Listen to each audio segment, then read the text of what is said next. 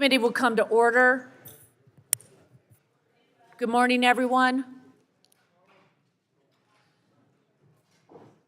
We're going to continue our good work here by calling up HR 6571 and ask the clerk to report. HR 6571, a bill to establish a critical supply chain resiliency and crisis Without objection, response the program. first reading of the bill is dispensed with, and the bill will be open for amendment at any point, so ordered.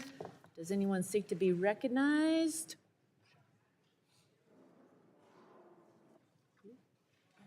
Oh.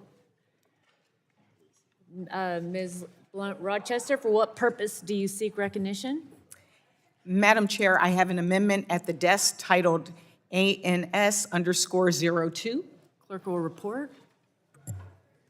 Amendment in the nature of a substitute to HR 6571, offered by Ms. Blunt Rochester. Strike all after the enacting clause and insert the following.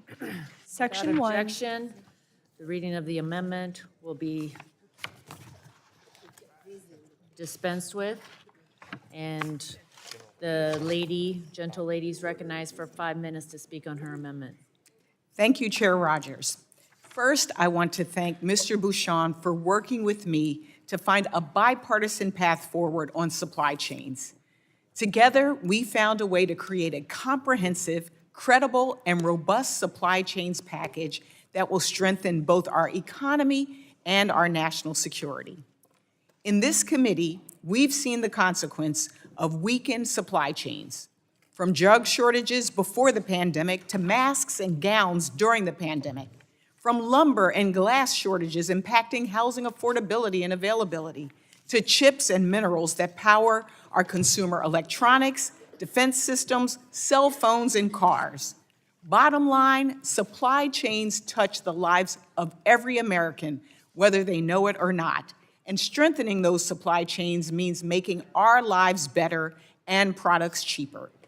Today, after months of good faith bipartisan negotiations, we are considering the bipartisan Promoting Resilient Supply Chains Act that will help us map, monitor, predict, and strengthen supply chains. It will make more critical goods right here at home and create good-paying jobs while lowering consumer costs. The legislation I am proudly supporting today incorporates all of the key elements of the Supply Chains Act, legislation that I am proud to have co-sponsored with Representatives Dingell, Kelly, and Wild. That legislation garnered the support of over 160 organizations, from labor to the chamber. With this amendment, today's bipartisan legislation will support steady government leadership by assigning the responsibility for supply chain and American manufacturing resilience to an assistant secretary in the Department of Commerce. And I want to extend a special note of thanks to Secretary Gina Raimondo, along with the team at the Department of Commerce, for their partnership and leadership on this vital issue. The bill will support American innovation and take back global leadership by setting the rules of the road with robust guidelines and best practices that will ensure American businesses are a step ahead of their competitors. Our bill will no longer position our country as passive reactionaries to a supply chain crisis or shock by mandating the creation of a national strategy that elevates supply chain resilience to the forefront of U.S. national policy.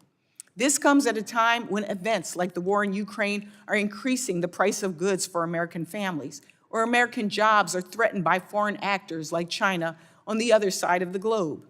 Finally, our bill will ensure important stakeholders are consulted while the Department of Commerce does its important work, and it will ensure sensitive business information is safeguarded while maintaining the normal course of legal and judicial review. Today, we are taking action to ensure we win the global competition for our country's economic future. And the surest way to win is to follow a simple premise. If we can make it in America, then we should. Thank you, Madam Chair, and I yield back. Gentlelady yields back. Further discussion? Chair, for Dr. Bouchon, for what purpose do you seek recognition? Madam Chair, I'd like to speak in favor of the amendment in the nature of a substitute. Gentleman's recognized for 5 minutes. I thank the chair for including the Promoting Resilient Supply Chains Act in today's markup. Passing this important bipartisan legislation that I am proud to co-lead with my colleague, Representative Lisa Blunt Rochester, will show this committee's commitment to identifying risks to American supply chains and preventing shocks from occurring, including how emerging technologies can be used to mitigate these shocks. The bill establishes a program within the Department of Commerce that will map and monitor critical supply chains utilized by American producers in a multitude of sectors, a critical step in improving our economic and national security. This program will also develop best practices to advise manufacturers on how to strengthen their supply chains and help governmental and private sector stakeholders plan for and respond to supply chain shocks. Hoosier manufacturers make some of the best products in the world and should not have to rely on inputs with unreliable sources. Having the Department of Commerce study and advise on how to secure supply chains will allow producers to plan appropriately. I wholeheartedly urge support of both this AINS, making technical changes, as well as the underlying bill, and with that, I yield back. Gentleman yields back. Further discussion. Mrs. Dingle, for what purpose do you seek recognition? Madam Chair, I move to strike the last word and speak in support of the AINS. Gentlelady is recognized for 5 minutes.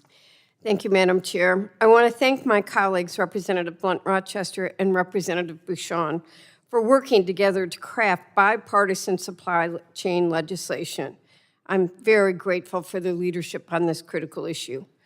The Bipartisan Promoting Resilient Supply Chains Act gives the federal government the authorities and tools needed to strengthen our industrial base and support supply chain resilience. And it's great to see more bipartisan legislation on this topic move through the committee. Included in this legislation are several provisions found in the Supply Chains Act, a piece of legislation I am co-leading with Representatives Blunt, Rochester, Kelly, and Wild, including a provision to make the Assistant Secretary of Commerce responsible for leading a government supply chain resilience effort. We have to address supply chain vulnerabilities proactively to prevent them from escalating into full-blown crises. If nothing taught us, people saw it, recognized it during COVID, and like my colleague from the Midwest, Detroit, Michigan, were devastated when we didn't have chips and cars were just parked in parking lots. Quite frankly, vulnerable supply chains are a matter of national security. That's why I'm glad this legislation also includes extended mapping, monitoring, and proactive measures to address supply chain shocks, a coordination group with input from labor, and a national strategy that provides for a plan of action to address supply chain resiliency. I urge all of my colleagues to support this important legislation. We need to take action so that we never see the debilitating shortages that we saw during COVID-19 pandemic, avoid the need for significant government intervention to rebuild our national semiconductor capacity, and to protect our automobile industry from threats to innovation and manufacturing. Supply chain legislation is vital for the competitiveness of our country, and this piece of legislation is critical. So we are working to get this done. Thank you, Madam Chair, and I yield back. Gentlelady yields back. Further discussion? I'd like to recognize myself for 5 minutes to strike the last word. I want to join in thanking Dr. Bouchon and Ms. Blunt Rochester for their continued work to find bipartisan agreement on 2 important bills before this committee, to lead on securing American leadership in emerging technologies and to make our nation's supply chains more resilient. Their bill, H.R. 6571, the Promoting Resilient Supply Chains Act of 2023, builds on the foundation established in the COMPETE Act, American COMPETE Act, which I led with the assistance of members on both sides of the aisle. Thank you, Jan Schakowsky. In 2020, the American COMPETE Act focused on ensuring America, not China, is leading in the promotion and deployment of critical emerging technologies. And today, we're taking another step toward that goal with bipartisan legislation to enhance mapping and monitoring of our supply chains, which will help us protect against future vulnerabilities that may hamper our economy. Americans experienced the firsthand experienced firsthand the supply chain issues caused by the pandemic, making it hard for many to find essential products. So I'm pleased to see this legislation moving forward. It's going to help us further address these issues. One issue that I just wanted to highlight for the Department of Commerce was improving how we analyze emerging technologies and utilize them to map and monitor supply chains and strengthen chain resiliencies. We're also addressing new technologies like blockchain and other distributed ledger technologies. So this is good news. I urge support and I yield back. Now recognize, for what purpose does Ms. Kelly seek recognition? I move to strike the last one. Gentlelady is recognized for 5 minutes. I am very pleased that Reps. Blunt Rochester and Bouchon's Promoting Resilient Supply Chain Acts include vital provisions from the Supply Chains Act legislation that I co-sponsored and has garnered the support of over 160 stakeholders. Our nation's manufacturing base and supply chains are critical for supporting our capacity to develop and produce the high-tech revolutions essential for prosperity in the 21st century. Yet supply chain vulnerabilities cannot be addressed if they are not identified. We must heed the lessons learned from the last few years when we all witnessed the supply chain crisis. That's why I'm proud to support the Promoting Resilient Supply Chains Act, which would, among other things, establish a robust program that includes an expanded mapping and monitoring initiative to address supply chain shocks before they occur, a national strategy that elevates the importance of the issue and provides for a plan of action to address supply chain resiliency. For these reasons, I applaud the hard work carried out by Representatives Blunt Rochester and Bouchon, and I urge my colleagues to support this bill. Thank you, and I yield back. Gentlelady yields back. Further discussion? Seeing none, the vote occurs on the amendment in the nature of a substitute. All those in favor say aye. Those opposed, nay. The ayes have it. Amendment is agreed to. Is there further discussion? Seeing none, question now occurs on approving H.R. 6571 as amended, and a roll call has been requested. The clerk will call the roll. Burgess. Burgess votes aye. Latta. Latta votes aye. Guthrie. Griffith. Griffith votes aye. Bilirakis. Bilirakis votes aye. Johnson. Johnson votes aye. Bouchon. Bouchon votes aye. Hudson. Wahlberg. Wahlberg votes aye. Carter. Carter votes aye. Duncan. Duncan votes aye. Palmer. Palmer votes aye. Dunn. Curtis. Lesko. Lesko votes aye. Pence. Pence votes aye. Crenshaw. Joyce. Joyce votes aye. Armstrong. Weber. Weber votes aye. Allen. Allen votes aye. Balderson. Balderson votes aye. Fulcher. Fulcher votes aye. Pfluger. Pfluger votes aye. Harshbarger. Harshbarger votes aye. Miller Meeks. Miller Meeks votes aye. Kamick. Kamick votes aye. Obernolte. Obernolte votes aye. Pallone. Aye. Pallone votes aye. Eschew. Eschew votes aye. DeGette. DeGette votes aye. Schakowsky. Schakowsky votes aye. Matsui. Castor. Castor votes aye. Sarbanes. Aye. Sarbanes votes aye. Tonko. Aye. Tonko votes aye. Clark. Aye. Clark votes aye. Cardenas. Cardenas votes aye. Ruiz. Peters. Peters votes aye. Dingle. Dingle votes aye. VC. VC votes aye. Custer. Custer votes aye. Kelly. Kelly votes aye. Barragan. Barragan votes aye. Blunt Rochester. Blunt Rochester votes aye. Soto. Soto votes aye. Craig. Schreier. Schreier votes aye. Trahan. Trahan votes aye. Fletcher. Rodgers. Aye. Rodgers votes aye. Guthrie votes aye. Hudson votes aye.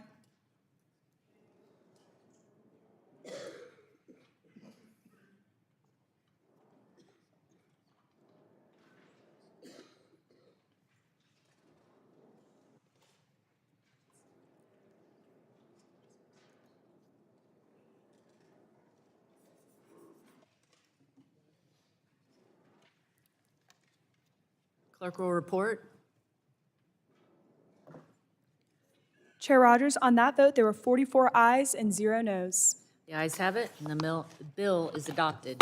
Chair calls up H.R. 5390. Asks the clerk to report. H.R. 5390, a bill to direct the Secretary of Commerce to conduct a study on the feasibility of manufacturing in the United States Without products. objection, the first reading of the bill is dispensed with, and the bill will be open for amendment at any point. So ordered. Does anyone seek to be recognized on the bill?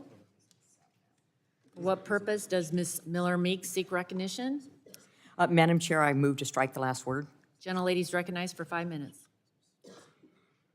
Thank you, Madam Chair. I would like to speak in support of my legislation, H.R. 5390, the Critical Manufacturing Feasibility Act, and I'm grateful for the committee's consideration of this important bill. Manufacturing has been hit hard by the global supply chain constraints over the last years, with record-level inflation and supply chain disruptions impacting numerous sectors of our economy. As global competition has increased, control over our supply chains has fallen into the hands of our foreign adversaries, namely the Chinese Communist Party. Such a geographic concentration of supply chains has left many U.S. companies vulnerable to disruption. It's essential now more than ever for the U.S. to strengthen our domestic supply chain efficiency, especially in infrastructure areas, including critical manufacturing, U.S. defense industrial base, energy, food, agriculture, et cetera. That's why I'm pleased this full committee markup includes H.R. 5390, which I introduced with Representatives Larry Bucshon, Abigail Spanberger, Annie Custer, Bill Johnson, and Kim Schreier. Specifically, this legislation directs the Secretary of Commerce to conduct a study on the feasibility of manufacturing more critical infrastructure goods in the United States, in particular, manufacturing products in rural communities such as Iowa. I urge your support of this critical legislation, and I yield back the balance of my time. Gentlelady yields back. Further discussion?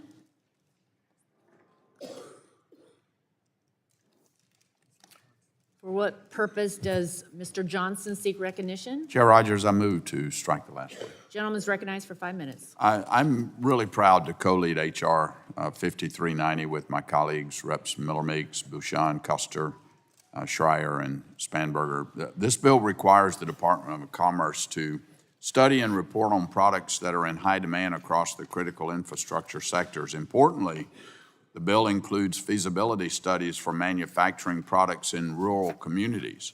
As the representative of several rural counties in eastern Ohio, I know that manufacturing in these communities can and should play an increased role in making products for critical infrastructure sectors and in our nation's supply chain. It's critically important that we tap into American innovation wherever possible to shore up our critical infrastructure supply chains, and this legislation will help America do exactly that. I encourage my colleagues to support it, and would the gentleman like some time? Will the gentleman yield? Absolutely, I yield to Mr. Bucshon. Thank you for yielding.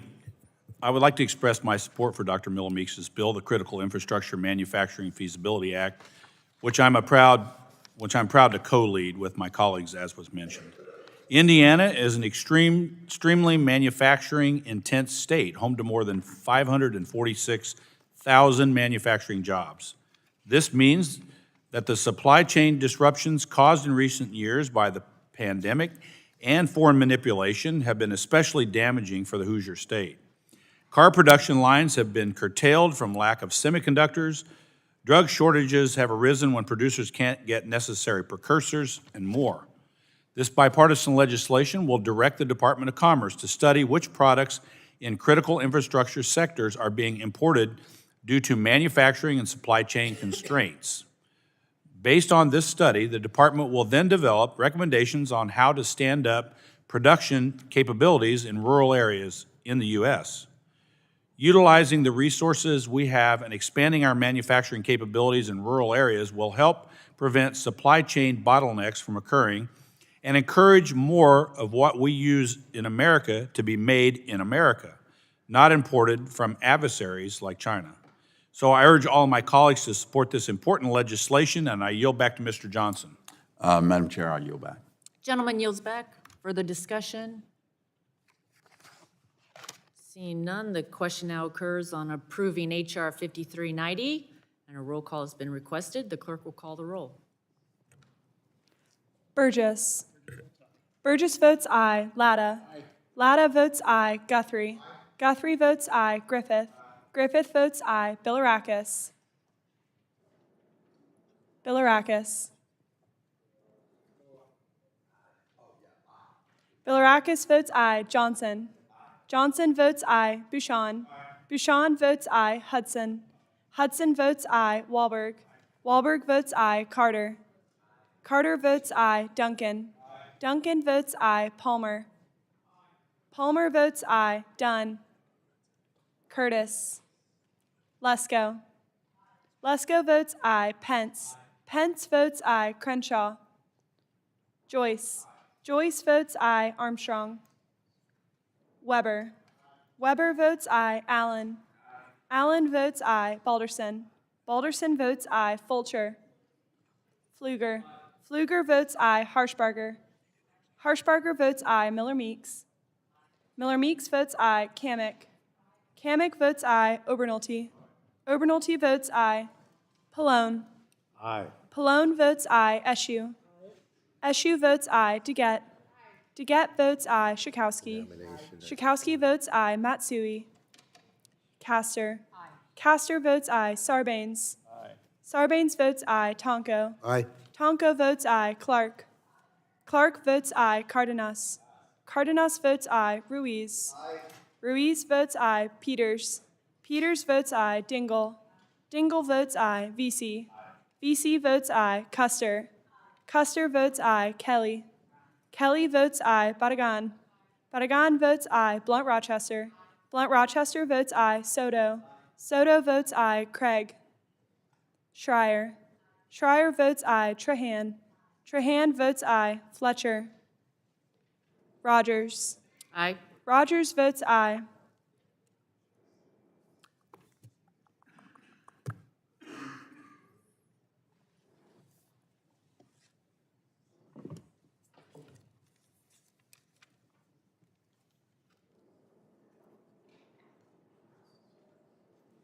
Clerk will report.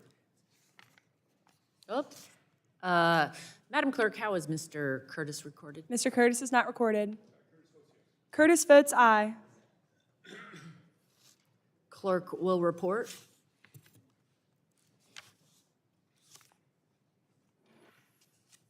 Chair Rodgers, on that vote, there were 45 ayes and 0 noes. Ayes have it, and the bill is adopted. Chair calls up H.R. 5398 and asks the clerk to report. H.R. 5398, a bill to require the Secretary of Commerce to conduct a study on tech startups and for other purposes. Without objection, the first reading of the bill is dispensed with. The bill will be open for amendment at any point, so ordered. Does anyone seek to be recognized on the bill? For what purpose does Mr. Johnson seek recognition? Chair Rodgers, I move to strike the last word. Gentleman's recognized for 5 minutes. I'm very pleased that my legislation, H.R. 5398, the Advancing Tech Startups Act, was included in today's full committee markup. This bipartisan legislation would require the Department of Commerce to study and report on the impact of technology startups on the U.S. economy. It also promotes a national strategy for encouraging more tech-focused startups and small businesses in all parts of the United States. As I've said before, you don't have to be in Silicon Valley to successfully launch a tech startup. The talent, sustainable cost structure, and opportunity are available in many locations across the country. Importantly, the study established by this legislation also requires the development of a comprehensive list of federal agencies asserting jurisdiction over entities and industry sectors dedicated to the creation and growth of tech startups, and to also identify all federal rules and regulations as they relate to states, cities, or geographic areas committed to the creation of technology startup companies. This information can help identify barriers that may hinder technology and small business startups from taking root across the country. The last few years have served as a painful reminder of the importance of creating products, supply chains, and intellectual capital here at home. We can't rely on China or anyone else, and we shouldn't, and we don't need to. While we must ensure our supply chains are resilient in a global economy, we must also be self-sufficient in critical assets, or critical areas. It's time to fully unleash the American spirit of innovation and entrepreneurship across the entire United States. I encourage my colleagues to support this bipartisan legislation, and I yield back the balance of my time. Gentleman yields back. Further discussion? Seeing none. Question occurs on approving H.R. 5398. A roll call has been requested. The clerk will call the roll. Burgess. Burgess votes aye. Latta. Latta votes aye. Guthrie. Guthrie votes aye. Griffith. Griffith votes aye. Bilirakis. Bilirakis votes aye. Johnson. Johnson votes aye. Bouchon. Bouchon votes aye. Hudson. Hudson votes aye. Wahlberg. Carter. Carter votes aye. Duncan. Duncan votes aye. Palmer. Palmer votes aye. Dunn. Curtis. Curtis votes aye. Lesko. Pence. Pence votes aye. Crenshaw. Joyce. Joyce votes aye. Armstrong. Armstrong votes aye. Weber. Weber votes aye. Allen. Allen votes aye. Balderson. Balderson votes aye. Fulcher. Pfluger. Pfluger votes aye. Harshbarger. Harshbarger votes aye. Miller Meeks. Miller Meeks votes aye. Kamick. Kamick votes aye. Obernolte. Obernolte votes aye. Pallone. Aye. Pallone votes aye. Eschew.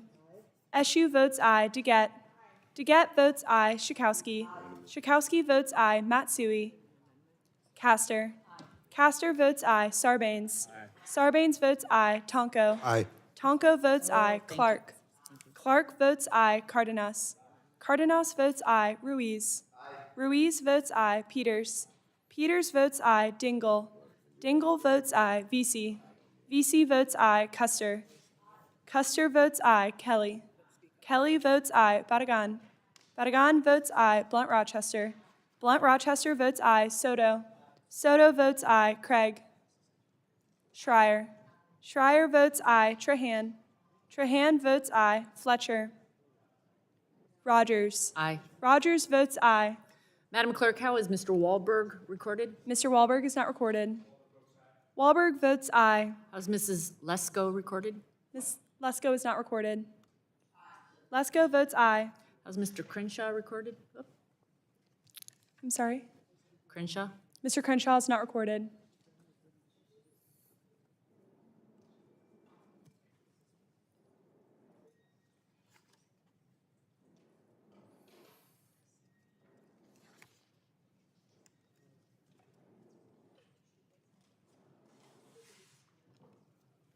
Clerk will report.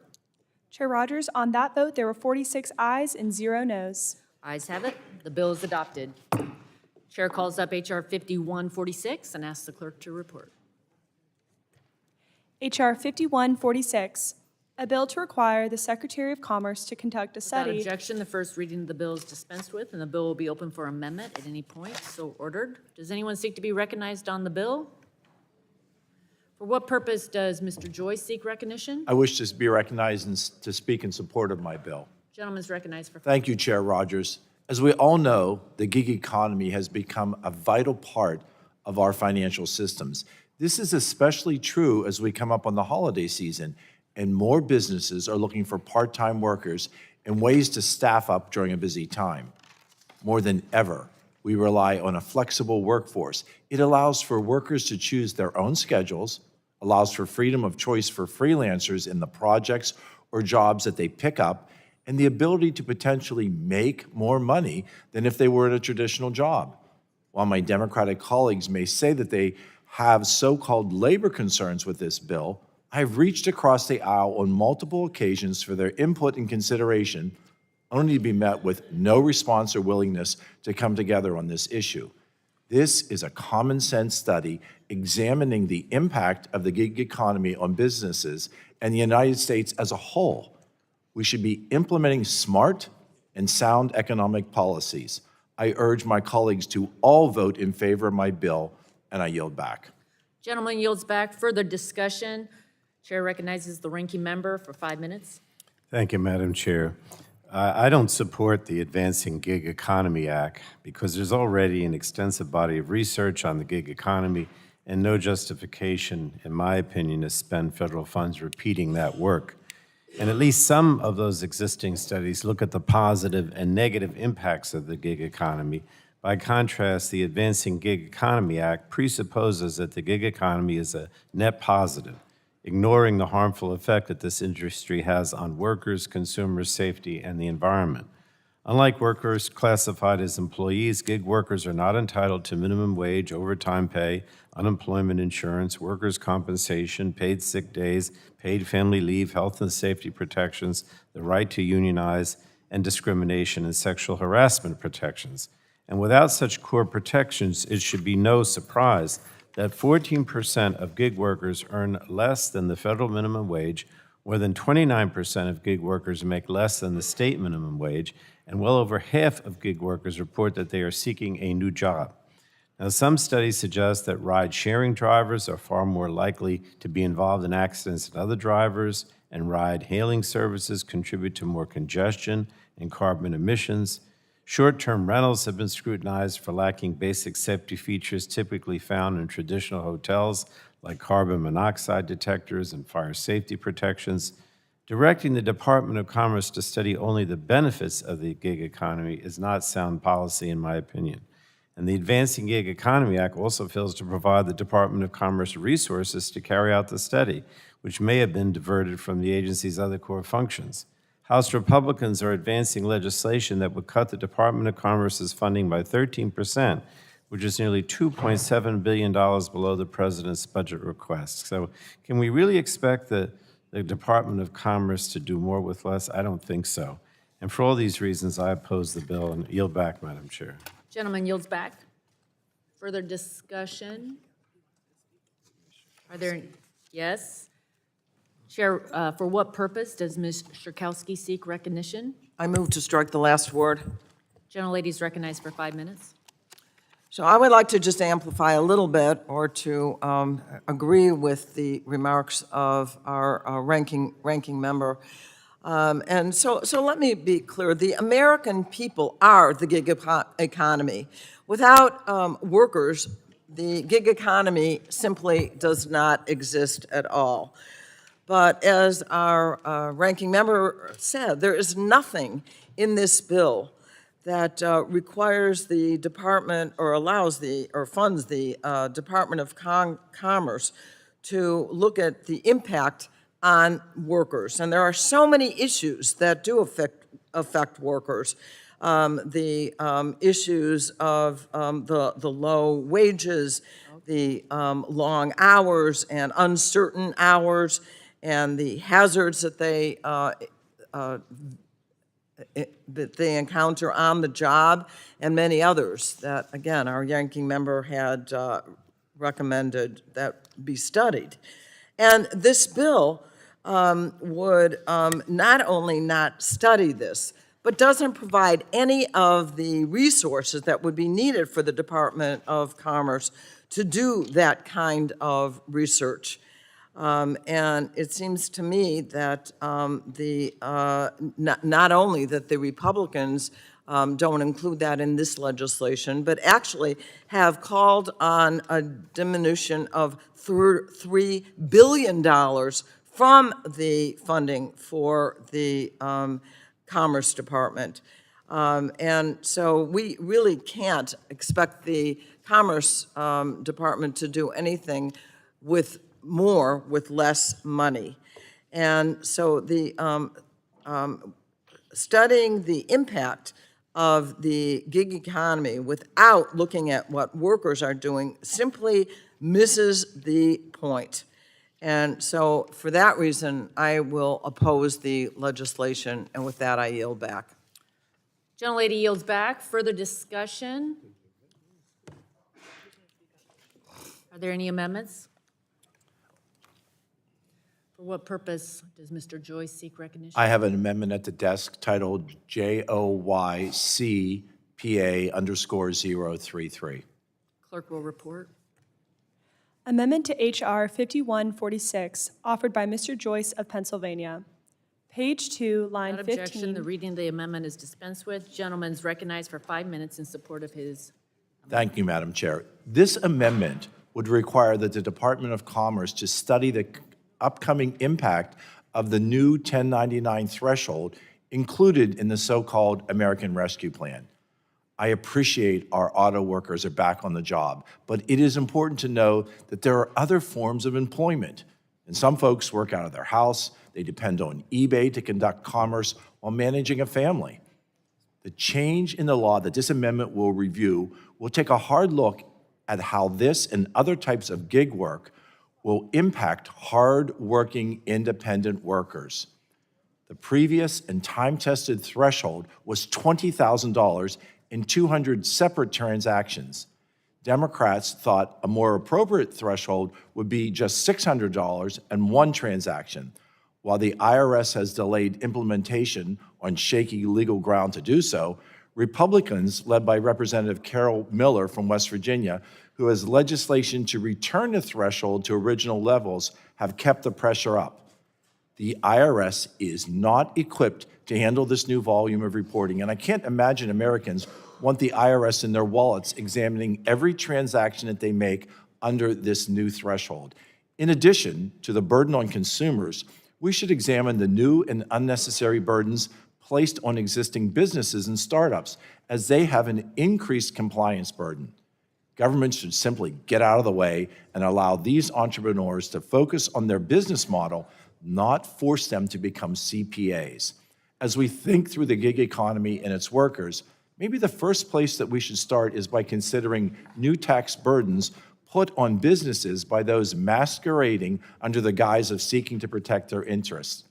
I get it, the big labor bosses collecting dues don't like this type of work because it means less money in their own pocket, but maybe they need to think about the ways to grow the economy instead of hurting others who are currently trying to climb the ladder of success.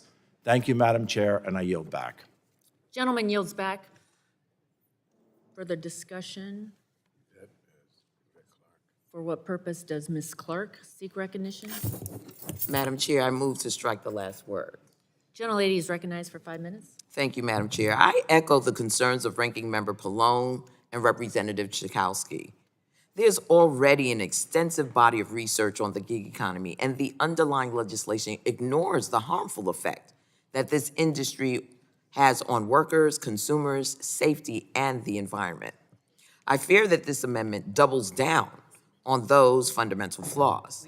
The American Rescue Plan adopted reform to narrow the tax gap to the amount of tax that is legally owed but not paid by making it easier for digital marketplaces, payment services, and gig platforms to track the income that they need to report on their tax returns.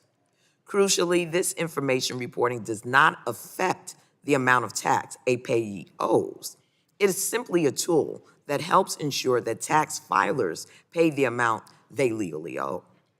This reform is projected to save an estimated $9.7 billion in revenues from noncompliance from 2023 to 2033, according to the Joint Committee on Taxation.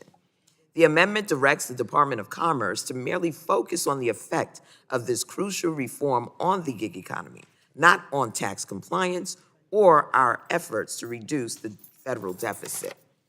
That's just not balanced. Further, the Treasury Department, after careful study and evaluation, has recently delayed in the imposition of rules implementing the reform to reduce any potential confusion the new gig rules might create. Treasury has announced that they will phase in the reform to further reduce confusion and allow more time for taxpayers to prepare for these rules. Treasury is striking a sensible balance between supporting taxpayer awareness and compliance with existing tax law. I encourage my colleagues to oppose this amendment, and I yield back the balance of my time. Gentlelady yields back for the discussion on the amendment. The vote occurs on the Joyce amendment. A roll call has been requested. Clerk will call the roll. Burgess. Burgess votes aye. Latta. Latta votes aye. Guthrie. Guthrie votes aye. Griffith. Griffith votes aye. Bilirakis. Bilirakis votes aye. Johnson. Johnson votes aye. Bouchon. Bouchon votes aye. Hudson. Hudson votes aye. Wahlberg. Wahlberg votes aye. Carter.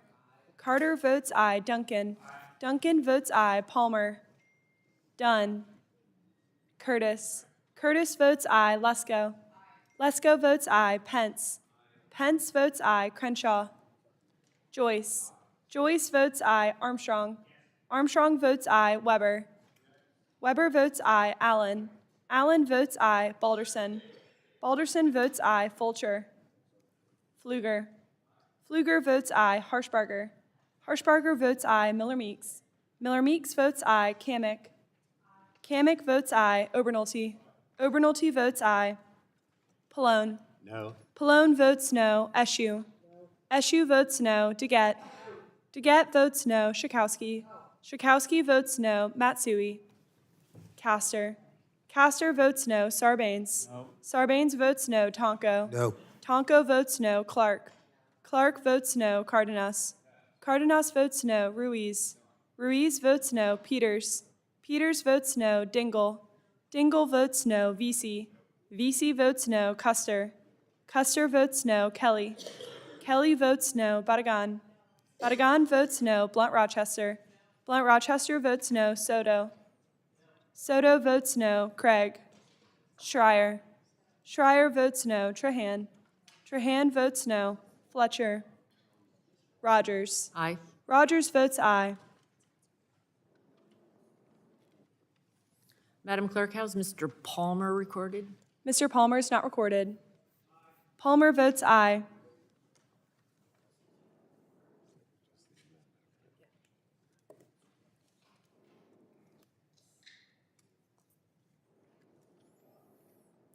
Clerk will report.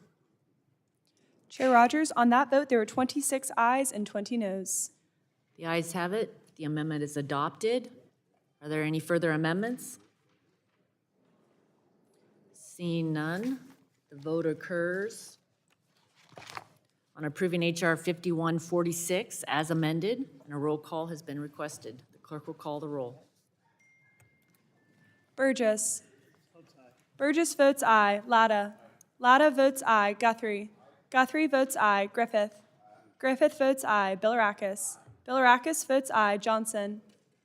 Johnson votes aye. Bouchon. Bouchon votes aye. Hudson. Hudson votes aye. Wahlberg. Wahlberg votes aye. Carter. Carter votes aye. Duncan. Duncan votes aye. Palmer. Dunn. Curtis. Curtis votes aye. Lesko. Pence. Pence votes aye. Crenshaw. Joyce. Joyce votes aye. Armstrong. Armstrong votes aye. Weber. Weber votes aye. Allen. Allen votes aye. Balderson. Balderson votes aye. Fulcher. Fulcher votes aye. Pfluger. Pfluger votes aye. Harshbarger. Harshbarger votes aye. Miller Meeks. Miller Meeks votes aye. Kamick. Kamick votes aye. Obernolte. Obernolte votes aye. Pallone. No. Pallone votes no. Eschew. Eschew votes no. DeGette. DeGette votes no. Schakowsky. Schakowsky votes no. Matsui. Castor. Castor votes no. Sarbanes. Sarbanes votes no. Tonko. No. Tonko votes no. Clark. Clark votes no. Cardenas. Cardenas votes no. Ruiz. Ruiz votes no. Peters. Peters votes no. Dingle. Dingle votes no. Vesey. Vesey votes no. Custer. Custer votes no. Kelly. Kelly votes no. Badagan. Badagan votes no. Blunt Rochester. Blunt Rochester votes no. Soto. Soto votes no. Craig. Schreier. Schreier votes no. Trahan. Trahan votes no. Fletcher. Rodgers. Aye. Rodgers votes aye. Mr. Palmer is not recorded. Palmer votes aye. Madam Clerk, how is Mrs. Lesko recorded? Ms. Lesko is not recorded. Lesko votes aye.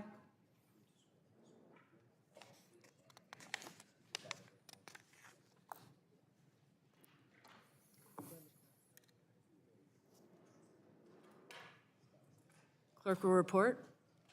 Chair Rodgers, on that vote, there were 27 ayes and 20 noes. Ayes have it, and the bill is adopted. Chair calls up H.R. 3950 and asks the clerk to report. H.R. 3950, a bill to require sellers of event tickets to disclose comprehensive Without information. objection, the first reading of the bill is dispensed with, and the bill will be open for amendment at any point, so ordered.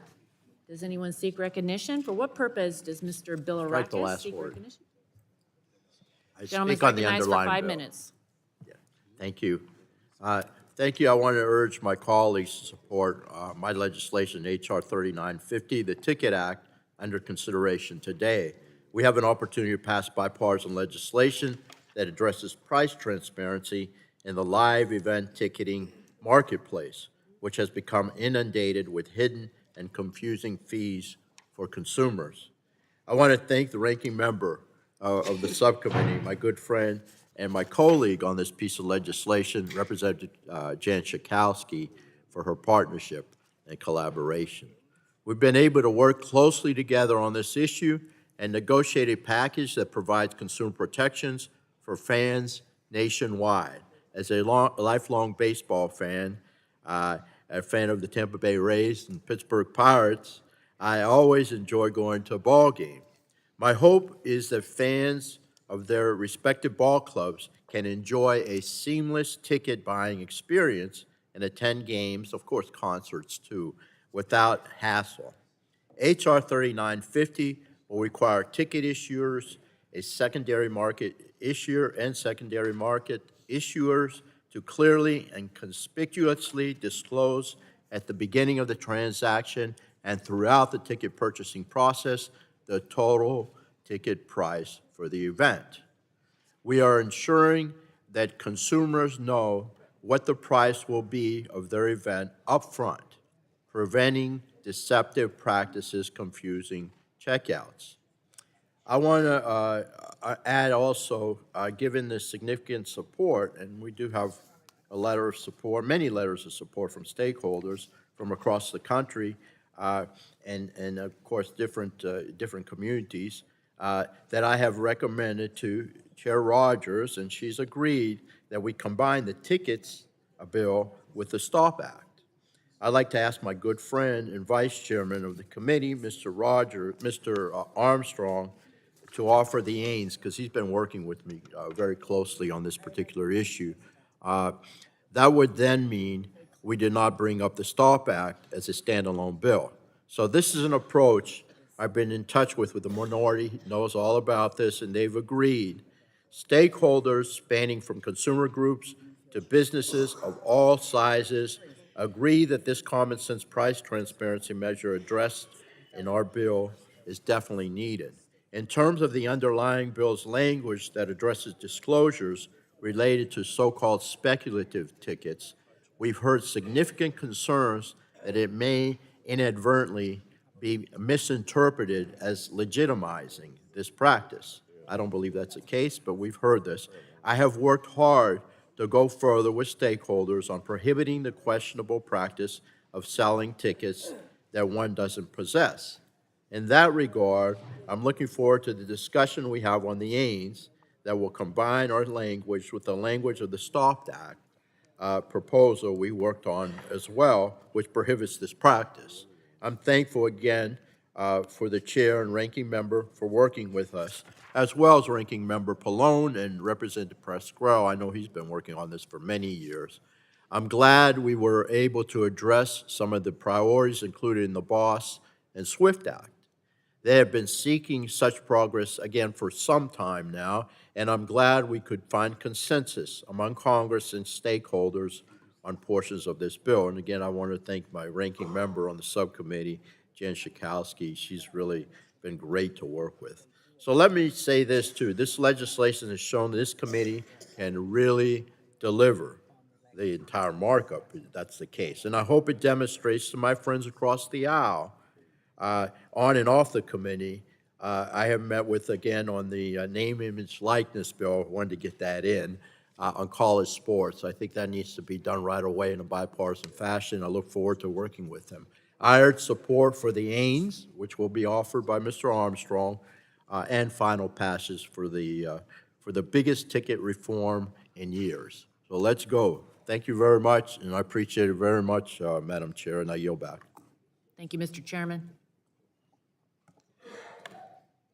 Does anyone else seek recognition?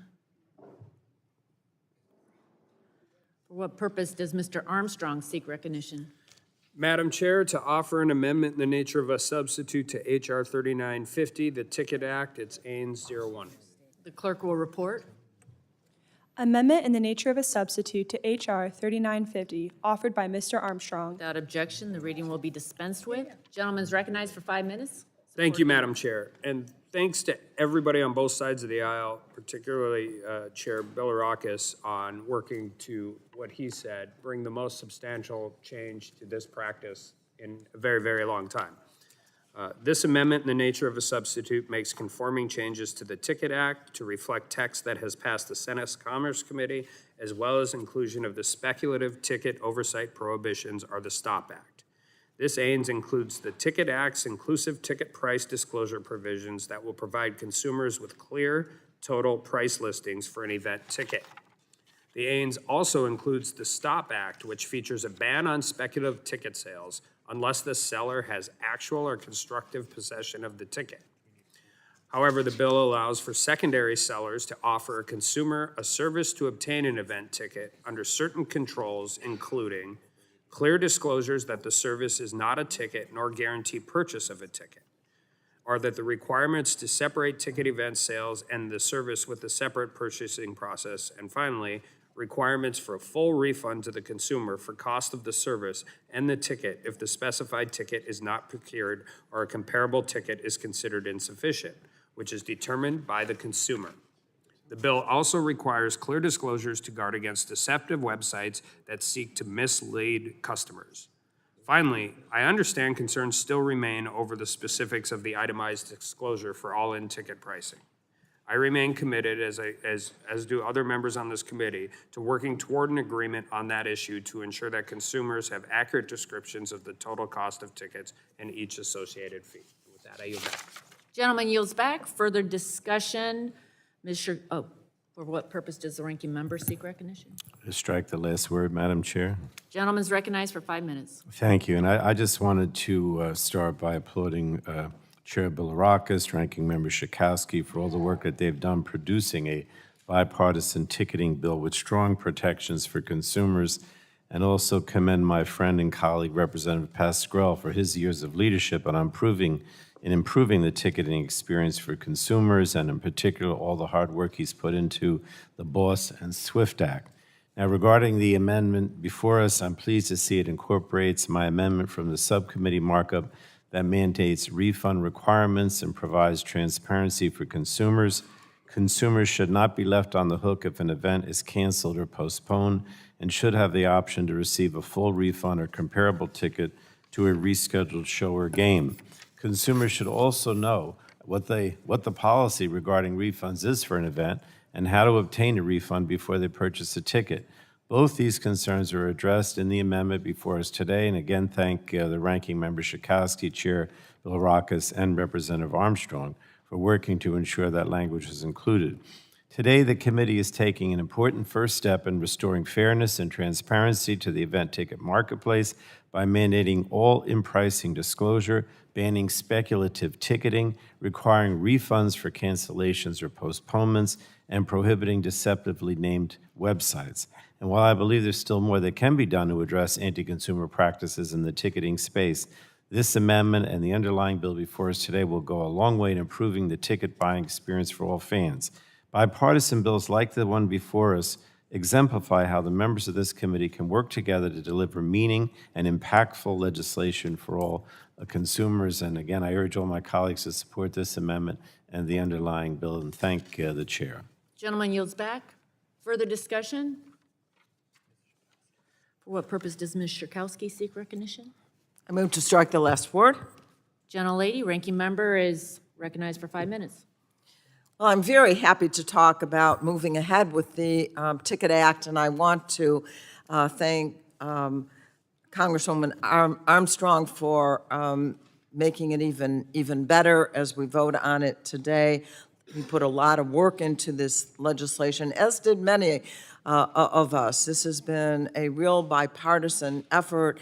I want to especially thank the chair of the subcommittee, Gus Bilirakis. We have worked together on this for quite a long time, and I'm very happy that we have arrived at this moment. I want to thank our ranking member, Frank Pallone. We also had help from other members, including Representative Blunt Rochester on this legislation. So this has really been an example of what we can do to protect consumers. This is one of the most frustrating things that people encounter. We have heard lots from our constituents who want to go to a concert, an event, a sporting event, and have found that just the business of getting the ticket has been extremely frustrating and costly.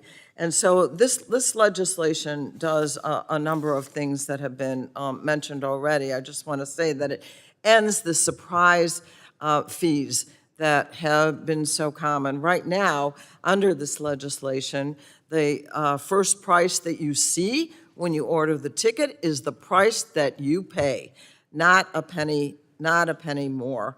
And we have seen in the past that there's been 60%, 40% increase at the end of the day that you didn't expect. That won't happen anymore.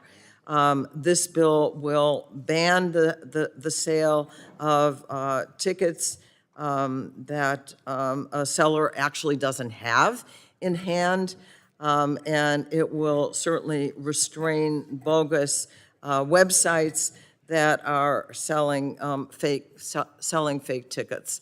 So a lot of the problems that people have faced will be eliminated. This is the job of this committee. Our subcommittee has worked hard on this, and I'm just proud to be part of the process, this bipartisan process, to make this happen. And with that, I yield back. Gentlelady yields back. Further discussion? Mr. Tonko, for what purpose do you seek recognition? Madam Chair, I move to strike the last word. Gentleman's recognized for 5 minutes. Thank you. Giving American consumers full transparency in the ticketing marketplace is long overdue. I commend the work of my colleagues, Ms. Schakowsky and Mr. Bilirakis, to ensure this through their Ticket Act. I also commend the inclusion of a study to look at FTC enforcement in the years following the enactment of my bill, the Better Online Ticket Sales Act, or the BOTS Act. The BOTS Act prohibits the use or sale of bot software, empowering consumers to fight back against tech-savvy scalpers and price manipulators in the ticket industry. However, since it was signed into law by President Obama in 2016, the FTC has settled just one case against defendants charged with violating the statute. Without enforcement, bot operators continue to act with impunity. The study is a good start, but the FTC must get serious about using the full force of the BOTS Act to level the online ticket playing field for our consumers. If they report that they need better legal tools to stop bots, Congress should step in to further bolster the authority of the FTC in this fight against hackers, scalpers, and bots. I thank my colleagues for their work on this issue and yield back, Madam Chair, the remainder of my time. Thank you. Gentleman yields back. Further discussion? Mrs. Dingle, for what purpose do you seek recognition? I move to strike the last word. Gentlelady is recognized for 5 minutes. Thank you, Madam Chair. I thank Representatives Bilirakis and Schakowsky for their work on this bipartisan transparency and charges for key events ticketing act. These hidden junk fees are surprise fees added to customers' bills. They're driving up costs, and we know they're stifling competition in industries nationwide. And it's great to be working in a bipartisan way to proactively take on junk fees to ensure corporate accountability and protect consumers. The Ticket Act was spurred on by President Biden's initiative to target junk fees in consumer-facing industries. I would be remiss not to recognize, as the ranking member Pallone did, he worked closely with Representative Pascal on legislation to make ticket pricing transparent and to improve the consumer experience through their legislation over the last several years. I know we can all agree that surprise junk fees for live events are an issue that must be addressed. Live events have been consistently cited as the source of confusion related to junk fees. I want to make sure everybody knows what they're paying for, but I have concerns around whether this bill should be applied to movie tickets.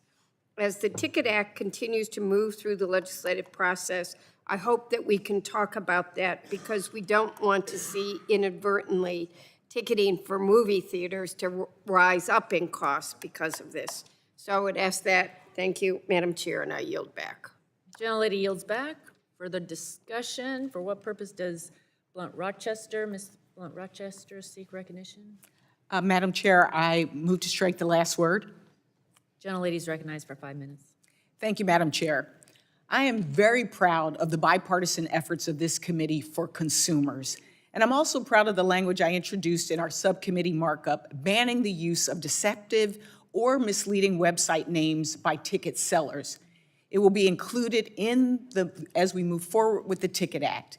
I'm grateful to my colleagues, Representatives Schakowsky, Pallone, Pascrell, Bilirakis, and Armstrong for their work and leadership on this important issue. Consumers face many risks online, from dark patterns to deceptive marketing tactics to insufficient data security. Many consumers have been taught to protect themselves online by checking the URL or website to see if it looks legitimate. But still, bad actors online will include the unauthorized use of specific names and trademarks in a URL or website name in an attempt to mislead consumers looking to purchase event tickets. This intentionally misleading practice puts consumers at risk of purchasing an overpriced ticket or worse, a fake ticket. Website names should be helpful to consumers trying to identify where they are online. They shouldn't cause greater confusion or deceive consumers into thinking they are buying a ticket directly from a venue or an arena. I am pleased that this bill will help ensure that this is the case. Thank you, and I yield back, Madam Chair.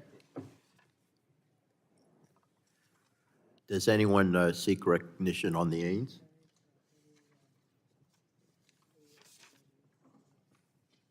Okay, the clerk will call the roll on the Ains.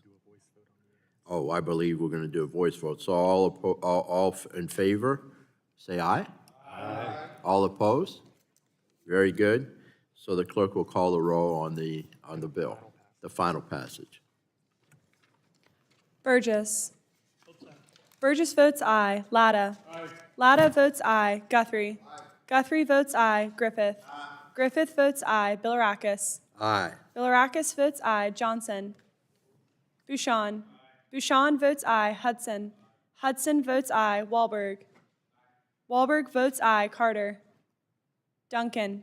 Duncan votes aye. Palmer. Palmer votes aye. Dunn. Curtis. Curtis votes aye. Lesko. Lesko votes aye. Pence. Crenshaw. Joyce. Joyce votes aye. Armstrong. Armstrong votes aye. Weber. Weber votes aye. Allen. Allen votes aye. Balderson. Balderson votes aye. Fulcher. Fulcher votes aye. Pfluger. Pfluger votes aye. Harshbarger. Harshbarger votes aye. Miller Meeks. Miller Meeks votes aye. Kamick. Obernolte. Obernolte votes aye. Pallone. Pallone votes aye. Eschew. Eschew votes aye. DeGette. DeGette votes aye. Schakowsky. Schakowsky votes aye. Matsui. Castor. Castor votes aye. Sarbanes. Sarbanes votes aye. Tonko. Aye. Tonko votes aye. Clark. Clark votes aye. Cardenas. Cardenas votes aye. Ruiz. Peters. Peters votes aye. Dingle. Dingle votes aye. VC. VC votes aye. Custer. Custer votes aye. Kelly. Kelly votes aye. Barragan. Blunt Rochester. Soto. Soto votes aye. Craig. Schreier. Schreier votes aye. Trahan. Trahan votes aye. Fletcher. Rodgers. Rodgers votes aye.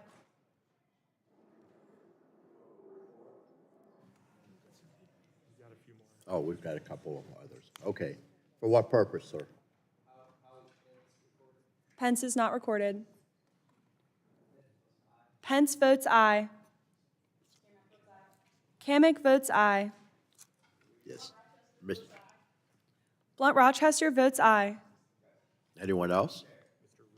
Dr. Ruiz? Ruiz is not recorded. Ruiz votes aye. Yes. How is Ms. Badagon recorded? Badagon votes aye. Anyone else? Are we good? All right, very good. The clerk will report.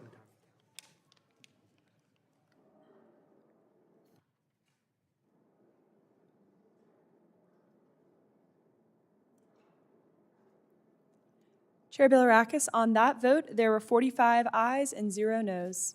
Excellent. The ayes have it, and the bill is adopted. The chair calls up H.R. 6125 and asks the clerk to report.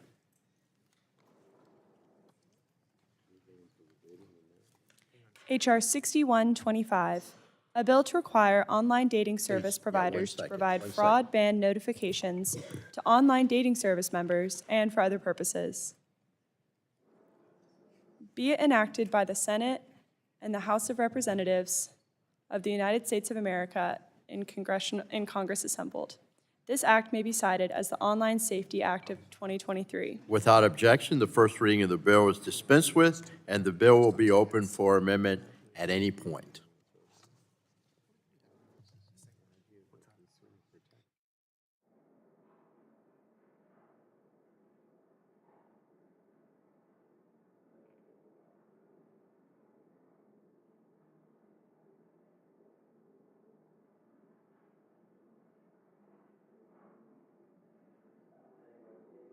On the bill? Does anyone seek recognition on the bill? You're recognized. Thank you, Mr. Chair. I move to strike the last word. You're recognized for 5 minutes. I'm pleased that the committee is moving legislation to help prevent financial harm on dating platforms. More than 30% of Americans have used dating platforms to find connections. Congress has an important role to play in ensuring there are adequate guardrails to keep people safe online and on these platforms. One issue that we have yet to address, but must, is pervasive sexual violence on online dating platforms. Research has shown that dating apps facilitate sexual harassment and serve as hunting grounds for predators. When survivors report acts of sexual violence on these platforms, we've heard firsthand that dating apps are slow to respond and sometimes don't remove perpetrators from their platforms. This is simply unacceptable. As the co-chair of the bipartisan task force to end sexual violence, I'm committed to ensuring that Congress holds platforms accountable and keeps all Americans safe. I look forward to working with my colleagues on this important issue, and I yield back. Thank you. The gentlelady yields back. For what purpose does Ms. Kamick seek recognition? I move to strike the last word, Mr. Chairman. You're recognized for 5 minutes. I have an amendment at the desk labeled H6125, amendment number 1. The clerk will report. Amendment in the nature of a substitute to H.R. 6125, offered by Ms. Kamick. Without objection, the reading of the amendment is dispensed with, and the gentlelady is recognized for 5 minutes in support of her amendment. Wonderful. Thank you, Mr. Chair. I extend my support to the Online Dating Safety Act of 2023 by Representative Peterson and Representative Valadeo.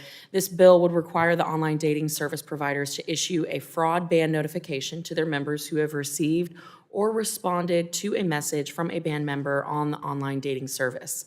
Now, I know you may be surprised. I know I certainly was, but a lot of our senior citizens have sadly fallen prey to fraudulent actors that participate on these platforms, and it is just an absurd assumption that we can't protect users on these apps. So the fact that naive users send money or personal financial information to these fraudsters on these sites necessitates the need for this legislation. The fraud ban notification would include information about the band member that they have interacted with and some information regarding ways that they can avoid future online fraud. So it is very important to inform users and to protect them from bad actors, especially as communication from the online dating service moves to other platforms over time. I urge my colleagues to support this bill to protect consumers of online dating services from fraudsters. And with that, I yield back. Very good. The gentleman yields back. Any further discussion on this particular amendment? I have an amendment. Okay. to the amendment. I believe we'll recognize Chairman Pallone for his purpose of offering an amendment. Thank you, Chairman Bilirakis. My amendment to the AINS is labeled CO_02. You have it? The clerk will report. Amendment to the amendment in the nature of a substitute to H.R. 6125, offered by Mr. Pallone. Page 2, line 3, insert as applicable after a statement. The gentleman is recognized to explain his amendment. Thank you, Mr. Chairman. First, I want to thank Chairman Bilirakis and the majority staff for all their hard work on this legislation and their willingness to work with Democratic committee staff. Also want to thank the co-sponsors of the bill, Representatives Peterson and Valdeo, for their leadership on this issue of online dating safety. My amendment and Ms. Kamek's underlying AINS address many of the minority's concerns and goes a long way in ensuring users of online dating apps who may fall victim to fraudsters looking to extort money are notified when they've been in contact with such a fraudster. As more and more consumer reports using online dating services, it's important that we are proactive in preventing harm, especially on online dating apps and other online platforms. And while there's more to be done to address harms that have been arisen in the online dating space, this bill and the AINS are important first steps. So I urge my colleagues to support this amendment, the AINS, and the underlying text, and I yield back, Mr. Chairman. Thank you. Anyone wish to speak on the amendment? Any discussion?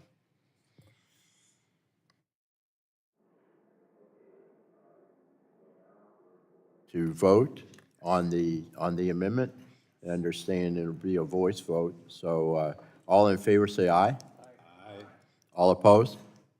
Or the amendment passes. The amendment to the amendment passes. And now we'll go to the question now occurs on approving H.R. 6125 as amended.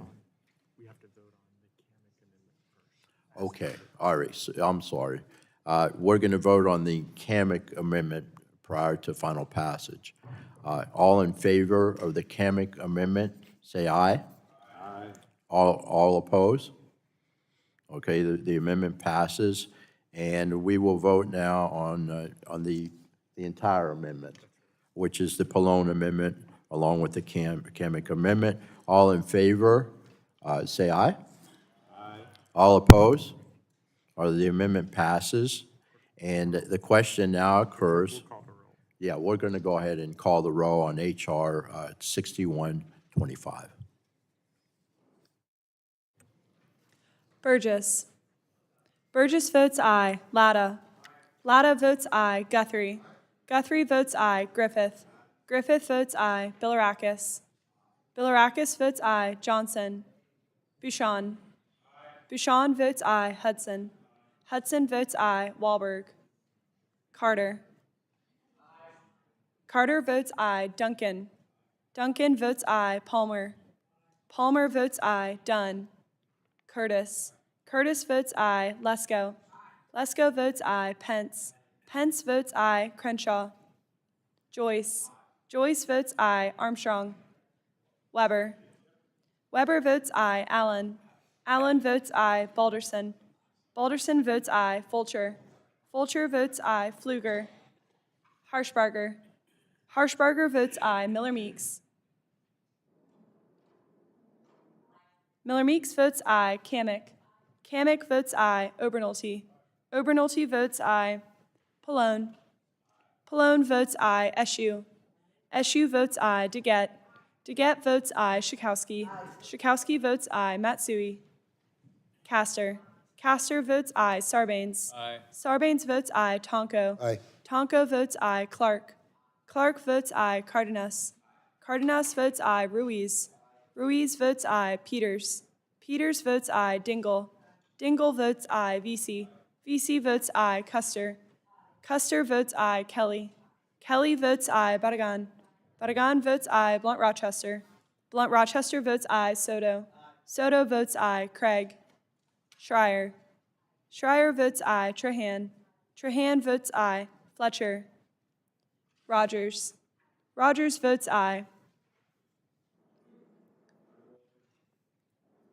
Wahlberg is not recorded. Wahlberg votes aye. Anyone else? Or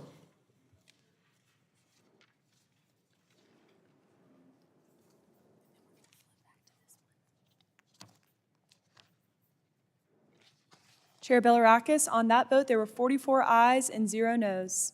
the ayes have it, and the bill is as amended is adopted. The chair calls up H.R. 6543 and asks the clerk to report. H.R. 6543, a bill to prohibit unfair and deceptive advertising. Without objection, the first reading of the bill is dispensed with, and the bill will be open for amendment at any point so ordered. Does anyone seek recognition on the bill? Mr. Chairman? Yes. Ms. Koenig, you're recognized. For what purpose? Thank you, Mr. Chairman. I move to strike the last word. You're recognized for 5 minutes. I would like to extend support to Representative Kim and Castor's no fees on extra expenses for stays legislation. This bill is common sense and will help consumers understand what they will pay at the time they book the reservation and check out of a hotel. Sometimes consumers are hit with hidden charges at the time of checkout, and guests will never see those charges coming. And certainly as a representative of one of the largest states for tourism, the Sunshine State, we see guests from all over the world. In the hospitality business, you want to make people feel good and have a good time. And there's nothing worse for ruining a vacation or a stay than unexpected charges at the end.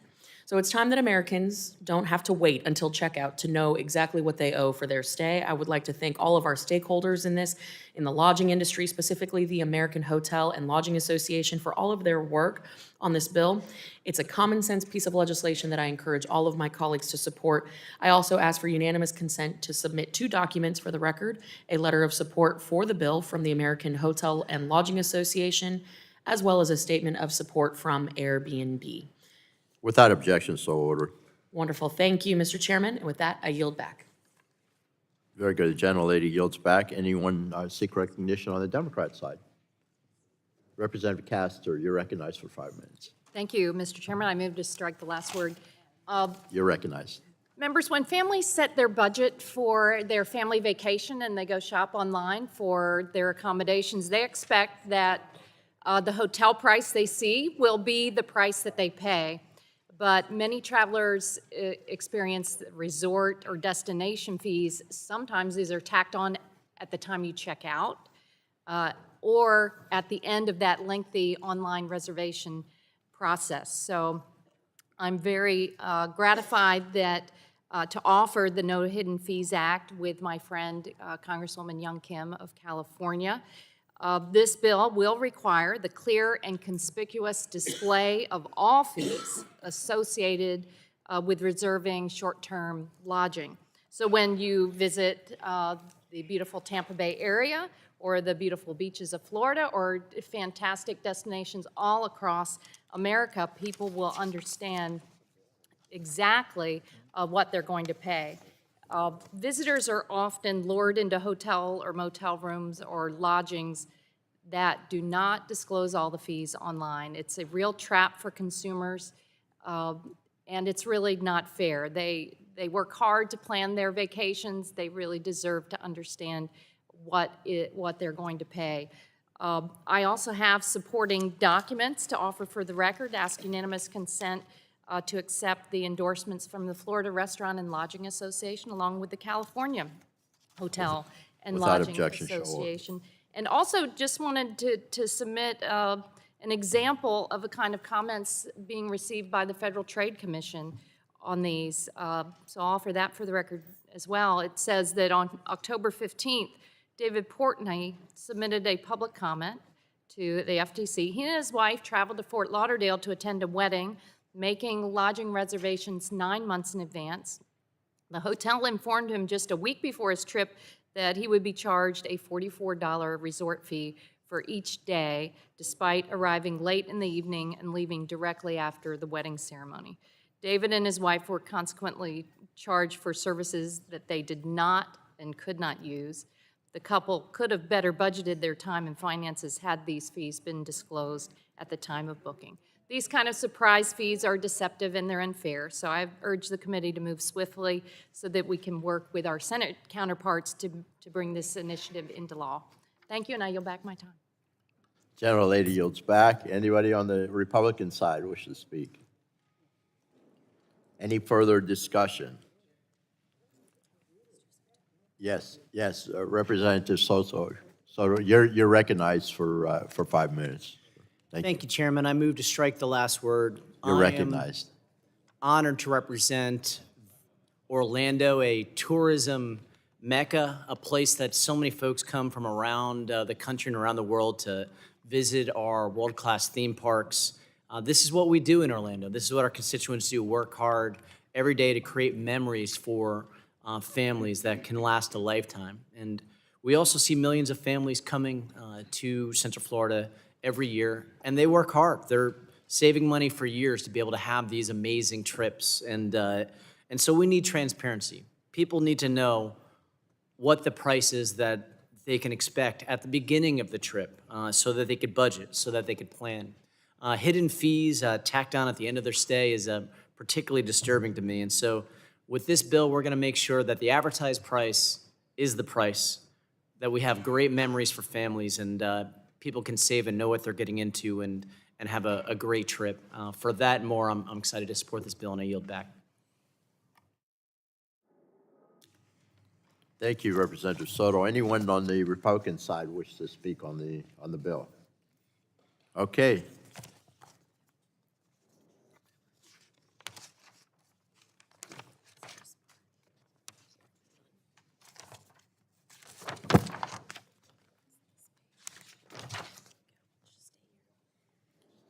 Okay, the question now occurs on approving 6568.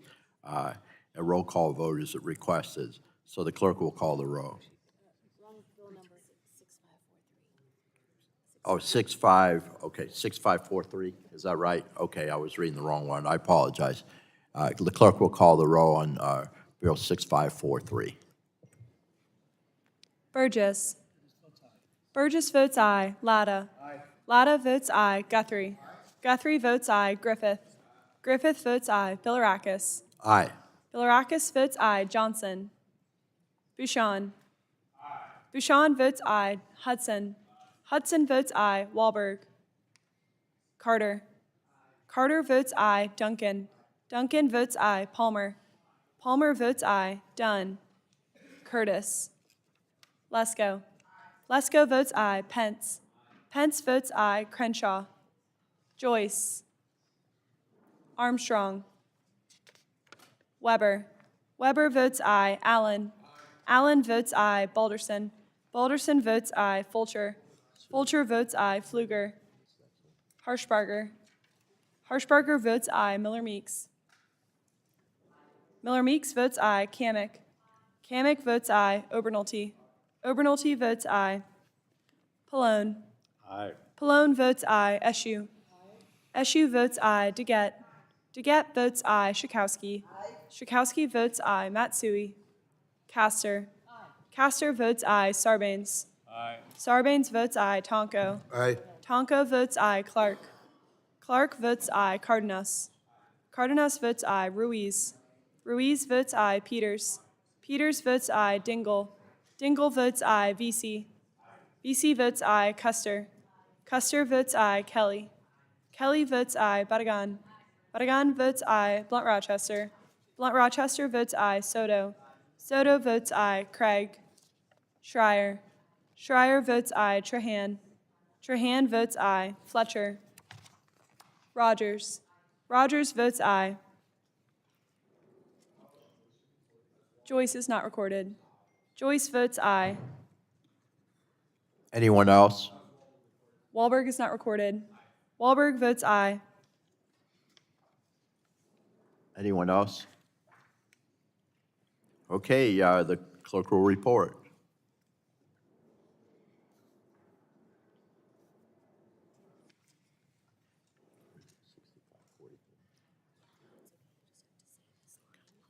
Chair Bilirakis, on that vote, there were 43 ayes and 0 noes. The ayes have it, and the bill is adopted. The chair calls up H.R. 5202 as amended by the Subcommittee on Innovation, Data, and Commerce, and asks the clerk to report. H.R. 5202, a bill to reauthorize the Virginia Graham-Baker Pool and Spa Safety Act and for other purposes. Without objection, the first reading of the bill is dispensed with, and the bill will be open for amendment at Chairman. any point. Mr. Chairman. So ordered. I have an amendment at the desk. Yes. Gentleman you're recognized to explain your amendment, but we have to, of course, report the amendment first. So the clerk will report the amendment. Amendment in the nature of a substitute to H.R. 5202, offered by Mr. Without Burgess. objection, the first reading, the amendment is dispensed with, and the amendment will be open. Again, an amendment is requested, so I'm going to recognize the gentleman for 5 minutes to explain his aims. Thank you. This makes a technical fix by reducing the authorization levels from 5 million to 2.5 million. This was an agreement reached at the end of last year on a straight reauthorization. The underlying bill required all pool drain covers manufactured or sold in the United States to comply with new entrapment standards. It also required owners of all new and existing public swimming pools and suction systems to install new safety equipment. This legislation will continue to strengthen pool safety standards for public swimming pools and spas and promote awareness to prevent pool-related injuries and deaths. I want to thank Ms. Wasserman-Schultz for her commitment to the issue and urge an aye vote on the amendment. And yield back. Gentleman yields back. Any further discussion on the aims? Mr. Chairman? Yes, Ms. Castor, you're recognized. Thank you, Mr. Chairman. For what purpose? I move to strike the last word to All speak right. in favor of the bill. You're recognized. Thank you so much, Mr. Chairman. Thank you to Congressman Burgess as well. H.R. 5202 is a bipartisan bill that would amend and reauthorize the Virginia Graham-Baker Pool and Spa Safety Act to improve the safety of pools and spas and help prevent drowning. The original law had 3 components. Provides for a grant program that incentivizes states and municipalities to adopt their own pool and spa safety laws, support education efforts. These grants provide critical support for folks back home to enforce their safety requirements and educate communities about drowning prevention. It also directs the Consumer Product Safety Commission to launch Pool Safely, a national drowning prevention education campaign, and it requires every public pool in America to install safe drain covers that prevent that suction entrapment. Drowning is a leading cause of death in America. It can happen in seconds. Anywhere there's access to water, about 11 people die each day from drowning in the United States, and drowning kills about 4,000 Americans each year. More than 2,000 people drowned in swimming pools from 2018 to 2020, and it's the leading cause of unintentional death for children ages 1 to 4, and the second leading cause of death for children 5 to 14. There are significant disparities as well in drowning deaths, with higher rates of drowning for people of color and for those living in tribal and rural areas. So it's vital that the grant awards take into account those many factors, including the areas with the highest drowning incidents and entities targeting diverse, minority, or rural populations to address and target racial, ethnic, and rural disparities. I want to thank Representative Wasserman-Schultz, Congressman Burgess, Congressman Carter on this committee for their dedication and commitment to preventing drowning and protecting our kids. So please support the bill, and I yield back. Gentle lady yields back. Appreciate it. Any more further discussion on the Republican side on the aims? No further discussion. How about on the Democrat side? Anyone further? Okay. If there's no further discussion, the vote occurs on the amendment. All in favor signify by saying aye. All opposed? The ayes have it, and the amendment is agreed to. The question now occurs on approving H.R. 5202 as amended. A roll call vote has been requested. The clerk will call the roll. Burgess. Burgess votes aye. Latta. Latta votes aye. Guthrie. Griffith. Bilirakis. Aye. Bilirakis votes aye. Johnson. Johnson votes aye. Bouchon. Bouchon votes aye. Hudson. Wahlberg. Wahlberg votes aye. Carter. Carter votes aye. Duncan. Palmer. Palmer votes aye. Dunn. Curtis. Lesko. Lesko votes aye. Pence. Pence votes aye. Crenshaw. Joyce. Joyce votes aye. Armstrong. Weber. Weber votes aye. Allen. Allen votes aye. Balderson. Balderson votes aye. Fulcher. Pfluger. Harshbarger. Miller Meeks. Miller Meeks votes aye. Kamick. Kamick votes aye. Obernolte. Obernolte votes aye. Pallone. Pallone votes aye. Eschew. Eschew votes aye. DeGette. Schakowsky. Schakowsky votes aye. Matsui. Castor. Castor votes aye. Sarbanes. Sarbanes votes aye. Tonko. Tonko votes aye. Clark. Clark votes aye. Cardenas. Cardenas votes aye. Ruiz. Ruiz votes aye. Peters. Peters votes aye. Dingle. Vesey. Vesey votes aye. Custer. Custer votes aye. Kelly. Kelly votes aye. Badagan. Badagan votes aye. Blunt Rochester. Blunt Rochester votes aye. Soto. Soto votes aye. Craig. Schreier. Schreier votes aye. Trahan. Trahan votes aye. Fletcher. Rodgers. Rodgers votes aye. Guthrie votes aye. For what purpose? I recognize Representative Harshbarger. Okay, very good. How Harshbarger about votes aye. Representative Duncan? Duncan is not recorded. Duncan votes aye. Yeah, Representative Hudson. Hudson is not recorded. Hudson votes aye. Anyone else? Anyone on the Democrat side? All right, the question now occurs on approval of H.R. 5202 as amended. A roll call vote has been requested. We've already done that, so. Okay, yeah, the clerk will report. Yeah.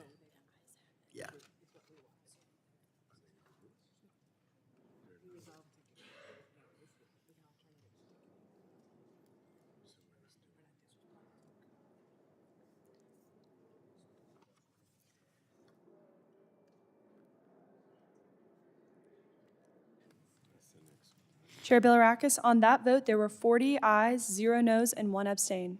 The ayes have it, and the bill is adopted. Next, the chair calls up H.R. 2964 and asks the clerk to report. H.R. 2964, a bill to require the Federal Trade Commission to issue regulations requiring certain products to have do not flush labeling and for other purposes. Without objection, the first reading of the bill is dispensed with, and the bill will be open for amendment at any point so ordered. Anyone seek recognition on the bill, discussion of the bill? All right, otherwise, anyone seek recognition? Anyone have an amendment? Yes, Representative Wahlberg, you're recognized for purpose of offering your aims.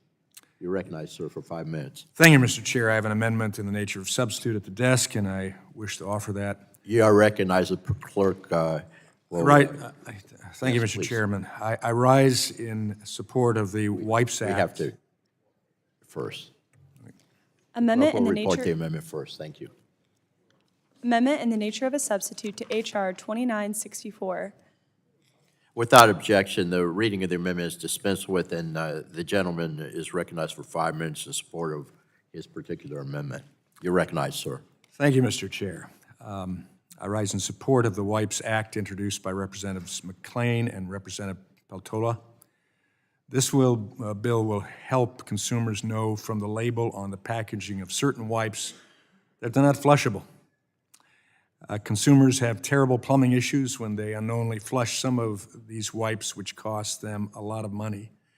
To protect unnecessary costs of consumers in fixing their pipes, adding a clear label of "do not flush" on the packaging of such wipes will be helpful. I want to thank my friends on the other side of the aisle for working with us to get the language in a good spot. The amendment, in the nature of a substitute, removes unnecessary rulemaking and consultation with other agencies, makes a tweak to the proximity of the symbol and the label notice, and some minor definition changes. I urge my colleagues to support the AINS and the underlying common sense bill to add the required labeling in the packaging of these wipes. Thank you. I yield back. Thank you. The gentleman yields back. Any further discussion on the amendment? All right. Ranking Member Pallone, you're recognized for 5 minutes to discuss the amendment. Thank you, Chairman Bilirakis, and I am supporting the amendment. The improper disposal of non-flushable wipes can damage critical wastewater infrastructure as well as lead to environmental contamination. I'm pleased that my Republican colleagues are willing to work with Democrats to reach bipartisan agreement on this bill. At the subcommittee, I expressed concerns with how the underlying language posed challenges for the agencies tasked with implementing the legislation, and that such challenges could lead to confusion for both consumers and industry.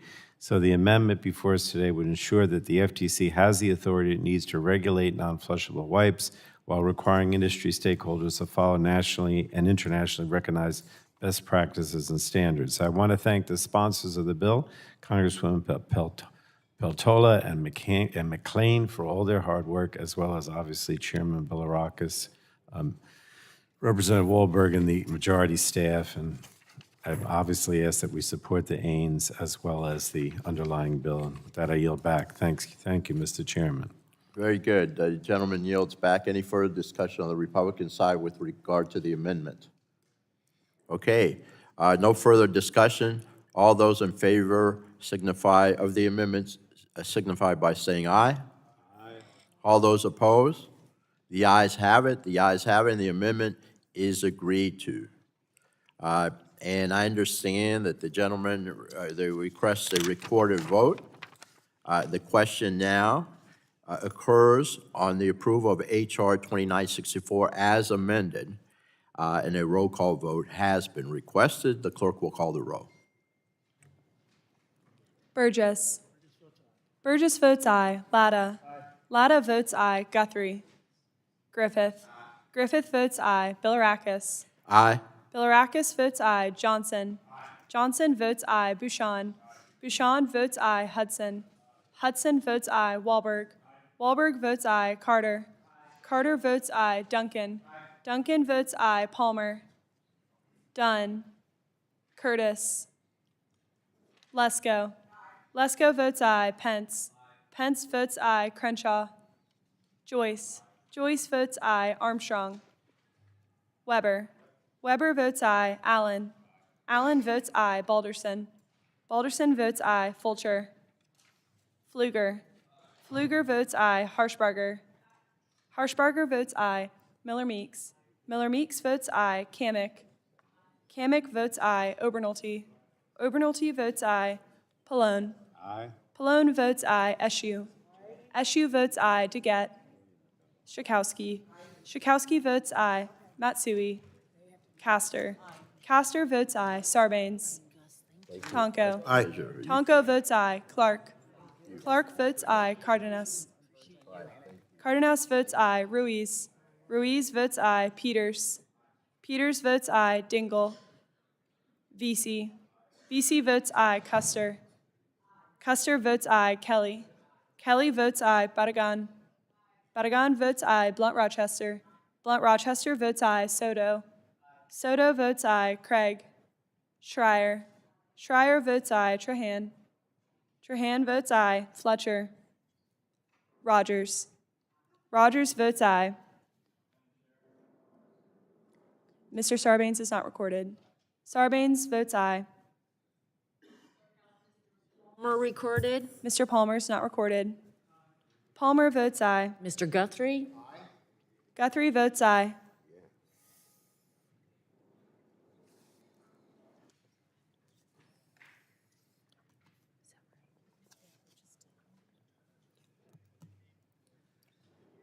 Oh, yeah, I will.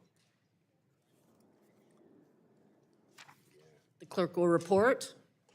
Yeah.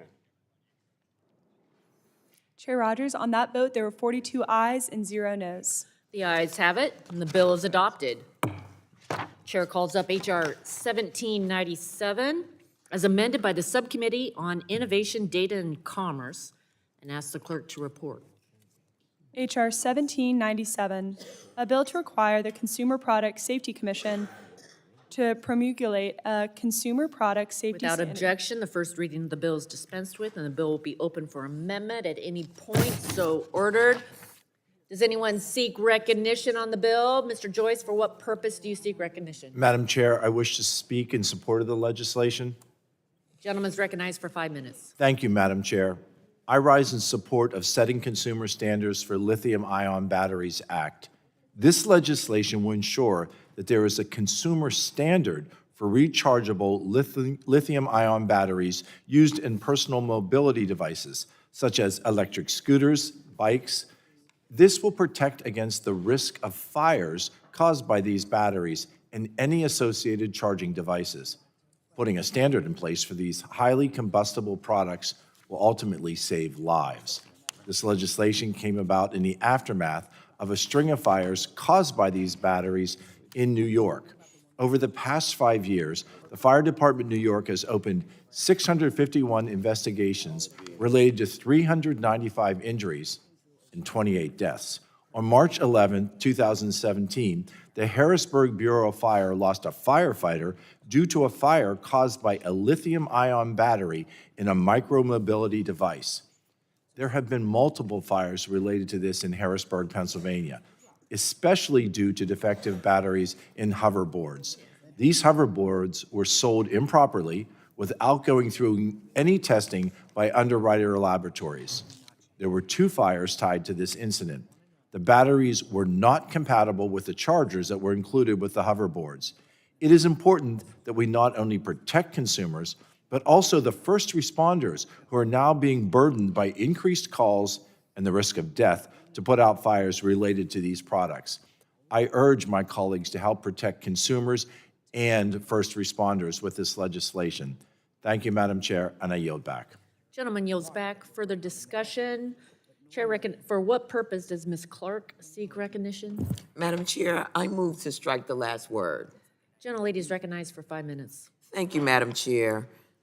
I'm glad to see this committee take up this meaningful legislation to protect consumers from faulty batteries in e-bikes and scooters. I'm proud to support the Setting Consumer Standards of Lithium-Ion Batteries and urge my colleagues to do the same. Introduced with my colleagues from New York, Reps. Torres, Garbarino, Ryan, Bowman, D'Esposito, Espaillat, and Goldman, this bill, which advanced unanimously at the subcommittee level, directs the Consumer Product Safety Commission to set a mandatory safety standard for lithium-ion batteries in personal mobility devices such as electric bikes and scooters. Fires caused by lithium-ion batteries in e-bikes and other devices have already killed 18 people and injured 133 others in New York City this year. And we can add to that, unfortunately, this past Sunday, another individual was killed and 6 others injured. Since 2021, unsafe micromobility devices have been linked to hundreds of fires and over 24 fatalities.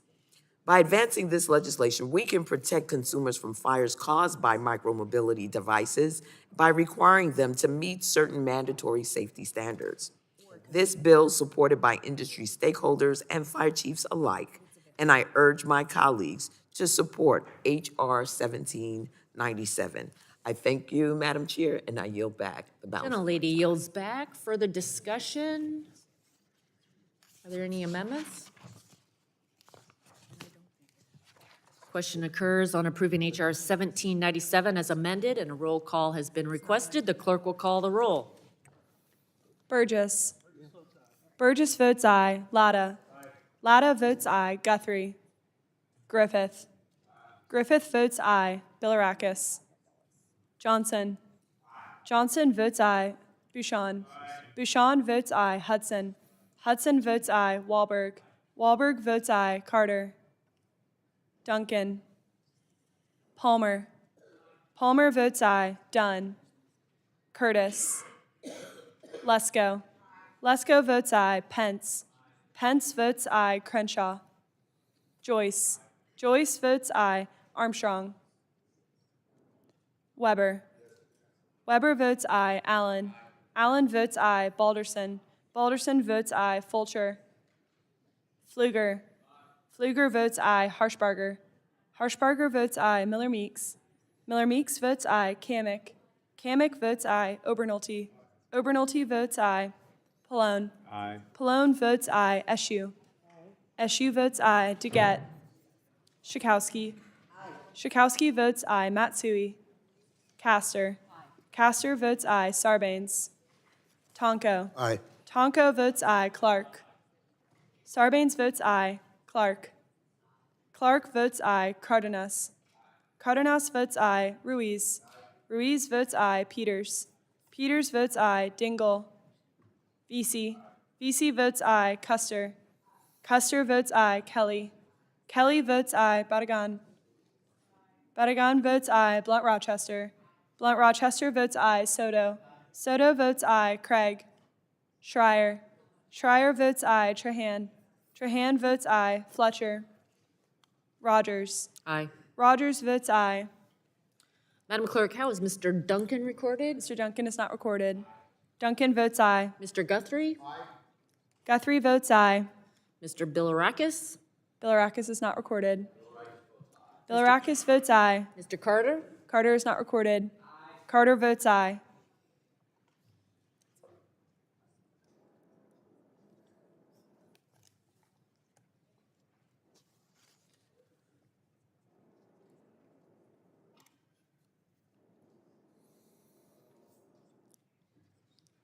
The clerk will report. Chair Rodgers, on that vote, there were 42 ayes and 0 noes. The ayes have it. The bill is adopted. Chair calls up HR 6132 and asks the clerk to report. HR 6132, a bill to require the Consumer Product Safety Commission to promulgate a mandatory consumer product safety standard with respect to retractable awnings. Without objection, the first reading of the bill is dispensed with, and the bill will be open for amendment at any point, so ordered. Does anyone seek to be recognized on the bill? For what purpose does Mr. Balderson seek recognition? Madam Chair, I move to strike the last word and speak on the bill. Gentleman's recognized for 5 minutes. Thank you, Madam Chair. The awning, I say it all the time, Awning Safety Act will add critical protections to these potential hazardous products. The bill requires the Consumer Protective Product Safety Commission, or CPSC, to develop a standard related to the fixed or freestanding awnings commonly seen in homes. This safety standard will prevent unexpected injuries and deaths. This past August, the state of Ohio and this committee were struck tragically when Michael Nat, Olivia Shields' father, began a seemingly mundane home project, taking down the retractable awning from the one-story home he and his beloved wife, Jill, had just purchased in 2022. Michael was on the ladder when the spring-loaded arm of the awning unexpectedly shot out at him, forcing his ladder to tip and to fall. Upon impact, he suffered a severe spinal cord injury and lost consciousness nearly immediately. Jill, his wife, rushed to call 911, and she performed CPR on her husband for 6 minutes until the police and the paramedics arrived and took over. Michael was taken to Kettering Health's main campus, the same hospital where he worked as a physician, and where he was surrounded by all his 5 children and son-in-laws within hours. He also received his last rites from a Catholic priest. After several agonizing days on life support, Michael was pronounced dead, passing away at age 62. The owner's manual passed along to him by the home's previous owners did not include any warnings about the awning's retractable arms or safe ladder placement. I want to take a moment to speak about what an extraordinary person Michael was. On August 9th, a day after Michael passed, his colleagues, residents, and fellows lined the hallways of the hospital honoring Michael as he was taken to donate his organs to people in need of a second chance in life. Following Michael's death, news spread throughout the many communities Michael impacted. As a physician in maternal fetal medicine, Michael cared for and loved all people before they were even born. Michael was a faithful man and a devout Catholic. He was humble, calm, nurturing, and ready to jump into action to help those around him. Olivia, who is with us here today, showed me some of the many Facebook posts where people shared her father's act of kindness, many of which his family had never heard about. In fact, one woman described him as having a heart of gold. On many occasions, Michael gave his patients money for gas, meals, and warm clothes in the winter. He even bought one woman a microwave. Olivia recalls one instance when he brought a mom, her newborn baby, and 2 other children into their home for a few days until he found them a safe and stable place to live. On another, when he took his family to an Amish farm to pick up 8 children so they could spend Christmas with their mother, who was battling cancer and just delivered a newborn boy. Michael's community and his patients were important to him, but first and foremost came Michael's family, especially his loving wife, Jill, of 35 years, and their children, Annalise, Olivia, Abby, Seamus, and Emma. Michael wanted his children to dream big and fulfill those dreams, telling his children, life is too short to go to work without a positive attitude. As Michael and Jill's family began to grow to include in-laws and grandchildren, they were on cloud 9. Guided by his faith in all things, Michael was ready to share his values, humility, honesty, kindness, and his continuous sense of humor with the next generation before his life was tragically cut short. Michael Natt should be alive today. By passing this important legislation, we can help the Natt family honor Michael's memory by making these household products safer and hopefully prevent future tragedy. I yield back, Madam Chair. Yes, the gentleman yields back, and I just would like to say thank you to the gentleman for a beautiful tribute to Dr. Michael Natt, and appreciate your leadership on this legislation to raise awareness so that other families do not have to endure similar pain and loss. I also want to recognize Olivia Natt, who works for the Republicans on the House Energy and Commerce Committee, and her family. We appreciate them sharing their story in hopes that others will be spared the similar loss and pain. So thank you, Mr. Balderson, for your leadership on this legislation. Chair recognizes Mrs. Castor for 5 minutes. Well, thank you, Madam Chair, and I want to thank Representative Balderson for introducing the Awning Safety Act with me. It's an important consumer protection bill which will prompt the Consumer Product Safety Commission to promulgate a safety standard for fixed and freestanding motorized retractable awnings. Awnings are a necessary part of our lives. They shield us from the hot sun and the elements. The last thing a person should be worried about is a defective awning, but there are too many cases of awnings opening unexpectedly with great force. In 2019, a motorized awning product was recalled after 14 incidents, including 1 fatal injury. The CPSC worked quickly with the manufacturer to recall the product and provide a remedy for consumers, but we've got to do more. It's vital that the Consumer Product Safety Commission continue this work to save lives and keep families safe, to prevent tragedies like what happened to Olivia's dad and Dad Michael.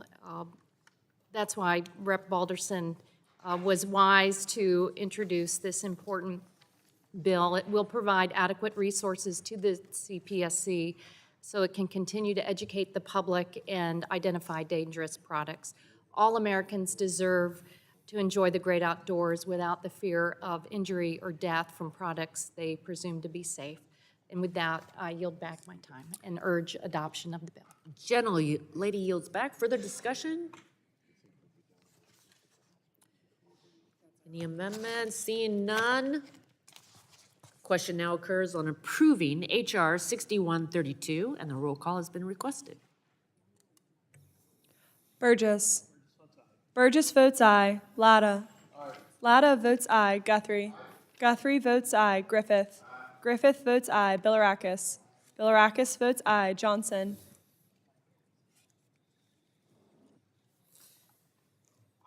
Johnson votes aye. Bouchon. Bouchon votes aye. Hudson. Wahlberg. Wahlberg votes aye. Carter.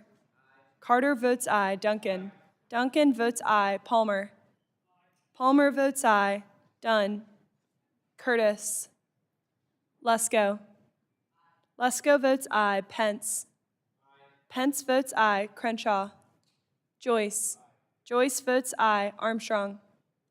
Weber. Weber votes aye. Allen. Allen votes aye. Balderson. Balderson votes aye. Fulcher. Fulcher votes aye. Pfluger. Pfluger votes aye. Harshbarger. Harshbarger votes aye. Miller Meeks. Miller Meeks votes aye. Kamick. Kamick votes aye. Obernolte. Obernolte votes aye. Pallone. Pallone votes aye. Eshu. Eshu votes aye. DeGette. Schakowsky. Schakowsky votes aye. Matsui. Castor. Castor votes aye. Sarbanes. Sarbanes votes aye. Tonko. Aye. Tonko votes aye. Clark. Clark votes aye. Cardenas. Cardenas votes aye. Ruiz. Ruiz votes aye. Peters. Peters votes aye. Dingle. Dingle votes aye. VC. VC votes aye. Custer. Custer votes aye. Kelly. Kelly votes aye. Badagan. Badagan votes aye. Blunt Rochester. Blunt Rochester votes aye. Soto. Soto votes aye. Craig. Schreier. Schreier votes aye. Trahan. Trahan votes aye. Fletcher. Rodgers. Rodgers votes aye.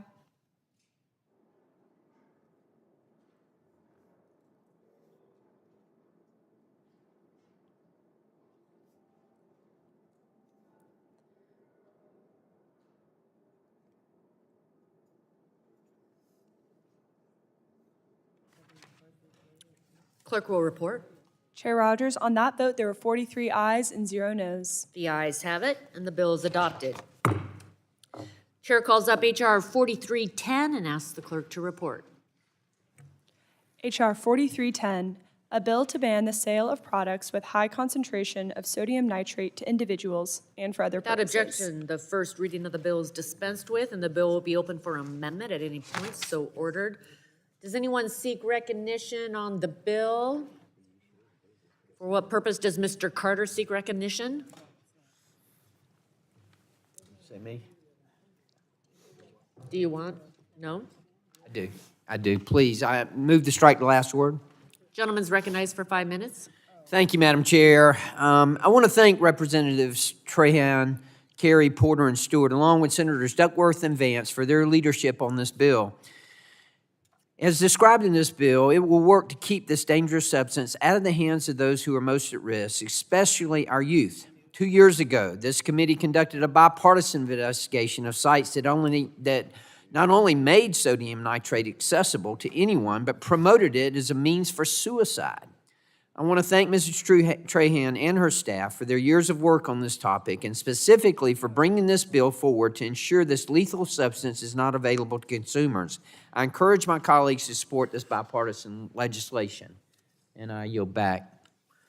Further discussion. For what purpose does Ms. Tran seek recognition? Madam Chair, I move to strike the last word. Gentlelady is recognized for 5 minutes. I thank the chair for yielding. I'm grateful that the committee is marking up the Youth Poisoning Protection Act today. This bipartisan, bicameral legislation is urgently needed to limit consumer access to high concentrations of a dangerous toxic chemical that's being promoted online as a method to die by suicide. 2 years ago, the New York Times revealed how online suicide assistance forums, websites that operate in the shadows of the internet, encourage and facilitate suicide. Their activities have contributed to a rise in suicides using this chemical, sodium nitrite, which in low concentrations is safe and often used to cure meat and fish. However, in high concentrations, sodium nitrite is toxic at levels comparable to cyanide. If that's not bad enough, it gets worse. While anonymous users promote the poison as a painless way to die by suicide, survivors tell a different story, detailing experiences of nausea, vomiting, intense stomach pains, heart palpitations as the substance chokes off oxygen delivery to critical organs. When notified by my office of the product's popularization as a suicide method, many websites, including Amazon, that sold the product have taken down their listings or limited sales only to other businesses with a proven use for it. But there are bad actors out there looking to capitalize on people experiencing suicidal ideation by creating websites for the sole purpose of selling this chemical as a suicide kit. And right now, there is no law in the books to stop them from doing so. Madam Chair, the Youth Poisoning Protection Act changes that by prohibiting the consumer sale of sodium nitrite products with a concentration higher than 10%, the usefulness threshold agreed upon by independent experts. I will note for my colleagues that this bill solely limits the sale of this product to consumers. There are some businesses that cure meat and fish in bulk and need to purchase sodium nitrite in high concentrations as part of that process. This bill will not affect them. It solely seeks to end the straight-to-consumer sale of highly concentrated sodium nitrite that is helping fuel the efforts of anonymous suicide forum users pushing each other to end their lives.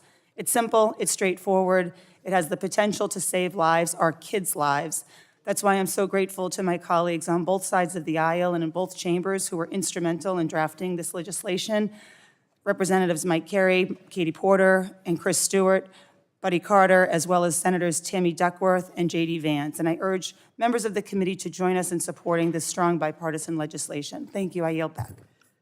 Gentlelady yields back. Further discussion? Seeing none, the question now occurs. Oh, we're recessing before? Okay.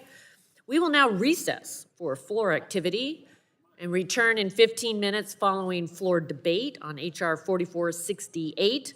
The committee stands in recess.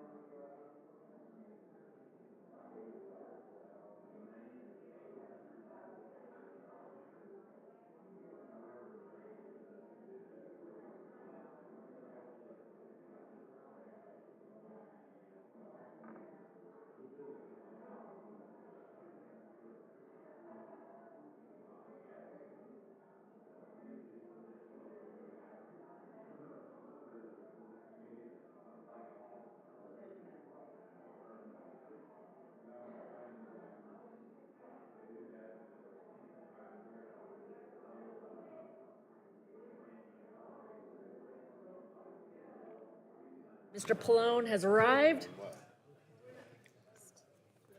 Flip. Here we go. All right. You ready? I guess I'm ready. I was born.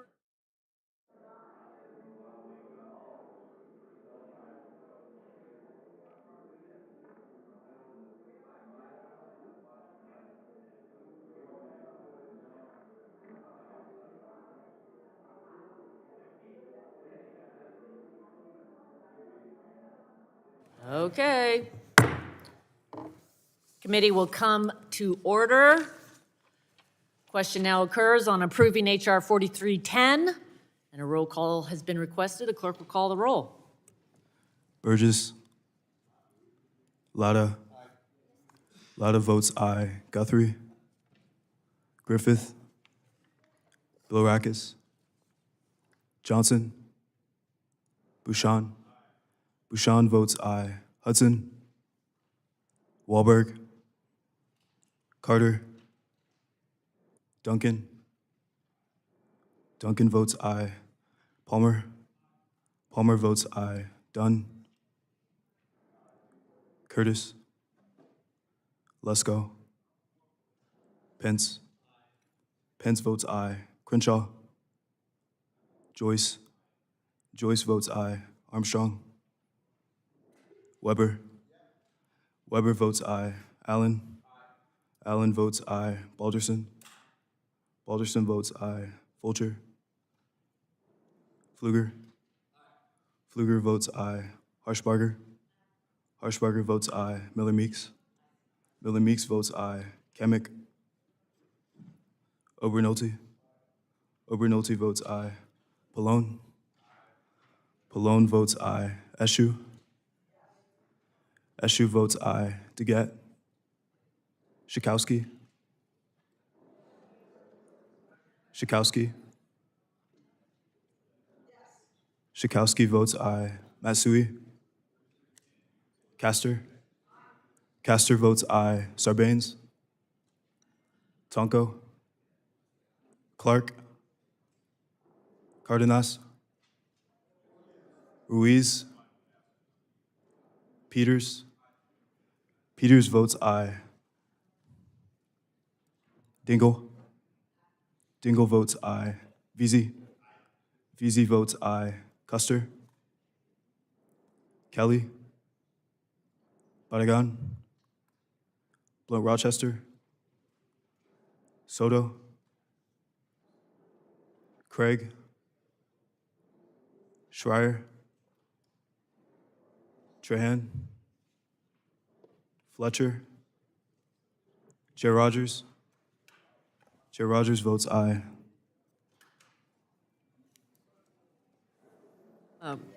Clerk, would you call the roll of those who did not vote on the first round, please? Burgess is not recorded.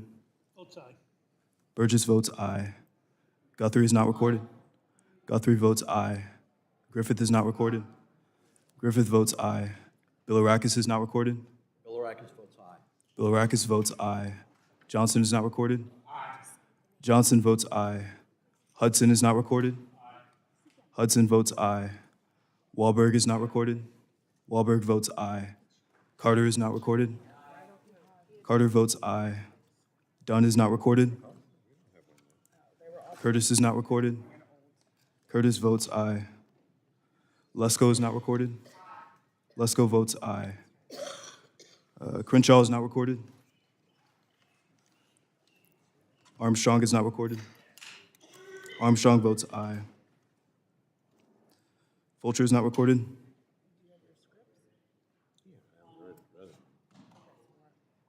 Mr. Palmer, you're recorded as aye.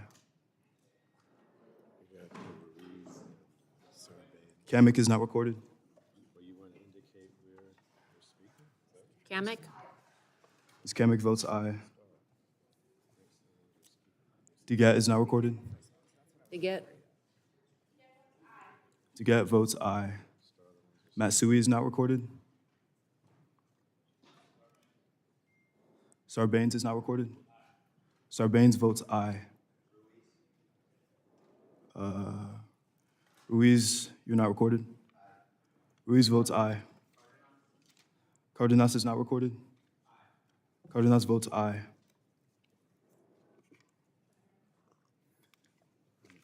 Trahan is not recorded. Trahan votes aye.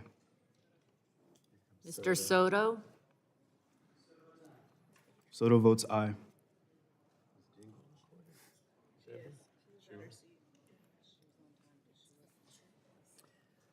Clerk, how is Mr. Fulcher recorded? Mr. Fulcher is not recorded. Fulcher votes aye. How's Ms. Blunt Rochester recorded? Ms. Blunt Rochester is not recorded. Blunt Rochester votes aye. How is Ms. Kelly recorded? Kelly is not recorded. Kelly votes aye. I think we did pretty good. Good.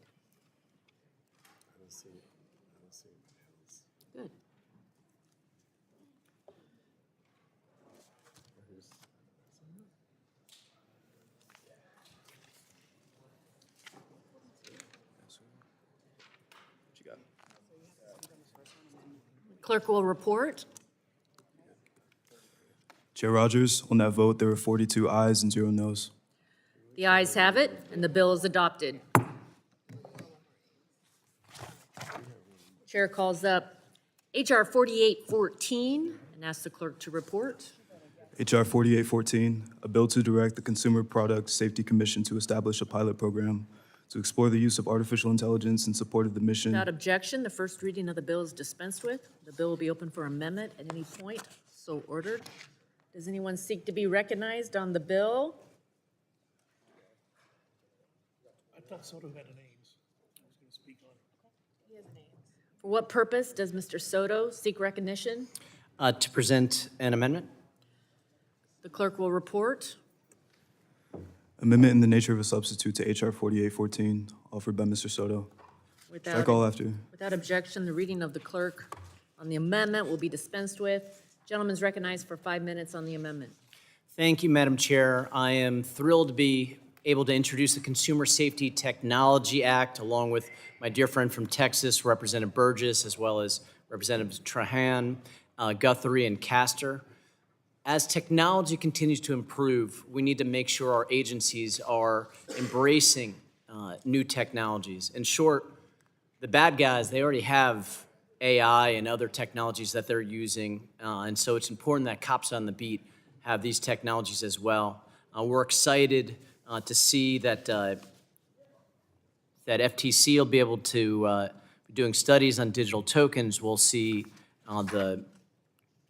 both consumer protection be enhanced by using artificial intelligence through the Consumer Product Safety Commission, and also to look at the application of blockchain technology to prevent and mitigate fraud. For that and more, I'm excited to be able to introduce this. And the AINS makes technical and conforming changes, such as to the word token, and conforms to other bills that are up on this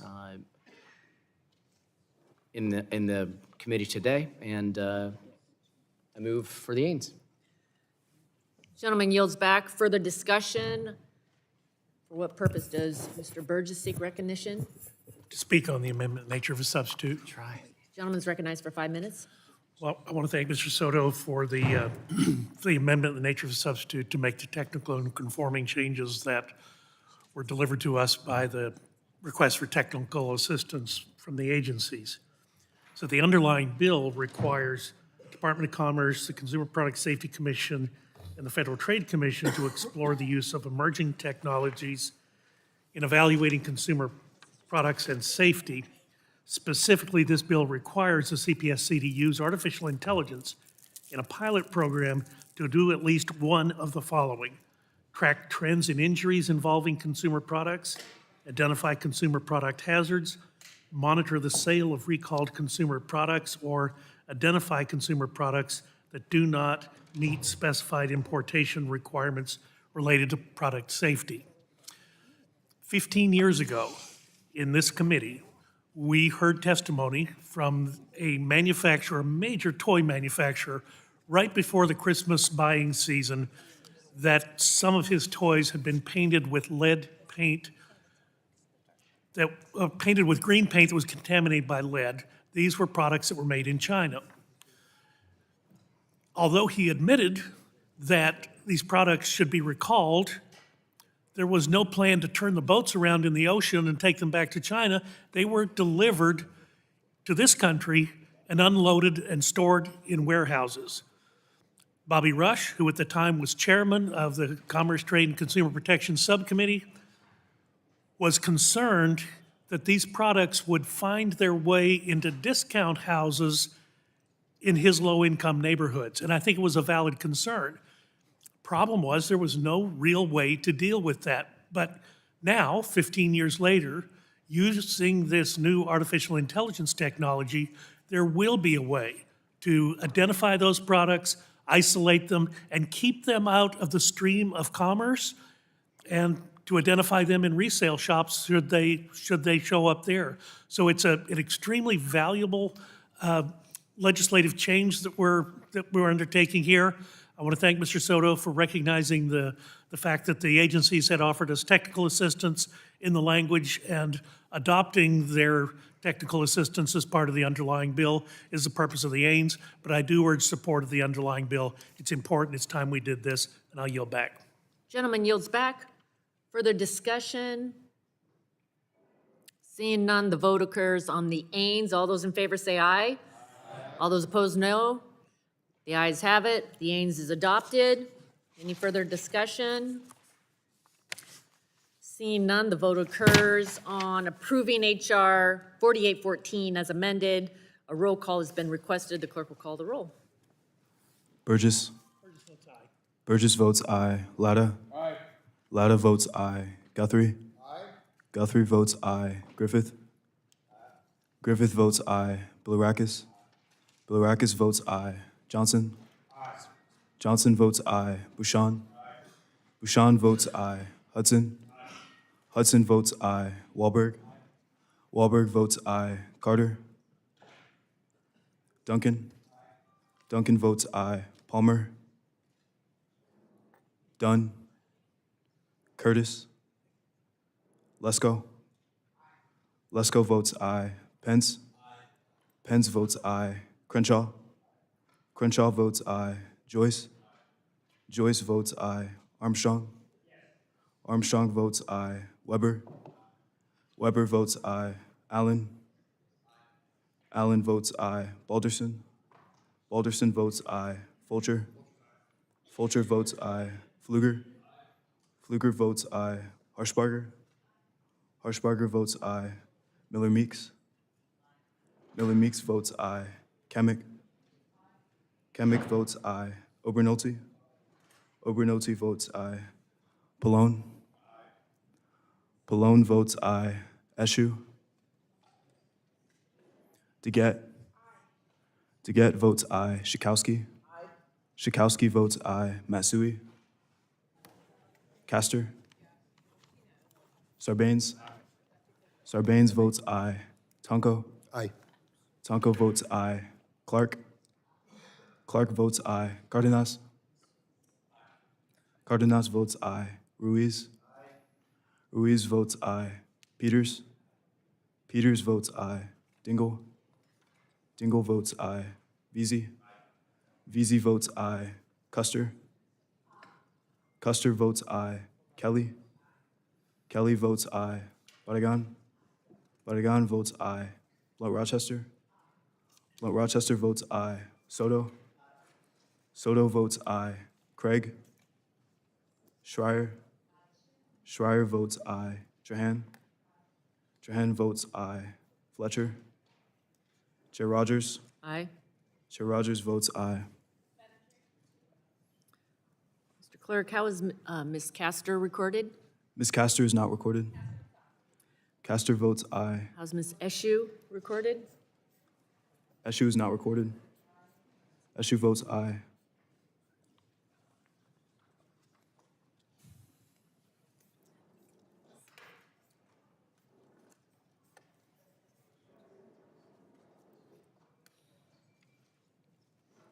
Clerk will report. Chair Rodgers, on that vote, there were 45 ayes and 0 noes. The ayes have it, and the bill is adopted. Chair calls up H.R. 5372 and asks the clerk to report. H.R. 5372, a bill to amend Title 18 of the Social Security Act to facilitate mid-year formulary changes for biosimilars. Without objection, the first reading of the bill is dispensed with, and the bill will be open for amendment at any point. So ordered. Does anyone seek to be recognized on the bill? For what purpose does Mr. Joyce seek recognition? Chair Rodgers, I have an amendment at the desk. The clerk will report. Amendment in the nature of a substitute to H.R. 5372, offered by Mr. Joyce. Strike all Without left. objection, the reading of the amendment is dispensed with. Mr. Joyce is recognized for 5 minutes in support of his amendment. Thank you, Chair Rodgers. I briefly want to offer my support for the amendment to Expanding Seniors' Access to Lower-Cost Medicines Act of 2023. This bipartisan legislation would enable greater patient access to biosimilar products by allowing for mid-year changes in Medicare Part D insurance plans that for specific biosimilar products. Today, our nation's seniors are facing an uphill cost battle by allowing biosimilars inclusion through mid-year formulary adjustments. This piece of legislation will drive down costs for seniors who are eligible for these medications. In fact, the cost estimates for this bill have shown significant savings for patients and beneficiaries. Medicare alone estimated it could save over $2 billion if it had access to these biosimilars. When at home and I'm speaking to seniors, the cost of prescription drugs is one of the most common concerns that I hear. By expanding access to biosimilar drugs for certain conditions, we will be able to lower costs and ensure quality health care and treatments for our nation's seniors. We should be seizing every opportunity that we can to ensure that health care is more affordable, that treatments are more accessible, and that patients and beneficiaries are not subject to any undue burden exclusions. This bill will go a long way to ensure more rapid biosimilar access that will save both patients and taxpayer money. I would like to thank my friend, Mr. Peters of California, for working with me on introducing this important legislation, and I urge my colleagues to support it as well with this amendment and to support the critical bipartisan legislation. Thank you, Madam Chair, and I yield. Gentleman yields back. Chair recognizes Mr. Peters to strike the last word for 5 minutes. Thank you, Madam Chair. The Expanding Seniors Access to Lower Cost Medicines Act, my bill with Congressman John Joyce, stems from a bipartisan letter we sent in January to the Department of Health and Human Services. In the letter, we urge the agency to do what it can to make FDA-approved generic biological medicines, or biosimilars, more accessible to seniors. A Health and Human Services Inspector General report found that Medicare Part D beneficiaries could enjoy significant out-of-pocket savings if biosimilar use increases. But that same report showed that the lack of biosimilar coverage on Part D formularies could prevent us from achieving these access gains, and that's unacceptable. Seniors in San Diego and across the country should have access to lower-cost prescriptions when they become available. They shouldn't be forced to wait until the beginning of the next coverage year as they do under current law. Our bill will fix that. It will also help increase access to biosimilars by curbing prescription drug plans' incentives to preference more expensive medicines over cheaper alternatives that are just as effective. The Senate Finance Committee marked up a similar policy this year, and I urge my colleagues to vote yes on this bill. Thank you, and I yield back. Gentleman yields back. Further discussion? For what purpose does the ranking member seek recognition? Strike the last word in support of the bill and the Ains. Okay, recognized for 5 minutes. Thank you, Madam Chair. I'm just pleased we're considering the bill today, and I believe that providing more flexibility to substitute biosimilars on Part D formularies will help get lower-cost products to beneficiaries more quickly. Allowing Part D plans to enact mid-year formulary changes to when new biosimilars come to market increases competition, drives down prices, and encourages greater utilization of these drugs now and in the future. And there is bipartisan support for strengthening our biosimilar marketplace, and I believe this policy will help. However, the Centers for Medicare and Medicaid Services have also put forward a similar proposed regulation for plan year 2025 that would permit Part D sponsors to substitute biosimilar products on their formularies and consider them maintenance changes that could take effect within 30 days. It's important that we align the statutory policy with CMS's proposed regulatory policy to ensure that biosimilars can be substituted for the reference products in a streamlined, efficient manner. And while I support the policy as drafted today for the purposes of committee consideration, I believe the policy must continue to be refined before it is considered on the floor to make clear that any changes to the Part D statute to permit biosimilar formulary substitutions should be in line with CMS's proposed rule. So I appreciate the Chair's willingness to continue to work on this. I support both the Ains as well as the underlying bill. And with that, I yield back, Madam Chair. Gentleman yields back. Further discussion? Seeing none, the vote occurs on the Ains. All those in favor say aye. Those opposed, no. The ayes have it. The amendment is adopted. Is there further discussion? Seeing none, the question now occurs on approving H.R. 5372 as amended, and a roll call has been requested. The clerk will call the roll. Burgess. Burgess votes aye. Latta. Aye. Latta votes aye. Guthrie. Aye. Guthrie votes aye. Griffith. Griffith votes aye. Bilirakis. Bilirakis votes aye. Johnson. Johnson votes aye. Bouchon. Bouchon votes aye. Hudson. Wahlberg. Wahlberg votes aye. Carter. Duncan. Duncan votes aye. Palmer. Dunn. Curtis. Lesko. Lesko votes aye. Pence. Pence votes aye. Crenshaw. Crenshaw votes aye. Joyce. Joyce votes aye. Armstrong. Armstrong votes aye. Weber. Weber votes aye. Allen. Allen votes aye. Balderson. Balderson votes aye. Fulcher. Fulcher votes aye. Pfluger. Pfluger votes aye. Harshbarger. Harshbarger votes aye. Miller Meeks. Miller Meeks votes aye. Kamick. Kamick votes aye. Obernolte. Obernolte votes aye. Pallone. Aye. Pallone votes aye. Eshu. Eshu votes aye. DeGette. DeGette votes aye. Schakowsky. Schakowsky votes aye. Masui. Castor. Castor votes aye. Sarbanes. Sarbanes votes aye. Tonko. Aye. Tonko votes aye. Clark. Aye. Clark votes aye. Cardenas. Cardenas votes aye. Ruiz. Aye. Ruiz votes aye. Peters. Peters votes aye. Dingle. Dingle votes aye. Veazey. Aye. Veazey votes aye. Custer. Custer votes aye. Kelly. Kelly votes aye. Barragan. Barragan votes aye. Blow Rochester. Blow Rochester votes aye. Soto. Soto votes aye. Craig. Schreier. Schreier votes aye. Trahan. Trahan votes aye. Fletcher. Chair Rodgers. Aye. Chair Rodgers votes aye. Mr. Clerk, how is Mr. Palmer recorded?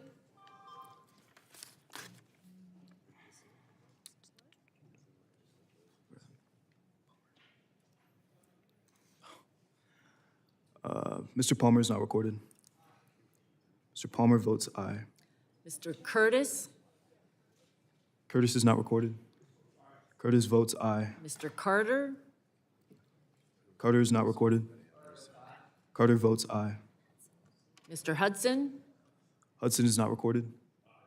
Hudson votes aye.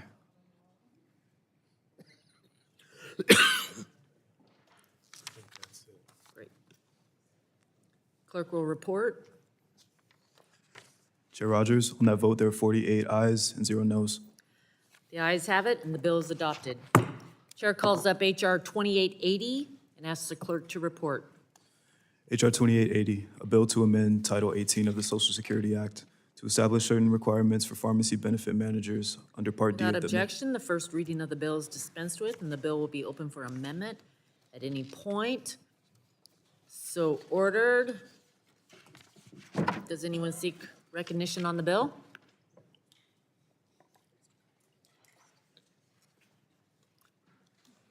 For what purpose does Mr. Carter seek recognition? Madam Chair, I seek recognition to offer an amendment to H.R. 2880, the Protecting Patients Against PBM Abuses Act. The clerk will report. Amendment in the nature of a substitute to H.R. 2880, offered by Mr. Carter. Strike all after the enacting clause and insert the following. Section Without 1. objection, the reading of the amendment is dispensed with. Gentleman is recognized for 5 minutes in support of the amendment. Madam Chair, I'd like to offer this bipartisan amendment that I'm leading with Representative Lisa Blunt Rochester. This legislation will protect seniors from harmful PBM practices, excuse me, that are making healthcare inaccessible and unaffordable for millions of Americans. PBMs currently get compensated by charging fees calculated as a percentage of the cost of medicine. When PBMs have misaligned incentives to favor medicines with higher list prices, it can lead to higher costs for patients who face cost sharing and deductibles and coinsurance that is typically based on list price. The Wall Street Journal recently reported that across a selection of so-called specialty generic drugs, Cigna and CVS's prices were at least 24 times higher on average than roughly what the medicines manufacturers charge. It can also mean patients have fewer and higher cost choices when PBMs disfavor generic or lower price brand competitors. For example, the 3 largest PBMs continue to block more than 1,150 treatments from their formularies, including a low-cost insulin alternative. We know that patients are being deprived of billions in discounts at the pharmacy counter. According to a recent report from the GAO, Part D beneficiaries pay more than their insurers for 79 of the 100 most highly rebated drugs under the program. Delaying action any longer on this bill will result in increased costs for patients. You know, my patients never asked me to dispense them a medication with the highest priced medicine. Why do the PBMs think that's what's best for our patients? Our bill would only allow PBMs to earn income from selling services their clients value at transparent, flat dollar prices their clients are willing to pay. That's how a free competitive market works, and that's the kind of affordable marketplace taxpayers and patients deserve.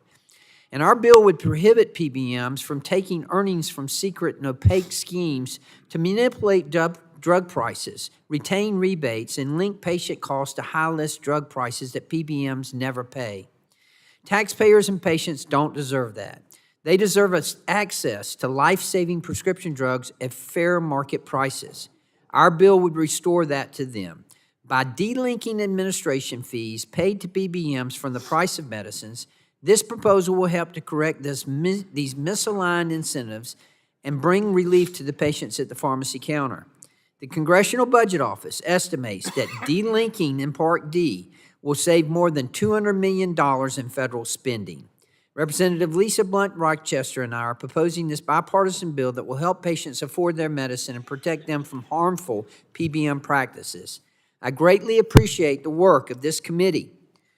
Let me repeat that. I greatly appreciate the work of this committee and so many of my colleagues to start to rein in these PBM tactics and put patients first. But we must continue to do more. That's why I urge my colleagues to support this bill, the Protecting Patients Against PBM Abuses Act. Thank you, Madam Chair, and I'd like to yield the remainder of my time to you. Thank the gentleman for yielding. I want to thank Representative Carter for his hard work, his leadership on this critically important issue. Today, we're moving forward on numerous policies to lower drug costs for seniors and the Medicare program, as well as ensure that those seniors have access to independent pharmacies.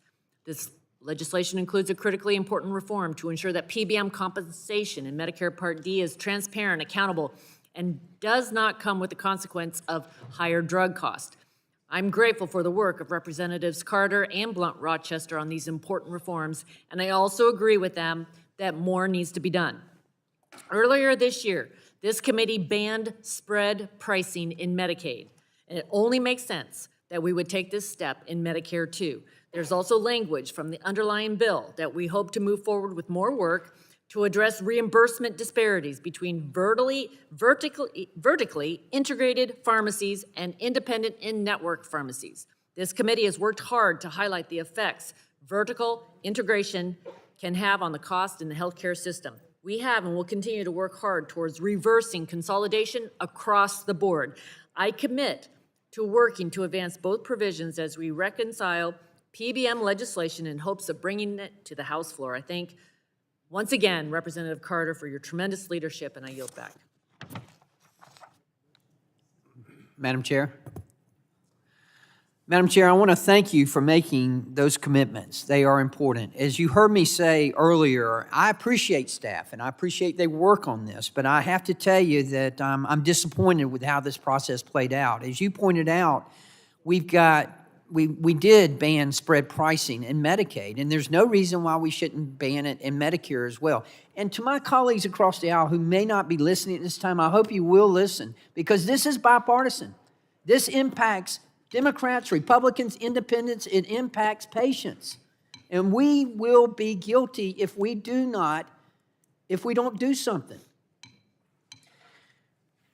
Madam Chair, I'm disappointed how the process played out, but I'm pleased to hear that you're committed to working with me to advance both provisions as we reconcile PBM legislation. As you know, pharmacists are some of the most accessible healthcare professionals in America. 95% of Americans live within 5 miles of a pharmacy. Buddy. Okay. Gentleman's time is And I'll yield expired. back. Further discussion on the Ains. Chair recognizes, for what purpose does Ms. Blunt Rochester seek recognition? Madam Chair, I move to strike the last word. Gentlelady's recognized for 5 minutes. Thank you, Madam Chair, for your commitment to continue this important work. And I especially want to recognize and thank my colleague, Representative Buddy Carter, for your leadership and your partnership on this bill. It is one of the things that I hear about from my constituents, and I know we all do. While I'm grateful that this committee is moving forward with key PBM reforms from our bill that will reduce perverse incentives to ensure that PBM business models benefit patients, I want to echo the concern of Representative Carter and call on our committee to continue working on the policies that will better support the pharmacy community, particularly independent pharmacies. Pharmacies are a pivotal part of our communities and play a vital role in the management of chronic diseases, delivering resources to those with social needs, and educating us and amplifying public health initiatives. Almost 90% of the U.S. population lives within 5 miles of a community pharmacy, which demonstrates the enormous reach and potential that pharmacies can have in increasing access to health care and improving public health. Unfortunately, a number of community pharmacies have been dwindling and going away due to unfair reimbursement arrangements that sometimes don't even cover the cost of pharmacy ingredients or operational costs. I will continue working with my colleague, Mr. Carter, on furthering policies that protect independent pharmacies and curb adverse PBM practices, and I hope that the committee will commit to doing so as well. We'll specifically focus on policies that preserve patient access to the pharmacist of their choice. I'm going to say that again, focusing on the pharmacy of their choice. Number 2, to prevent PBMs from paying affiliated pharmacies more than unaffiliated pharmacies. And number 3, ban spread pricing in Medicare Part D. These are bipartisan, bicameral, and in my opinion, common sense policies that will help ensure that PBMs are lowering the cost of medications at the pharmacy counter and working in the best interest of their clients, Delawareans, and the American people. Thank you, Madam Chair, and I yield back.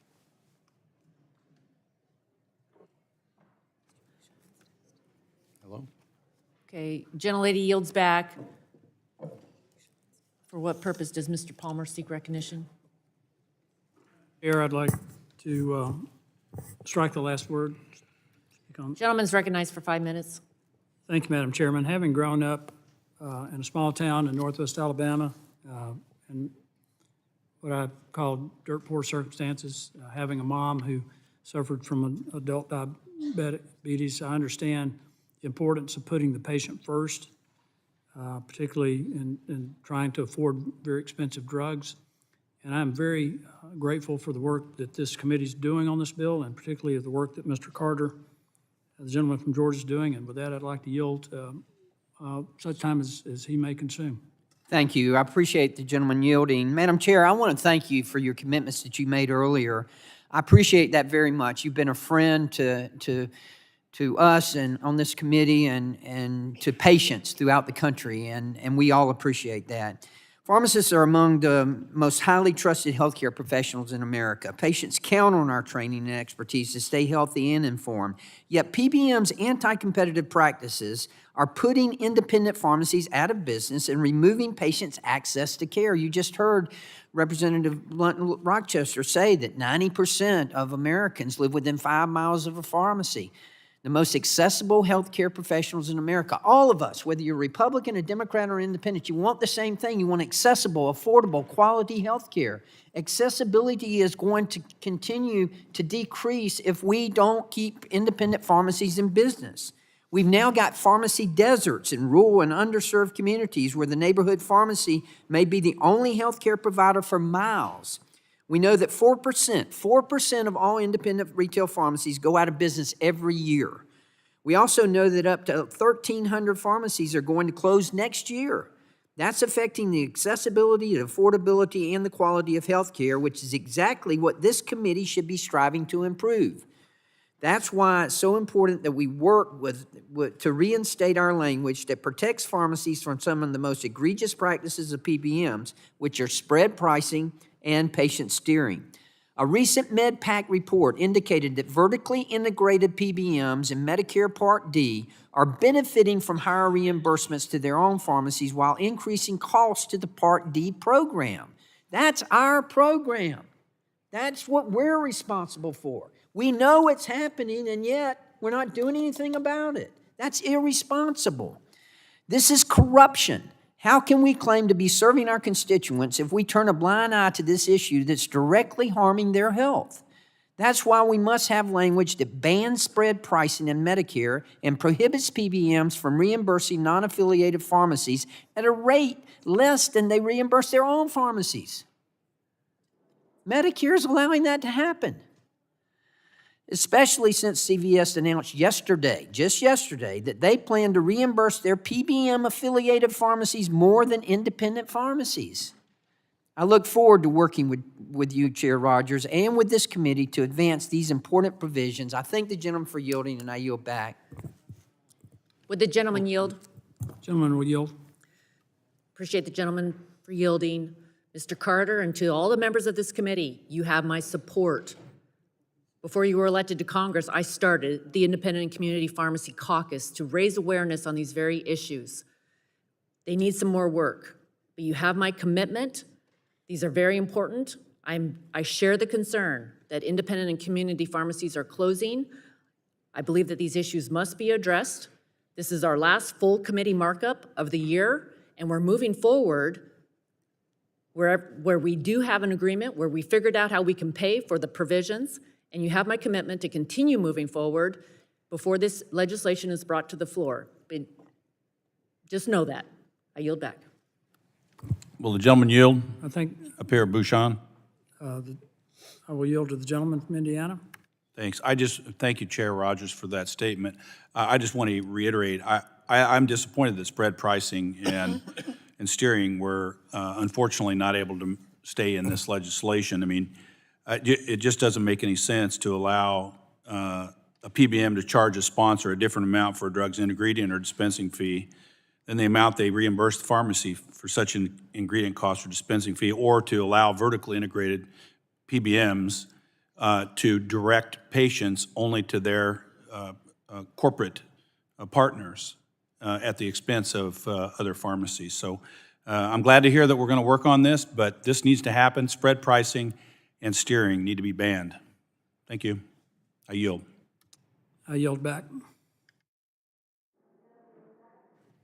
Further discussion? For what purpose does Ms. Custer seek recognition? Madam Chairwoman, I move to strike the last word. Gentlelady is recognized for 5 minutes. Thank you so much, Madam Chair. I appreciate the number of bills this committee is considering to lower prescription drug costs for the American people.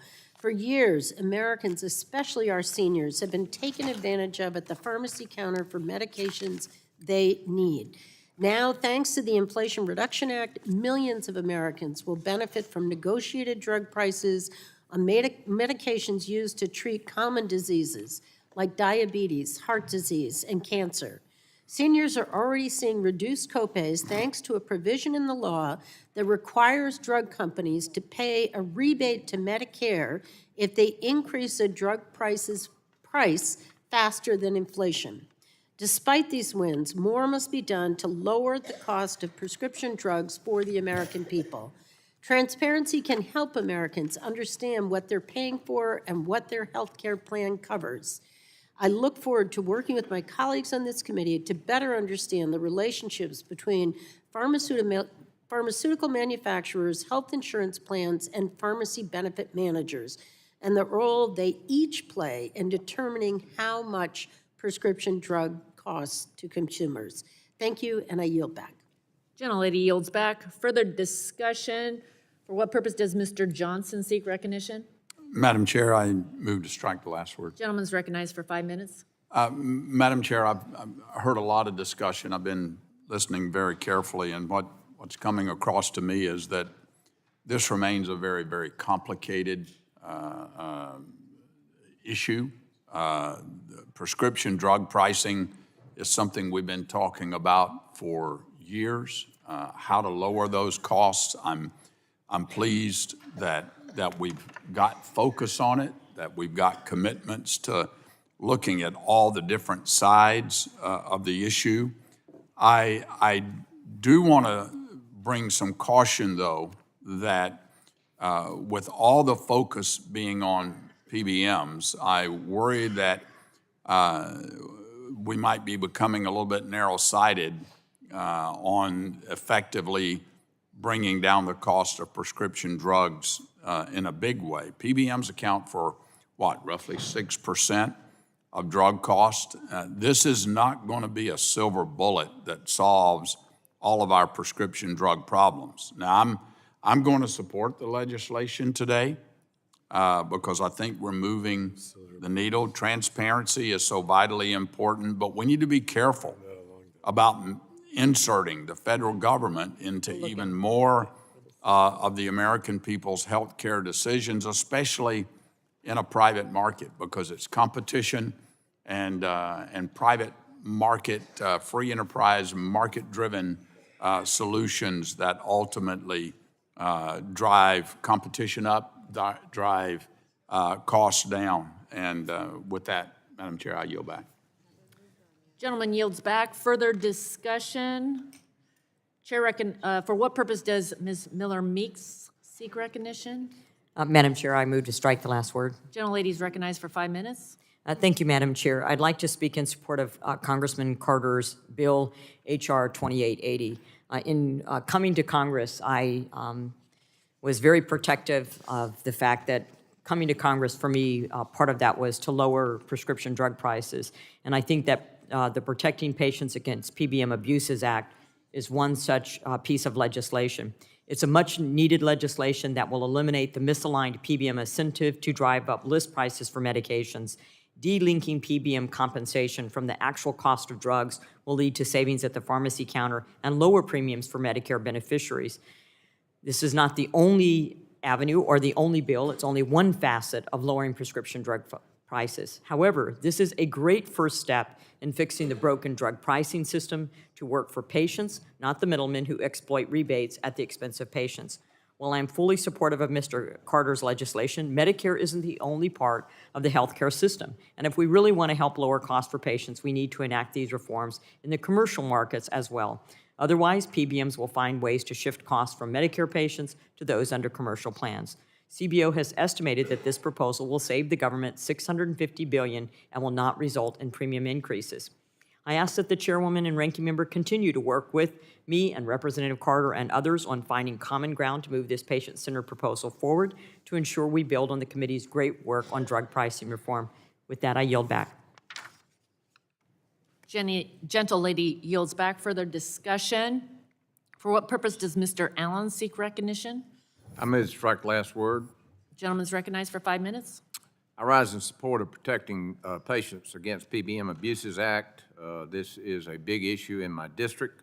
As we all know, the rising cost of prescription drugs are causing significant financial burdens for millions of American patients and seniors, and as we said earlier, is putting our independent pharmacies out of business. Too often, Americans have to choose between prescriptions and household expenses, which is absolutely unacceptable. This is why I've been actively advocating for reforms in the PBM space, with rebates and administrative fees paid to PBMs being tied to medicines' list price. We're seeing blatant preference of medicines with high list prices and larger rebates on drug formularies for the purpose of maximizing PBM revenue. This is because currently rebates and administrative fees paid to PBMs are tied to a medicine's list price, which only results in higher costs for patients.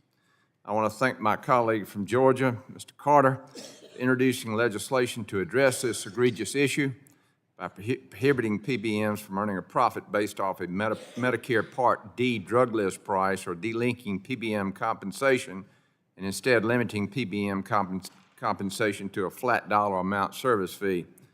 As co-sponsor of H.R. 2880, I encourage my colleagues to vote in favor of this bill and to help restore transparency and patient-centered solutions to our healthcare system to put downward pressure on the cost of pharmaceuticals at the counter. We have more work to do. We've talked about that today, but let's get this done. With that, I yield back. Gentleman yields back. Further discussion? Are there any amendments? If not, the vote occurs on the Carter-Ains. All those in favor say aye. Those opposed, nay. The ayes have it. The Ains is adopted. Is there further discussion? Seeing none, the question now occurs on approving H.R. 2880 as amended, and a roll call has been requested. The clerk will call the roll. Burgess. Burgess votes aye. Latta. Latta votes aye. Guthrie. Guthrie votes aye. Griffith. Griffith votes aye. Bilirakis. Bilirakis votes aye. Johnson. Johnson votes aye. Bouchon. Bouchon votes aye. Hudson. Wahlberg. Wahlberg votes aye. Carter. Carter votes aye. Duncan. Duncan votes aye. Palmer. Palmer votes aye. Dunn. Curtis. Curtis votes aye. Lesko. Lesko votes aye. Pence. Pence votes aye. Crenshaw. Crenshaw votes aye. Joyce. Joyce votes aye. Armstrong. Armstrong votes aye. Weber. Weber votes aye. Allen. Allen votes aye. Balderson. Balderson votes aye. Fulcher. Fulcher votes aye. Pfluger. Pfluger votes aye. Harshbarger. Harshbarger votes aye. Miller Meeks. Miller Meeks votes aye. Kamick. Obernolte. Pallone. Aye. Pallone votes aye. Eshu. Eshu votes aye. DeGette. DeGette votes aye. Schakowsky. Schakowsky votes aye. Matsui. Castor. Castor votes aye. Sarbanes. Sarbanes votes aye. Tonko. Aye. Tonko votes aye. Clark. Clark votes aye. Cardenas. Cardenas votes aye. Ruiz. Peters. Peters votes aye. Dingle. Dingle votes aye. Veazey. Veazey votes aye. Custer. Custer votes aye. Kelly. Kelly votes aye. Barragan. Blount Rochester. Soto. Soto votes aye. Craig. Schreier. Schreier votes aye. Trahan. Trahan votes aye. Fletcher. Chair Rodgers. Aye. Chair Rodgers votes aye.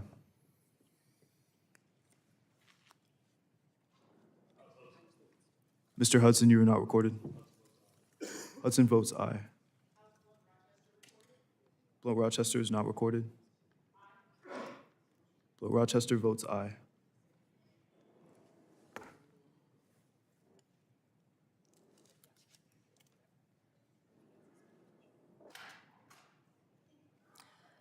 Clerk, how is Mr. Ruiz recorded? Ruiz is not recorded. Ruiz votes aye. Kemick votes aye.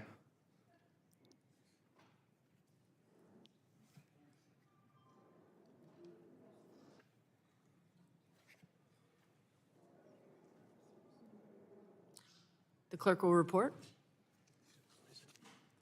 Chair Rodgers, on that vote, there were 46 ayes and 0 noes. The ayes have it, and the bill is adopted. Chair calls up H.R. 5393 and asks the clerk to report. H.R. 5393, a bill to amend Title 18 of the Social Security Act to ensure fair assessment of pharmacy performance and quality under Medicare Part Without D. objection, the first reading of the bill is dispensed with, and the bill will be open for amendment at any point, so ordered. Does anyone seek to be recognized on the bill? For what purpose does Mr. Griffith seek recognition? Speaking to the bill, ma'am. Gentleman is recognized for 5 minutes. Madam Chair, my bipartisan bill, H.R. 5393, the Transparency and Fairness for Pharmacies Act, will take important steps to help rein in and bring more transparency to direct and indirect remuneration, DIR fees, and all pharmacy fees by pharmacy benefit managers, PBMs, that we've just heard so much about. It will require the Centers for Medicaid and Medicare Services, CMS, to create standardized quality metrics for health plans and PBMs to use when determining payments to pharmacies. PBMs often charge fees that are subjective to pharmacies based on how well the pharmacy performs. These performance measures, however, known as quality measures, are not always transparent and subjective. The pharmacies are forced to pay these fees that the PBMs put into place and say they have to do to perform better in order to stay within health plans networks. Those fees can be applied retroactively, sometimes many months after the drug is dispensed.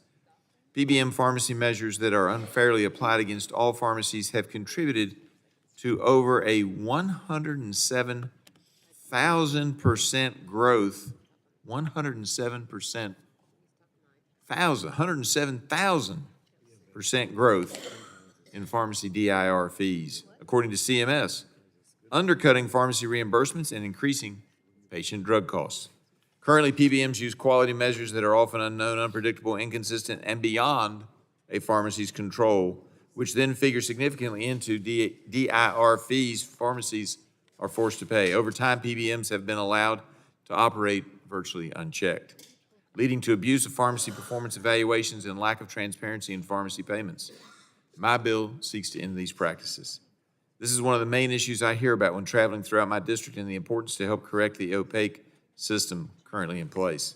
One small pharmacy in my district, if they continue to dispense every medication for patients as they did in 2023, has a conservative estimate that they will pay up to $80,000 in DIR fees during the first 3 months of 2024. The amount this pharmacy must pay in DIR fees is more than they make, and they are worried they will have to close their doors if this issue is not addressed and addressed soon. These DIR fees have led to pharmacy closures all across the country and in my district as well. It is not just the rural community pharmacists that are hurting from this. Everything from independent to retail to specialty pharmacies are also hurting. This is one small step to bring more transparency and certainty to pharmacies when dispensing drugs. But lots of work is left to be done. I am encouraged to see that CMS will be implementing a new Part D rule targeted at pharmacies in January of 2024. The rule will require DIR fees to be assessed at the point of sale and hope to help mitigate these outrageous DIR retroactive clawbacks. While I think this rule is well-intentioned, I'm interested to see how the new rule will play out and if it will truly stop these clawbacks, while also monitoring the effect it has on patient premiums. We also need to do more to protect our pharmacies, and I would like to continue working with the committee on this specific effort to ensure PBMs can no longer undercut pharmacy reimbursement below the cost to acquire and dispense the drugs, forcing them out of network and many times out of business.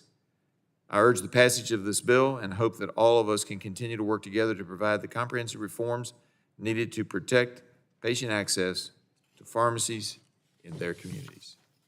And I yield back. Gentleman yields back. Further discussion?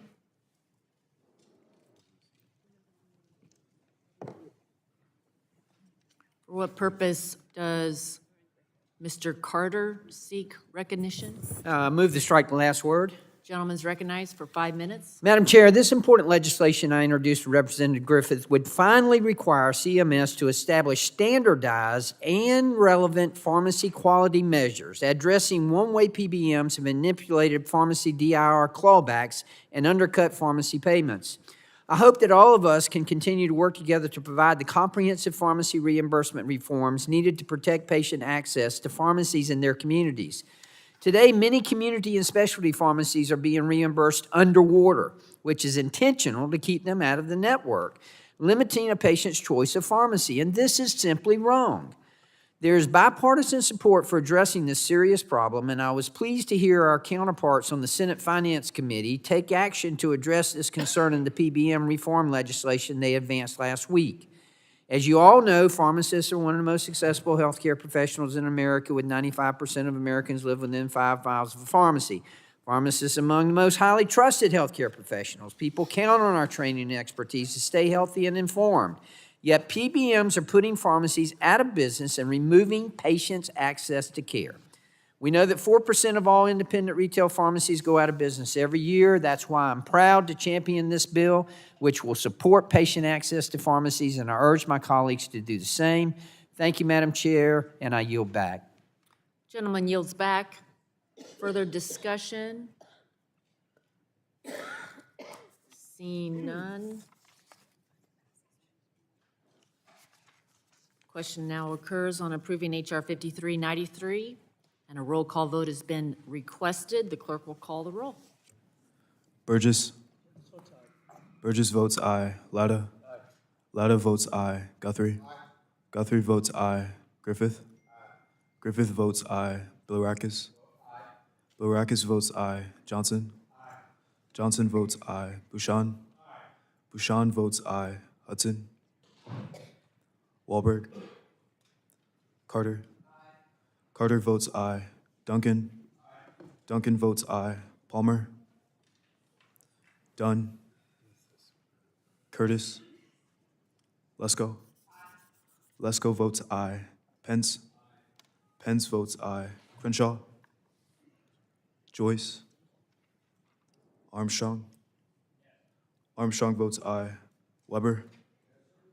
Weber votes aye. Allen. Allen votes aye. Balderson. Balderson votes aye. Fulcher. Fulcher votes aye. Pfluger. Pfluger votes aye. Harshbarger. Harshbarger votes aye. Miller Meeks. Miller Meeks votes aye. Kamick. Kamick votes aye. Obernolte. Pallone. Pallone votes aye. Ashew. Ashew votes aye. So many people. DeGette. DeGette votes aye. Schakowsky. Schakowsky votes aye. Masui. Castor. Castor votes aye. Sarbanes. Sarbanes votes aye. Tonko. Aye. Tonko votes aye. Clark. Clark votes aye. Cardenas. Cardenas votes aye. Ruiz. Ruiz votes aye. Peters. Peters votes aye. Dingle. Veazey. Veazey votes aye. Custer. Custer votes aye. Kelly. Kelly votes aye. Barragan. Barragan votes aye. Blount Rochester. Blount Rochester votes aye. Soto. Soto votes aye. Craig. Schreier. Schreier votes aye. Trahan. Trahan votes aye. Fletcher. Chair Rodgers. Aye. Chair Rodgers votes aye. Mr. Clerk, how is Mr. Curtis recorded? Curtis is not recorded. Curtis votes aye. How's Mr. Wahlberg recorded? Wahlberg is not recorded. Wahlberg votes aye. How's Mr. Crenshaw recorded? Crenshaw is not recorded. Crenshaw votes aye. How's Mr. Joyce recorded? Joyce is not recorded. Joyce votes aye.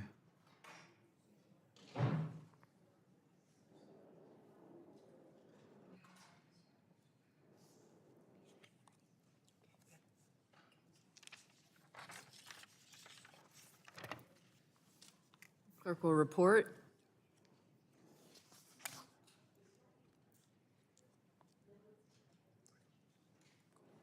Chair Rodgers, on that vote, there were 44 ayes and 0 noes.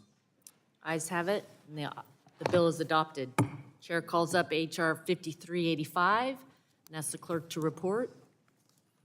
H.R. 5385, a bill to amend Title 18 of the Social Security Act to establish pharmacy benefit manager reporting requirements with respect to prescription drug Without plans. objection, the first reading of the bill is dispensed with. The bill will be open for amendment at any point, so ordered. Does anyone seek recognition on the bill? Madam Chair, For what purpose does Ms. Harshberger seek recognition? I want to speak in support of the bill. Gentlelady's recognized for 5 minutes. Thank you, Madam Chair, for including consideration of H.R. 5385, the Medicare PBM Accountability Act. This bipartisan legislation I introduced with Rep. Landsman builds on the Energy and Commerce Committee's important work to rein in pharmacy benefit manager abuses, to make their operations more transparent and to make these entities more accountable. H.R. 5385 will help lower the cost of prescription drugs for seniors covered by Medicare Part D and Medicare Advantage plans. Current law does not require PBMs to report to Medicare prescription drug plan sponsors the cost savings that they supposedly negotiated. Without this transparency, PBMs are able to withhold the true cost of prescription drugs, possibly keeping the cost savings as profits instead of passing them on to seniors. This legislation will require PBMs to report the cost savings that they've achieved, empowering prescription drug plan sponsors to be in a stronger position to ensure that these cost savings actually benefit seniors through lower prices on prescription drugs as intended. This bill mirrors bipartisan legislation that passed out of the Senate Finance Committee in July of 2023. To lower costs and improve seniors' quality of life, we have to hold these PBMs more accountable. The Medicare PBM Accountability Act will help save seniors real money, and I urge my colleagues to support this bill and work with us and our colleagues in the Senate to enact this important measure into law. Thank you, Ms. Chairwoman. Gentlelady yields back. Further discussion? For what purpose does Ms. Dingle seek recognition? I have a bipartisan amendment in the nature of a substitute at the desk. The clerk will report. Amendment in the nature of a substitute to H.R. 5385, offered by Ms. Dingle. Without objection, the reading of the amendment is dispensed with. Gentlelady's recognized for 5 minutes in support of her amendment. Thank you, Madam Chair. This amendment is a bipartisan agreement on H.R. 5385, the Medicare PBM Accountability Act, legislation being led by Reps. Greg Landsman and Harshberger. Rising prescription drug costs are a serious problem, especially for seniors who are on a fixed income.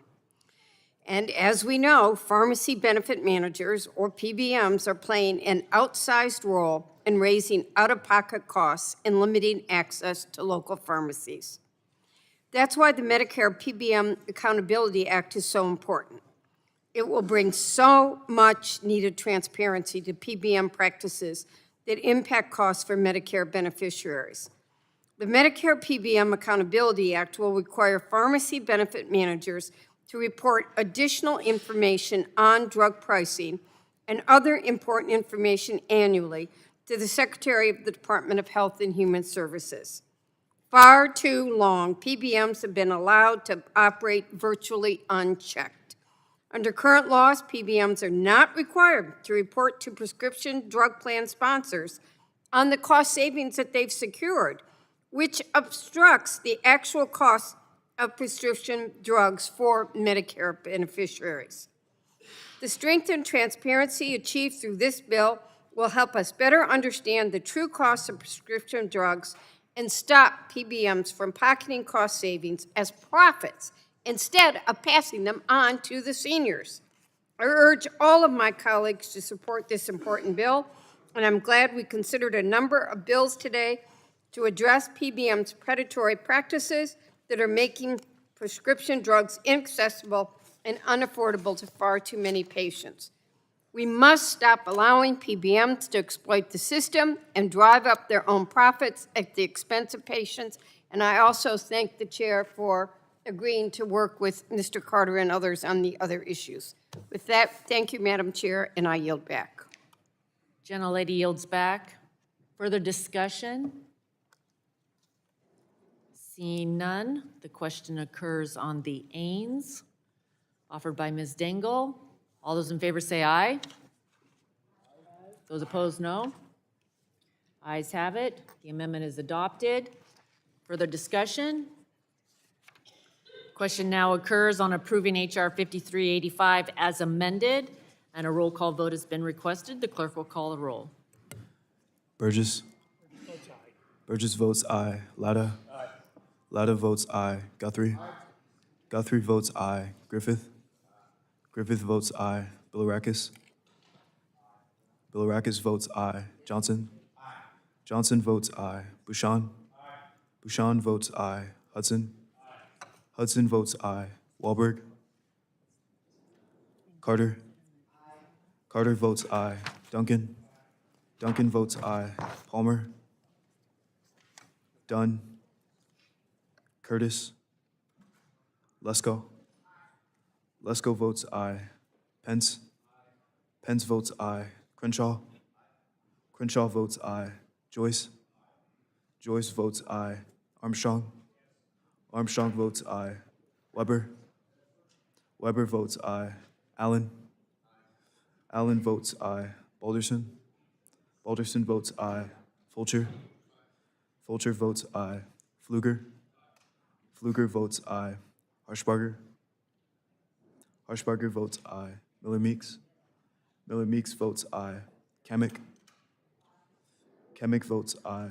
Obernolte. Pallone. Pallone votes aye. Eshu.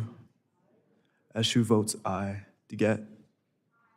DeGette votes aye. Schakowsky. Schakowsky votes aye. Matsui. Castor. Castor votes aye.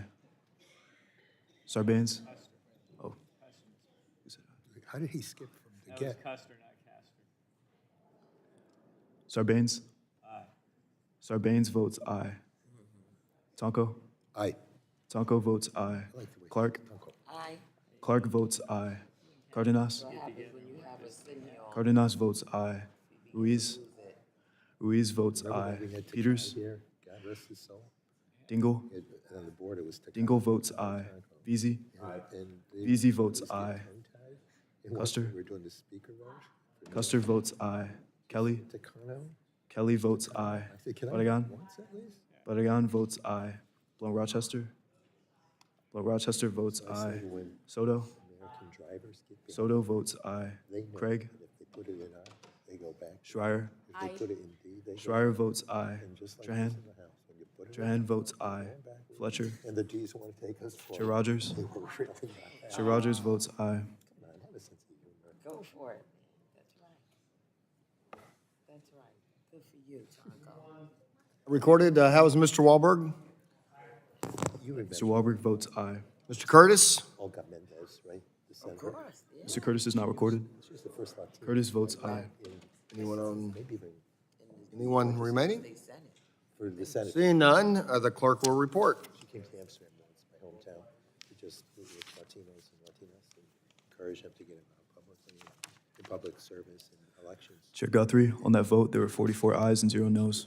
Who's your pit? The ayes have it, and the bill is adopted as amended. Have I heard the same person make over and over? The chair calls up H.R. 5386 and asks the clerk to report. So I told. H.R. 5386, bill to amend Title 18 of Without the... objection, the first reading of the bill is dispensed with, and the bill will be open for amendment at any point so ordered. Does anyone seek to be recognized on the bill? Every time she saw me, she goes, Mr. Bilirakis, you are recognized for 5 minutes. Thank you, Mr. Chairman, I appreciate it. I move to strike the last word. Gentleman's I wanna thank recognized. the Chair, thank you. I want to thank the Chair and the Ranking Member for moving forward with the bill. I'm proud to co-lead with Representative McGarvey. The Cutting Co-Pays Act. This bill will ensure that lowest income seniors on Medicare, those enrolled in the low-income subsidy program, are given $0 co-pays for generic prescription medications. I support the ranking member Pallone's aims here to make technical changes. This common sense legislation incentivizes LIS enrolled beneficiaries to choose to use cheaper generic drugs compared to their more expensive brand name alternatives. These drugs have been proven to be just as effective, but ultimately save taxpayer dollars. With that, I urge my colleagues to support the Cutting Copays Act, and if no one wants my time, I'll yield back, Mr. Chairman. Thank you. Are there any amendments at the desk? The gentleman from New Jersey is recognized for 5 for the amendment. Oh, thank you. Do you have to report it, or? The clerk will report. Amendment in the nature of a substitute to H.R. 5386, offered by Mr. Without Pallone. objection, the reading of the amendment is dispensed with, and the gentleman from New Jersey is recognized for 5 minutes in support of the amendment. Thank you, Mr. Chairman. My amendment, or my AINS, makes technical and conforming changes to the underlying bill pursuant to technical assistance feedback from the Centers for Medicare and Medicaid Services. I'm very pleased we're considering the Cutting Copays Act today, sponsored by Representatives McGarvey and Bilirakis. This bill is a victory for low-income beneficiaries and ensures that Part D enrollees who receive the low-income subsidy will no longer face any cost sharing for generic drugs. This delivers real, meaningful savings to patients while also incentivizing greater generic drug utilization, which we know helps bring down drug prices. For low-income beneficiaries, copayments can mean the difference between taking the medicines they need to keep themselves healthy or leaving prescriptions at the pharmacy counter because they're unable to afford them. So this bill will ensure that LIS beneficiaries don't have to make that choice and instead are able to take the generics they need without cost sharing. Again, I want to thank Representative Bilirakis, Chairman Bilirakis, Representative McGarvey, their work on this bill, as well as Chair Rodgers. And I look forward to seeing this legislation move forward, becoming law. The bill is a common sense bipartisan policy that reduces costs, incentivizes generic utilization, and will ensure low-income seniors are able to afford the medicines they need. And I urge support for the AINS and the underlying bill. And I yield back, Mr. Chairman. The gentleman yields back. Anyone seeking discussion on the amendment? Seeing no, if there's no further discussion on the amendment, the vote occurs on the amendment. All those in favor will signify by saying aye. Aye. All those opposed, no. The ayes have it, and the amendment is agreed to. Are there any other bipartisan amendments? Are there any other amendments? Seeing none, the question now occurs on approving H.R. 5386 as amended, and a roll call vote has been requested, and the clerk will call the roll. Burgess. Burgess votes aye. Latta. Latta votes aye. Guthrie. Guthrie votes aye. Griffith. Griffith votes aye. Bilirakis. Bilirakis votes aye. Johnson. Bouchon. Bouchon votes aye. Hudson. Hudson votes aye. Wahlberg. Wahlberg votes aye. Carter. Duncan. Duncan votes aye. Palmer. Dunn. Curtis. Lesko. Lesko votes no. Pence. Crenshaw. Joyce. Armstrong. Armstrong votes aye. Weber. Weber votes aye. Allen. Allen votes aye. Balderson. Balderson votes aye. Fulcher. Fulcher votes aye. Pfluger. Pfluger votes aye. Harshbarger. Harshbarger votes aye. Miller Meeks. Kamick. Kamick votes aye. Obernolte. Pallone. Pallone votes aye. Eshu. Eshu votes aye. DeGette. DeGette votes aye. Schakowsky. Schakowsky votes aye. Matsui. Castor. Annie? Sarbanes. Aye. Sarbanes votes aye. Tonko. Aye. Tonko votes aye. Clark. Clark votes aye. Cardenas. Cardenas votes aye. Ruiz. Ruiz votes aye. Peters. Dingle. Dingle votes aye. Veazey? Veazey votes aye. Custer? Custer votes aye. Kelly? Barragan? Barragan votes aye. Blount Rochester? Blount Rochester votes aye. Soto? Soto votes aye. Craig? Schreier? Schreier votes aye. Trahan? Trahan votes aye. Fletcher? Chair Rodgers? Chair Rodgers votes aye. Anyone seeking to call the roll? Mr. Curtis? Curtis is not recorded. Curtis Mr. votes aye. Johnson? Johnson is not recorded. Mr. Johnson Crenshaw? votes aye. Crenshaw votes aye. Mr. Carter? Carter is not recorded. Mr. Pence? Oh, Carter votes aye. Carter votes aye. Mr. Pence? Pence votes aye. Dr. Miller Meeks? Miller Meeks votes aye. Anyone on the other side of the aisle? Anyone else wanting to call, answer the roll of the call? Seeing none, the clerk will report.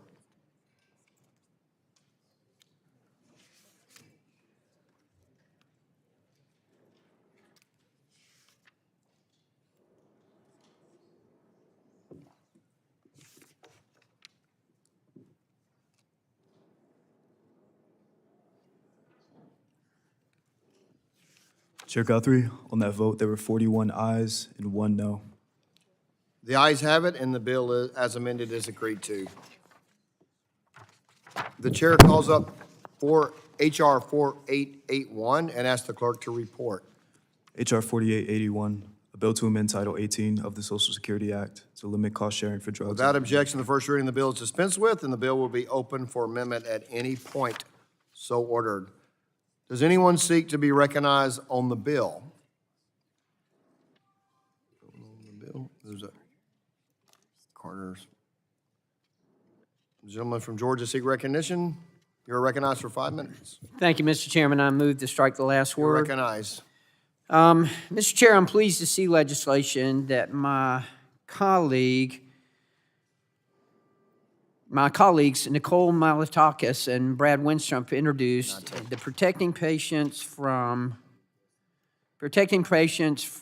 Middlemen Act is included in today's markup. The legislation would prohibit prescription drug plans and PBMs and Medicare Part D or Medicare Advantage from charging patients more in drug cost sharing than the net price of a drug. This is a common sense patient protection that will ensure that PBMs are not forcing patients to pay more for their medicine than what they negotiated in their coverage, and that our Medicare program is always putting patients over profits.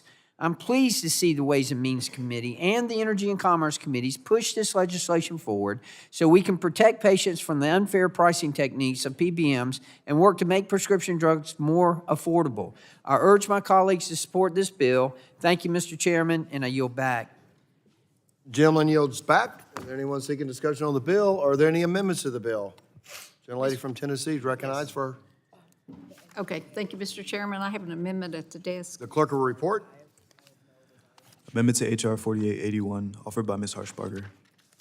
Insert estimated for net price. Without objection, the reading of the amendment is dispensed with, and the gentlelady from Tennessee is recognized for 5 minutes for her amendment. Thank you, Mr. Chair. This is a common sense bill that ensures no senior citizen will pay more for the price of a drug. My amendment makes some technical changes to H.R. 4881 to address some issues raised by other committee members.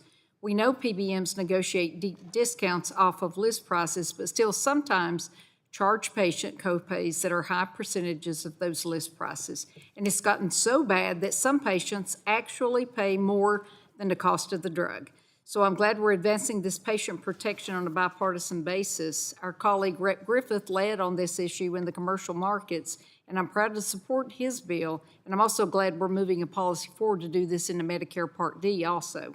We have a lot of work to do to stop this and other PBM abuses, but today this bill introduced by our colleagues, Reps. Malatakis and Winstrup, I'm pleased we're able to come together to make meaningful progress in the right direction. And I look forward to working to continue doing more to protect patients in the Medicare program. And I urge my colleagues to adopt this technical amendment, and I yield back. Gentlelady yields back. Any further discussion on the amendment? The gentleman from New Jersey is recognized. Thank you, Mr. Chairman. I'm pleased today we're considering a series of bipartisan Part D reforms that will rein in practices of pharmacy benefit managers and policies that will reduce cost sharing for certain beneficiaries. And while I'm supportive of the goal of H.R. 4881 to ensure that a beneficiary's cost sharing at the pharmacy counter is no more than the price paid for the drug by their insurance plan, in order to be implemented in a way that is operational, the policy as drafted will continue to need to be refined. The Centers for Medicare and Medicaid Services provided technical assistance on the underlying language as drafted and raised a number of questions with respect to the feasibility of determining the cost-sharing limitations in real time, given the delay in data and information provided to the agency, as well as the bid cycles for Part D plans. And I appreciate the changes made in the amendment for this reason, but continue to believe additional work is needed to ensure that this policy cannot be gamed and that the legislation can be carried out as intended. However, as I noted in my opening statement, I'm willing to support this policy in committee with Chair Rodgers' commitment that she and her staff will work with us to refine the legislation to ensure it is implementable and that CMS has the tools and enforcement authority needed to carry out the policy. So if I could ask the chairwoman, do you commit to working with me on this legislation to address implementation concerns to our satisfaction, as well as the agency satisfaction before floor consideration? Would the gentleman yield? I will yield, certainly. Thank you, Ranking Member Pallone. A big thank you to all of my colleagues for working on this important topic to make sure that seniors are not paying more for a drug than the actual price for that drug. This is an important patient protection, and I am committed to working with you to address the technical assistant comments on this bill and moving it to the floor. We must make sure that this bill can be successfully implemented, and we commit to working through the technical edits to achieve that goal. I'd like to thank you for your support on this bill and look forward to working together, and I'll yield back. Thank you, and I appreciate your statement and your willingness to move forward with this. Obviously, I already said I support the aims and final passage and look forward to continuing to working with the GOP on this bill. I yield back, Mr. Chairman. Gentleman yields back. Any further discussion on the amendment? Mr. Gentleman from Virginia recognized for discussion on the amendment. I'll wait till the full bill. Okay, we've already discussed the bill. We're not discussing the amendment. This is the amendment that nature of substitute. All right. Mr. Chairman, thank you so much. Speaking to the amendment and to the bill, underlying bill. This bill brings up an issue that I think all of us need to be aware of. I had a bill earlier this year that came out of here, it got stalled in Ways and Means, that applied to all insureds, not just Part D, not just the elderly, but to everybody, because I believe the insurance company has a fiduciary duty to their insureds, and that whether you're in Medicare, Part D, or whether you are a private insured person, whether it be through your company or you pay for it, the insurance companies should not charge you more for a medication than they themselves pay. So I'm very supportive of this. This gets us half a loaf. I'm always better with half a loaf than no loaf, but I think we should continue to work to get the whole loaf because we shouldn't be having a fiduciary, which I see the insurance companies as being the fiduciary to the insured, taking advantage of the one they're supposed to be looking out for. And I yield back. Gentleman yields back. Any further discussion on the amendment? Seeing none, if there's no further discussion, the vote occurs on the amendment. All those in favor shall signify by saying aye. Aye. All opposed, nay. The ayes have it, and the amendment is agreed to. Are there further amendments to the bill? Seeing none, the question now occurs on approving H.R. 4881 as amended, and a roll call vote has been requested, and the clerk will call the roll. Burgess. Burgess votes aye. Latta. Aye. Latta votes aye. Guthrie. Guthrie votes aye. Griffith. Aye. Griffith votes aye. Bilirakis. Johnson. Bouchon. Aye. Bouchon votes aye. Hudson. Wahlberg. Wahlberg votes aye. Carter. Carter votes aye. Duncan. Duncan votes aye. Palmer. Dunn. Curtis. Curtis votes aye. Lesko. Lesko votes aye. Pence. Pence votes aye. Crenshaw. Crenshaw votes aye. Joyce. Armstrong. Armstrong votes aye. Weber. Weber votes aye. Allen. Allen votes aye. Balderson. Balderson votes aye. Fulcher. Fulcher votes aye. Pfluger. Pfluger votes aye. Harshbarger. Harshbarger votes aye. Miller Meeks. Miller Meeks votes aye. Kamick. Kamick votes aye. Obernolte. Obernolte votes aye. Pallone. Pallone votes aye. Eshu. Eshu votes aye. DeGette. DeGette votes aye. Schakowsky. Schakowsky votes aye. Masui. Castor. Sarbanes. Aye. Sarbanes votes aye. Tonko. Aye. Tonko votes aye. Clark. Clark votes aye. Cardenas. Cardenas votes aye. Ruiz. Ruiz votes aye. Peters. Peters votes aye. Dingle. Dingle votes aye. Veazey. Veazey votes aye. Custer. Custer votes aye. Kelly. Kelly votes aye. Barragan. Barragan votes aye. Blount Rochester. Blount Rochester votes aye. Soto. Soto votes aye. Craig. Schreier. Schreier votes aye. Trahan. Trahan votes aye. Fletcher. Chair Rodgers. Chair Rodgers votes aye. To the roll, Mr. Bilirakis. Bilirakis votes aye. Dr. Joyce. Joyce votes aye. Anyone else on the Republicans, anyone on the Democrat side seeking to answer the roll? Seeing none, the clerk will report.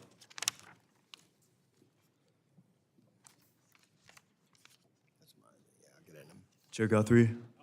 Oh, so how's Mr. Hudson recorded? Hudson is not recorded. Hudson votes aye. The clerk will report. Chair Guthrie, on that vote, there were 45 ayes and 0 noes. 45 ayes and 0 nays. The ayes are agreed to, and the bill is adopted. The chair calls up H.R. 5389 as amended by the Subcommittee on Health and asks the clerk to report. H.R. 5389, a bill to amend Title 18 of the Social Security. Without objection, the first reading of the bill is dispensed with, and the bill will be open for amendment at any point so ordered. Does anyone seek recognition on the bill? Seeing none, is there any bipartisan amendments? There is a bipartisan amendment to the bill. I have an amendment at the desk. The clerk will report the amendment. Amendment in the nature of a substitute to H.R. 5389. Without objection, the reading of the amendment is dispensed with, and my chair recognizes himself for 5 minutes in support of the amendment. This legislation would streamline the process in which the CMS must follow whenever an agency is making coverage decision for a specific product. The current process for making these critical decisions is marked by lengthy delays and lack of transparency about the time in which it takes the agency to make decisions. According to a recent report, between 2014 and 2022, the duration of a national coverage determination request was 483 days. For phases 1 and 2, which is when CMS acknowledges the request, initiates the evidence review. It took the agency 228 days on average to complete these 2 simple steps. The only people who suffer because of this unpredictable and lengthy process are seniors who need FDA-approved therapy to treat potentially life-threatening conditions. My legislation would fix this process by requiring CMS to respond within a certain amount of time about the completeness of a national coverage determination application and bringing more transparency to the process. Importantly, the aims before us today reflects feedback incorporated into the text after discussions with CMS by giving the agency a longer runway to implement these changes to the coverage determination process. And I urge my colleagues to support this legislation. And also want to point, on the point of seniors needing care, also reiterate my strong support for H.R. 6091, ensuring access to critical breakthrough products, which is not passed out of Health Committee, but is not up, a Healthcare Subcommittee, but is not up today. And I look forward to working with my colleagues, and I yield back. Any discussions on the amendment? Any further discussion? Seeing none, The vote occurs on the amendment. All those in favor shall say aye. Aye. All those opposed, nay. The ayes have it, and the amendment is agreed to. Are there any further amendments to the bill? Seeing none, the question now occurs on approving H.R. 5389 as amended, and a roll call has been requested, and the clerk will call the roll. Burgess. Burgess votes aye. Latta votes aye. Guthrie. Griffith. Guthrie votes aye. Griffith. Griffith votes aye. Bilirakis. Bilirakis votes aye. Johnson. Johnson votes aye. Bouchon. Bouchon votes aye. Hudson. Hudson votes aye. Wahlberg. Wahlberg votes aye. Carter. Duncan. Duncan votes aye. Palmer. Dunn. Curtis. Curtis votes aye. Lesko. Lesko votes aye. Pence. Pence votes aye. Crenshaw. Crenshaw votes aye. Joyce. Armstrong. Armstrong votes aye. Weber. Weber votes aye. Allen. Allen votes aye. Balderson. Balderson votes aye. Fulcher. Fulcher votes aye. Pfluger. Pfluger votes aye. Harshbarger. Harshbarger votes aye. Miller Meeks. Kemick. Kemick votes aye. Obernolte. Obernolte votes aye. Pallone. Pallone votes aye. Eshu. Eshu votes aye. DeGette. DeGette votes aye. Schakowsky. Schakowsky votes aye. Matsui. Castor. Sarbanes. Sarbanes votes aye. Tonko. Aye. Tonko votes aye. Clark. Clark votes aye. Cardenas. Cardenas votes aye. Ruiz. Ruiz votes aye. Peters. Peters votes aye. Dingle. Dingle votes aye. Veazey. Veazey votes aye. Custer. Custer votes aye. Kelly. Kelly votes aye. Barragan. Barragan votes aye. Blow Rochester. Blow Rochester. Blow Rochester votes aye. Soto. Soto votes aye. Craig. Schreier. Schreier votes aye. Trahan. Trahan votes aye. Fletcher. Chair Rodgers. Chair Rodgers votes aye. Anyone seeking to answer the roll? Mr. Carter. How is Mr. Carter recorded? Mr. Carter is not recorded. Mr. Carter votes aye. Dr. Joyce? Joyce votes aye. Is anyone else on the Republican side? Anyone on the Democrat side seeking to vote? Seeing none, the clerk will report. Oh, excuse me. How's Dr. Miller Meeks recorded? Miller Meeks is not recorded. Miller Meeks votes aye. The clerk will report. Chair Guthrie, on that vote, there were 46 ayes and 0 noes. The ayes have it, and the bill is adopted. The chair calls up H.R. 133 as amended by the Subcommittee on Health and asks the clerk to report. H.R. 133, a bill to amend Title 18. Without objection, the first reading of the bill is dispensed with, and the bill will be open for amendment at any point so ordered. Does anyone seek to be recognized on the bill? So what purpose, gentlelady, you want to do the amendment or the bill? Do the amendment. The amendment. Anyone seeking recognition on the bill? Seeing none, is there a bipartisan amendment? The gentlelady from California? Mr. Chair, an amendment in the nature of a substitute at the desk. The clerk will report. Amendment in the nature of a substitute to H.R. 133. Without objection, the reading of the amendment is dispensed with, and the gentlelady from California is recognized for 5 minutes in support of the amendment. Thank you. I would like to offer this amendment in the nature of a substitute to H.R. 133, the Merit Act, which incorporates feedback from the Centers for Medicare and Medicaid Services, CMS, and removes duplicative language. I want to thank Representative Buchanan for his leadership on this important bill that we co-led together. This past November was National Alzheimer's Disease Awareness Month, which recognizes the hardships of those living with Alzheimer's, as well as the families and caregivers who sacrifice their time, money, and resources to care for their loved ones. The Awareness Month also serves as a reminder that we must commit to invest in scientific research and increase access to treatment options to ensure a brighter future for all Americans facing Alzheimer's. Today, about 7 million Americans suffer from Alzheimer's, and rates are expected to increase as baby boomers age. As new treatments are approved, millions of Americans living with Alzheimer's and other diseases cannot afford delays in accessing these treatments. One barrier patients currently face in accessing FDA-approved Alzheimer's treatments is a broad national coverage determination by CMS, which effectively denied Medicare coverage to all monoclonal antibiotics directed against amyloid for the treatment of Alzheimer's disease. This decision by CMS to deny coverage for an entire class of drugs was devastating for Alzheimer's patients and families like mine who want their loved ones to have access to medication that can slow progression of the disease. The Merit Act would address this issue by requiring CMS to evaluate treatments individually and based on their own merits, rather than as a broad class of drugs. This bill is a critical first step to improve how CMS approaches future Medicare coverage decisions. I look forward to continuing to work with my colleagues on both sides of the aisle to build on this step through my bipartisan bill, the Access to Innovative Treatments Act, which I co-led with my colleague, Representative Joyce. It accomplishes the same goal as the Merit Act, but includes a required timeline that CMS must follow to reconsider drugs for Medicare coverage when enough data is collected on the drug's effectiveness. Today, I'm pleased to support the Merit Act, and I urge my colleagues to vote yes on the Ains and the underlying bill. I yield back. Gentlelady will yield.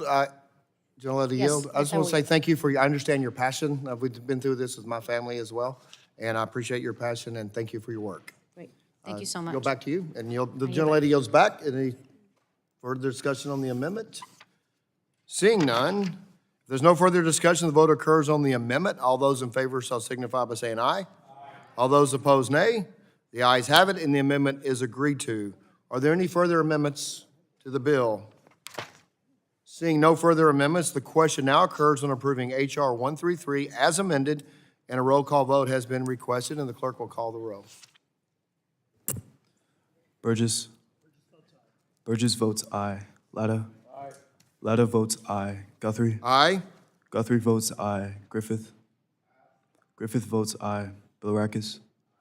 Bilirakis votes aye. Johnson. Bouchon. Bouchon votes aye. Hudson. Wahlberg. Wahlberg votes aye. Carter. Carter votes aye. Duncan. Palmer. Dunn. Curtis. Lesko. Lesko votes aye. Pence. Pence votes aye. Crenshaw. Joyce. Joyce votes aye. Armstrong. Weber. Weber votes aye. Allen. Allen votes aye. Balderson. Balderson votes aye. Fulcher. Fulcher votes aye. Pfluger. Pfluger. Pfluger votes aye. Harshbarger. Harshbarger votes aye. Miller Meeks. Miller Meeks votes aye. Kamick. Kamick votes aye. Obernolte. Obernolte votes aye. Pallone. Pallone votes aye. Eshu. Eshu votes aye. DeGette. DeGette votes aye. Schakowsky.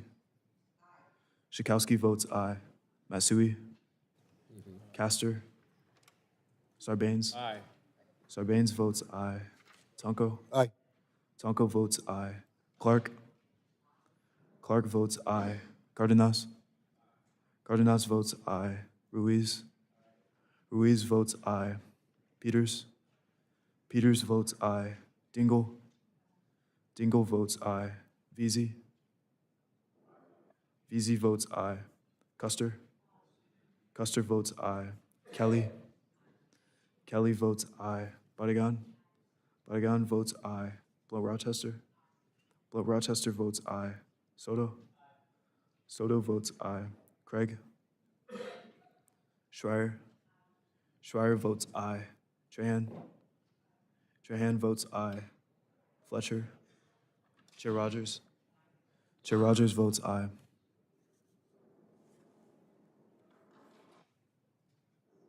Anyone seeking to answer the roll call? Mr. Crenshaw? Crenshaw votes aye. Mr. Armstrong? Armstrong votes aye. Anyone on the Democrat side? Seeing none, the clerk will report.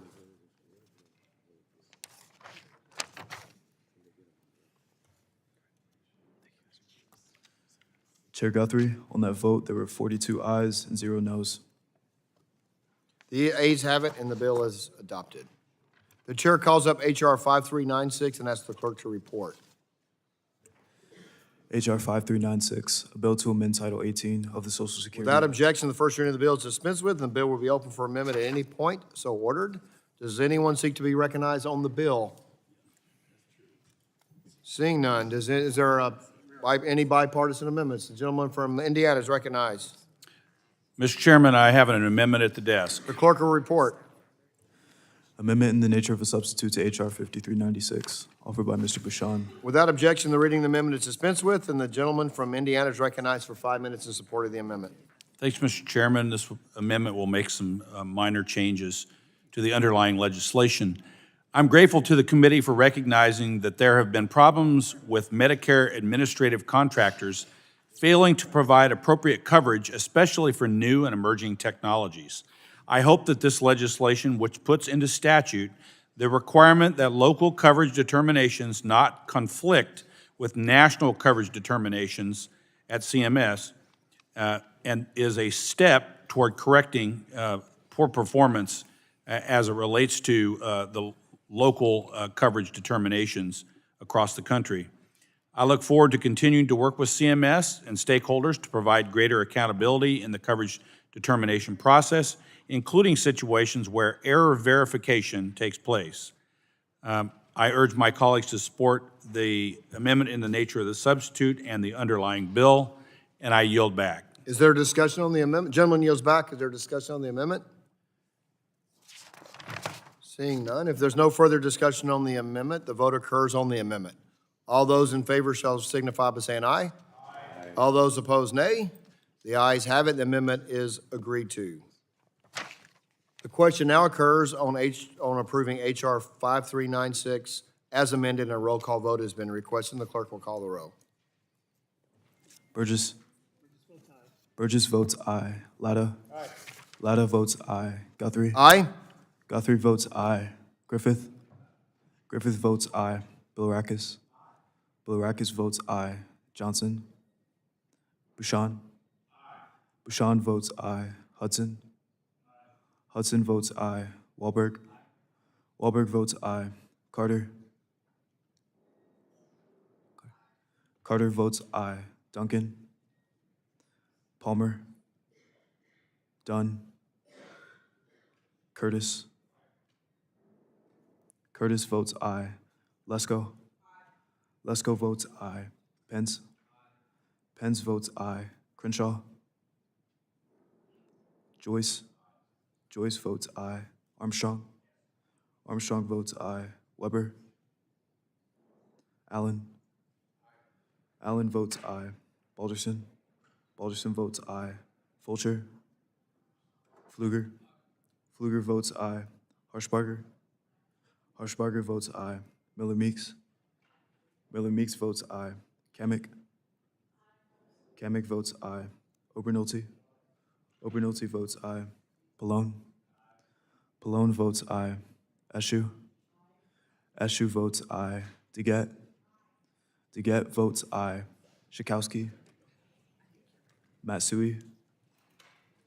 Castor. Sarbanes. Aye. Sarbanes votes aye. Tonko. Aye. Tonko votes aye. Clark. Clark votes aye. Cardenas.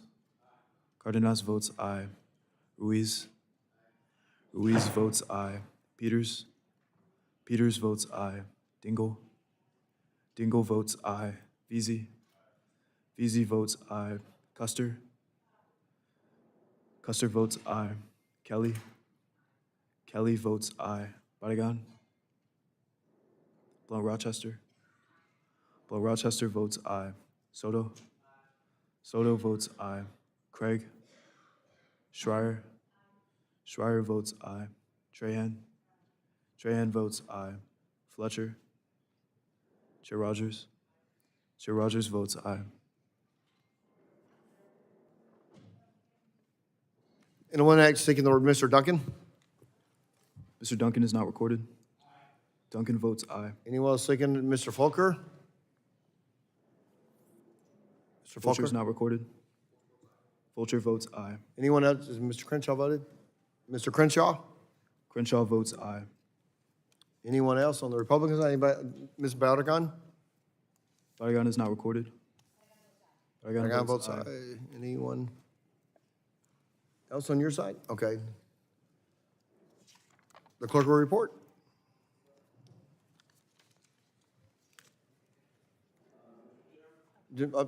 How's Mr. Weber recorded? Mr. Weber, vote? Weber is not recorded. That's good. Weber votes aye. Anyone else? Seeing no one else, clerk will report.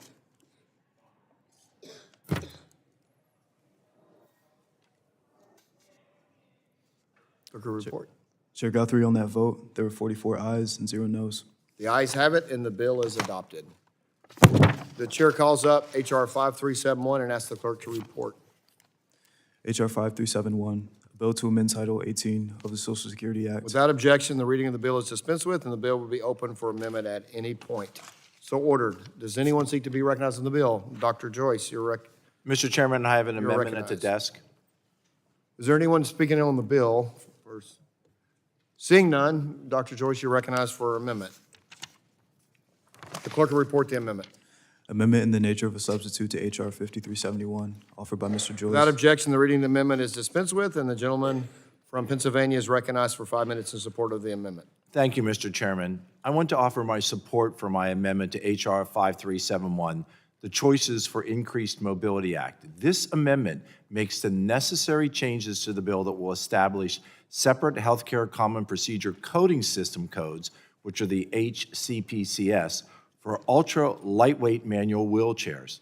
By creating a new code for ultra-lightweight manual wheelchairs under Medicare Part B, this amendment will remove a barrier to access that has since 2016 has impeded access to lightweight durable medical equipment for individuals who live day by day with mobility impairments if deemed medically necessary. Again, this legislation will allow Medicare beneficiaries the opportunity to decide whether a titanium or a carbon wheelchair is right for them in consultation with their doctor. This committee should be encouraging Medicare beneficiaries to take full advantage of their health care plan, and more important, giving them a say in the choices that will directly impact their daily lives. I made a commitment to work with both majority and minority members of this committee prior to this full committee markup to make any technical changes to this bill and to make sure that we get this crucial legislation to a place where we can all support its passage. I believe what we have done here will have a positive impact on the lives of our nation's seniors. I urge my colleagues to support this amendment, and this is a common sense piece of legislation. I thank you, and I yield. Gentleman yields back. Any further discussion on the amendment? If there is no further discussion, the vote occurs on the amendment. All those in favor shall signify by saying aye. Aye. All those opposed, no. The amendment is agreed to. The question now occurs on approving H.R. 5371 as amended, and a roll call vote has been requested, and the clerk will call the roll. Burgess. Burgess votes aye. Latta. Latta votes aye. Guthrie. Guthrie votes aye. Griffith. Griffith votes aye. Bilirakis. Bilirakis votes aye. Johnson. Bouchon. Bouchon votes aye. Hudson. Hudson votes aye. Wahlberg. Wahlberg votes aye. Carter. Duncan. Duncan votes aye. Palmer. Dunn. Curtis. Curtis votes aye. Lesko. Lesko votes aye. Pence. Pence votes aye. Crenshaw. Crenshaw votes aye. Joyce. Joyce votes aye. Armstrong. Armstrong votes aye. Weber. Weber votes aye. Allen. Allen votes aye. Balderson. Balderson votes aye. Fulcher. Fulcher votes aye. Pfluger. Pfluger votes aye. Harshbarger. Harshbarger votes aye. Miller Meeks. Miller Meeks votes aye. Kamek. Kamek votes aye. Obernolte. Obernolte votes aye. Pallone. Pallone votes aye. Eschew. Eschew votes aye. DeGette. DeGette votes aye. Schakowsky. Matsui. Castor. Sarbanes. Sarbanes votes aye. Tonko. Aye. Tonko votes aye. Clark. Clark votes aye. Cardenas. Cardenas votes aye. Ruiz. Ruiz votes aye. Peters. Peters votes aye. Dingle. Dingle votes aye. VC. VC votes aye. Custer. Custer votes aye. Kelly. Badagan. Badagan votes aye. Blunt Rochester. Blunt Rochester votes aye. Soto. Soto votes aye. Craig. Schreier. Trahan. Fletcher. Rodgers. Rodgers votes aye. Anyone seeking an answer to the roll? Anyone on the Republican side? Anyone on the Democrat side? How's Dr. Schreier recorded? Dr. Schreier's not recorded. Schreier votes aye. Anyone else on the Democrat side? Any on the Republican side? Seeing none, the clerk will report.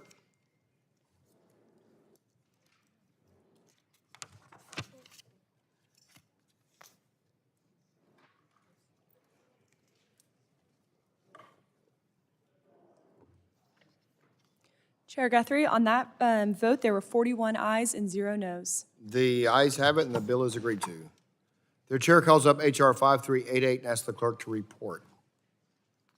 H.R. 5388, a bill to amend Title 18 of the Social... Without objection, the first reading of the bill is dispensed with, and the bill will be open for amendment at any point. So ordered. Does anyone seek to be recognized on the bill?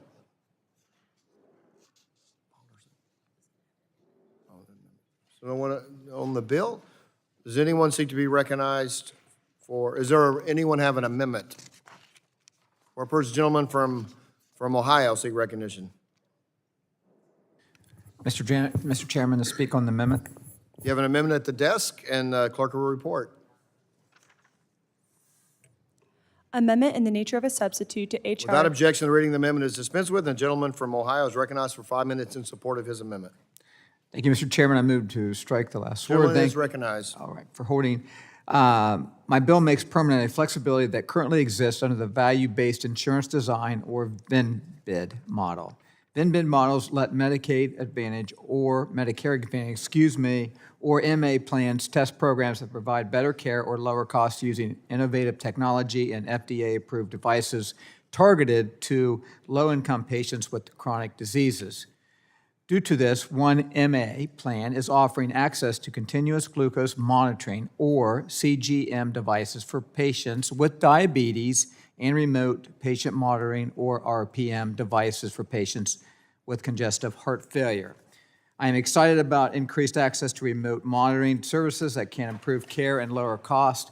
Patients will receive better care because they can personally manage their health conditions. Plans will see lower costs because these devices will catch catastrophic events earlier. We have already seen results from RPM and CGM for the 2 patient populations included in this VIN-BID model. The University of Michigan, or as my office calls it, that school up north, sorry, Mr. Wahlberg, established a pilot program that found when patients with congestive heart failure were sent home with RPM devices, 70% had reduced hospitalizations. Lastly, the University of Alabama at Birmingham offered remote patient monitoring to the 17,000 beneficiaries with conditions such as congested heart failure, chronic kidney disease, diabetes, and hypertension, and their accountable care organization, and saw savings of $1,300 per member per month. My bill builds upon this VIN-BID model by allowing all MA plans to offer targeted interventions via innovative technologies or medical devices to high-risk groups like those with chronic conditions or those receiving the low-income subsidy. I encourage my colleagues to join me in increasing the seniors' access to innovative products, and I yield back, Mr. Chairman. Gentleman yields back. Is there discussion of the amendment? Seeing no discussion. If there is no further discussion, the vote occurs on the amendment. All those in favor shall signify by saying aye. Aye. All those opposed, nay. The ayes have it, and the amendment is agreed to. The question now occurs on approving H.R. 5388 as amended, and a roll call vote has been requested, and the clerk will call the roll. Burgess. Burgess votes aye. Latta. Latta votes aye. Guthrie. Guthrie votes aye. Griffith. Griffith votes aye. Bilirakis. Johnson. Bouchon. Bouchon votes aye. Hudson. Hudson votes aye. Wahlberg. Wahlberg votes aye. Carter. Carter votes aye. Duncan. Duncan votes aye. Palmer. Dunn. Curtis. Lesko. Lesko votes aye. Pence. Pence votes aye. Crenshaw. Crenshaw votes aye. Joyce. Joyce votes aye. Armstrong. Armstrong votes aye. Weber. Weber votes aye. Allen. Allen votes aye. Balderson. Balderson votes aye. Fulcher. Fulcher votes aye. Pfluger. Pfluger votes aye. Harshbarger. Harshbarger votes aye. Miller Meeks. Miller Meeks votes aye. Kamek. Kamek votes aye. Obernolte. Obernolte votes aye. Pallone. Pallone votes aye. Eschew. Eschew votes aye. DeGette. DeGette votes aye. Schakowsky. Matsui. Castor. Sarbanes. Aye. Sarbanes votes aye. Tonko. Aye. Tonko votes aye. Clark. Cardenas. Cardenas votes aye. Ruiz. Ruiz votes aye. Peters. Peters votes aye. Dingle. Dingle votes aye. VC. VC votes aye. Custer. Custer votes aye. Kelly. Kelly votes aye. Barragan. Barragan votes aye. Blunt Rochester. Blunt Rochester votes aye. Soto. Soto votes aye. Craig. Schreier. Schreier votes aye. Trahan. Trahan votes aye. Fletcher. Rodgers. Rodgers votes aye. Anyone not answering the roll? Mr. Bilirakis recorded? Bilirakis is not recorded. Bilirakis votes aye. Anyone else on the Republican side? Anyone on the Democrat side? Seeing no one else, the clerk will report.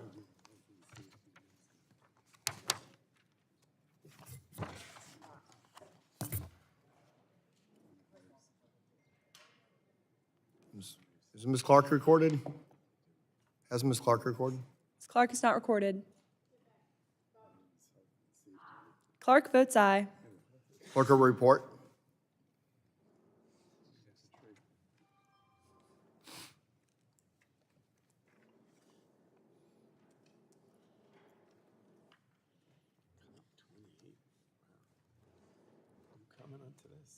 Oh, was that? You coming to COP 20? I'm not invited. You're smart. I thought they just had that. I thought that. Chair Guthrie, on that vote, there were 43 ayes and 0 noes. The ayes have it, and the bill is adopted. The chair calls up H.R. 5380 and asks the clerk to report. H.R. 5380, a bill to amend Title... Without objection, the first reading of the bill is dispensed with, and the bill will be open for amendment at any point, so ordered. Does anyone seek to be recognized on the bill? Seeing none, are there any amendments to the bill? Was the gentleman from Maryland? Yes, thank you. Move to strike the last word. You have an amendment at the desk. I have an amendment at the desk. The clerk will report. Amendment in the nature of a substitute to H.R. 5380. Without objection, the reading of the amendment is dispensed with, and the gentleman from Maryland is recognized for 5 minutes in support of the amendment.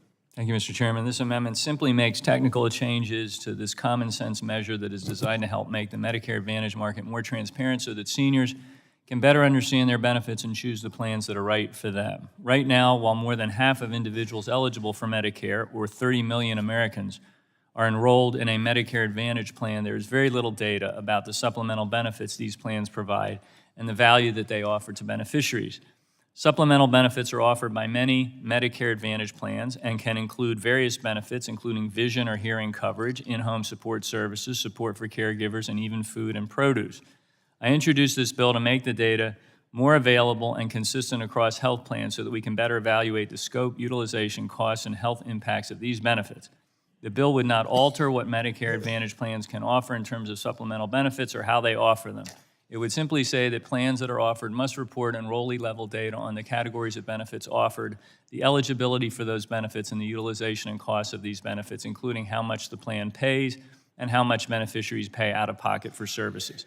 It would also ensure policymakers and seniors have access to this data by requiring the Department of Health and Human Services to make this data publicly available on an annual basis. Seniors deserve the ability to truly understand their coverage and evaluate all coverage options available to them. I'm glad that this bill and several others that will make healthcare more accessible and affordable for Americans are being considered today. I urge my colleagues to support H.R. 5380, sensible reforms for seniors, and vote for this bill's passage. I yield back. Gentleman yields back. Is there any discussion of the amendment? If there is no further discussion, the vote occurs on the amendment. All those in favor shall signify by saying aye. Aye. Those opposed, nay. The ayes have it, and the amendment is agreed to. The question now occurs on approving H.R. 5380 as amended, and a roll call vote has been requested. The clerk will call the roll. Burgess. Burgess votes aye. Latta. Latta votes aye. Guthrie. Aye. Guthrie votes aye. Griffith. Bilirakis. Johnson. Bouchon. Bouchon votes aye. Hudson. Wahlberg. Wahlberg votes aye. Carter. Carter votes aye. Duncan. Duncan votes aye. Palmer. Dunn. Curtis. Lesko. Lesko votes aye. Pence. Pence votes aye. Crenshaw. Crenshaw votes aye. Joyce. Joyce votes aye. Armstrong. Armstrong votes aye. Weber. Weber votes aye. Allen. Allen votes aye. Balderson. Balderson votes aye. Fulcher. Fulcher votes aye. Pfluger. Pfluger votes aye. Harshbarger. Harshbarger votes aye. Miller Meeks. Miller Meeks votes aye. Kamick. Kamick votes aye. Obernolte. Obernolte votes aye. Pallone. Pallone votes aye. Eshue. Eshue votes aye. DeGette. DeGette votes aye. Schakowsky. Matsui. Castor. Tonko. Sarbanes. Sarbanes. Sarbanes votes aye. Tonko. Aye. Tonko votes aye. Clark. Aye. Clark votes aye. Cardenas. Cardenas votes aye. Ruiz. Ruiz votes aye. Peters. Peters votes aye. Dingle. Dingle votes aye. Vesey. Vesey votes aye. Custer. Custer votes aye. Kelly. Kelly votes aye. Badagan. Badagan votes aye. Blunt Rochester. Blunt Rochester votes aye. Soto. Soto votes aye. Craig. Schreier. Schreier votes aye. Trahan. Trahan votes aye. Fletcher. Rodgers. Rodgers votes aye. Anyone answering how's Mr. Hudson recorded? Hudson is not recorded. Hudson votes aye. Mr. Griffith? Wow. Griffith votes aye. Mr. Bilirakis? Bilirakis votes aye. Is anyone on the Democrat side seeking to vote? Any further on the Republican side? Seeing none, the clerk will report. Okay. Yeah, I'd like this sign out. Right.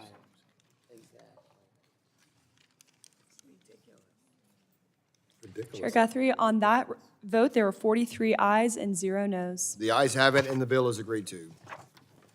The chair calls up H.R. 3842 as amended by the Subcommittee on Health and asks the clerk to report. H.R. 3842, a bill to amend Title 8. Without objection, the first reading of the bill is dispensed with, and the bill will be open for amendment at any point so ordered. Does anybody seek recognition on the bill?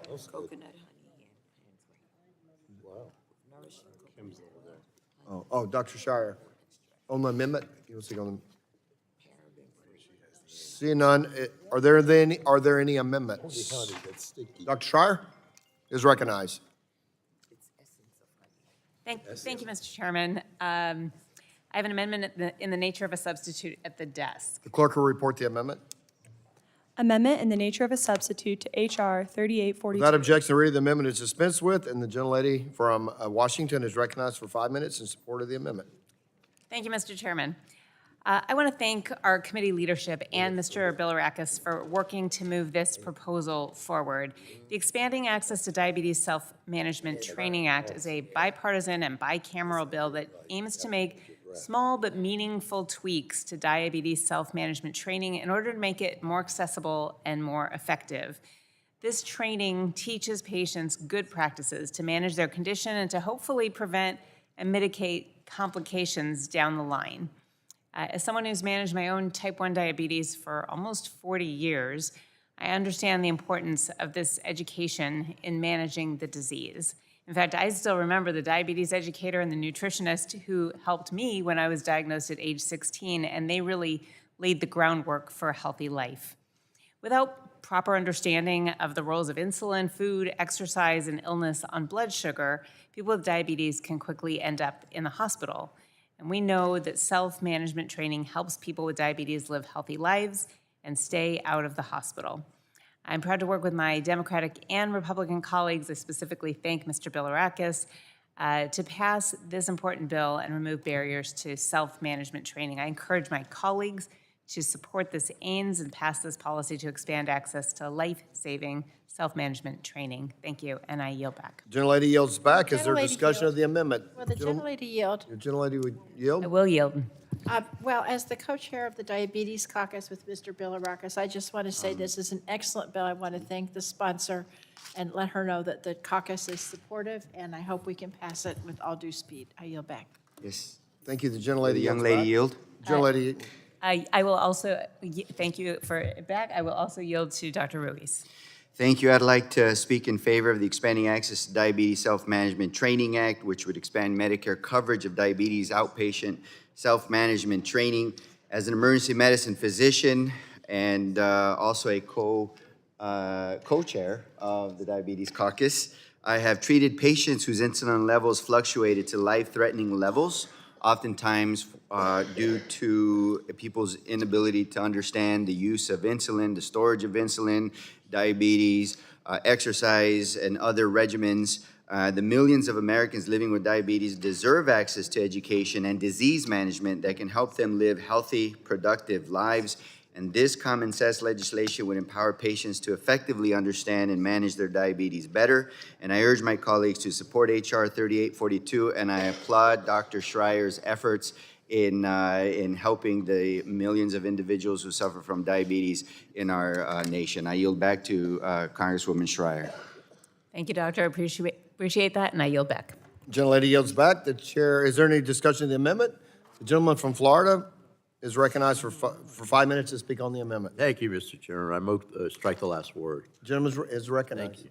I want to thank Dr. Schreier for her efforts and partnership on this issue, and I was proud to co-lead HR 3842, the Expanding Access to Diabetes Self-Management Training Act, along with Dr. Bouchon and, of course, my good friend Diane DeGette.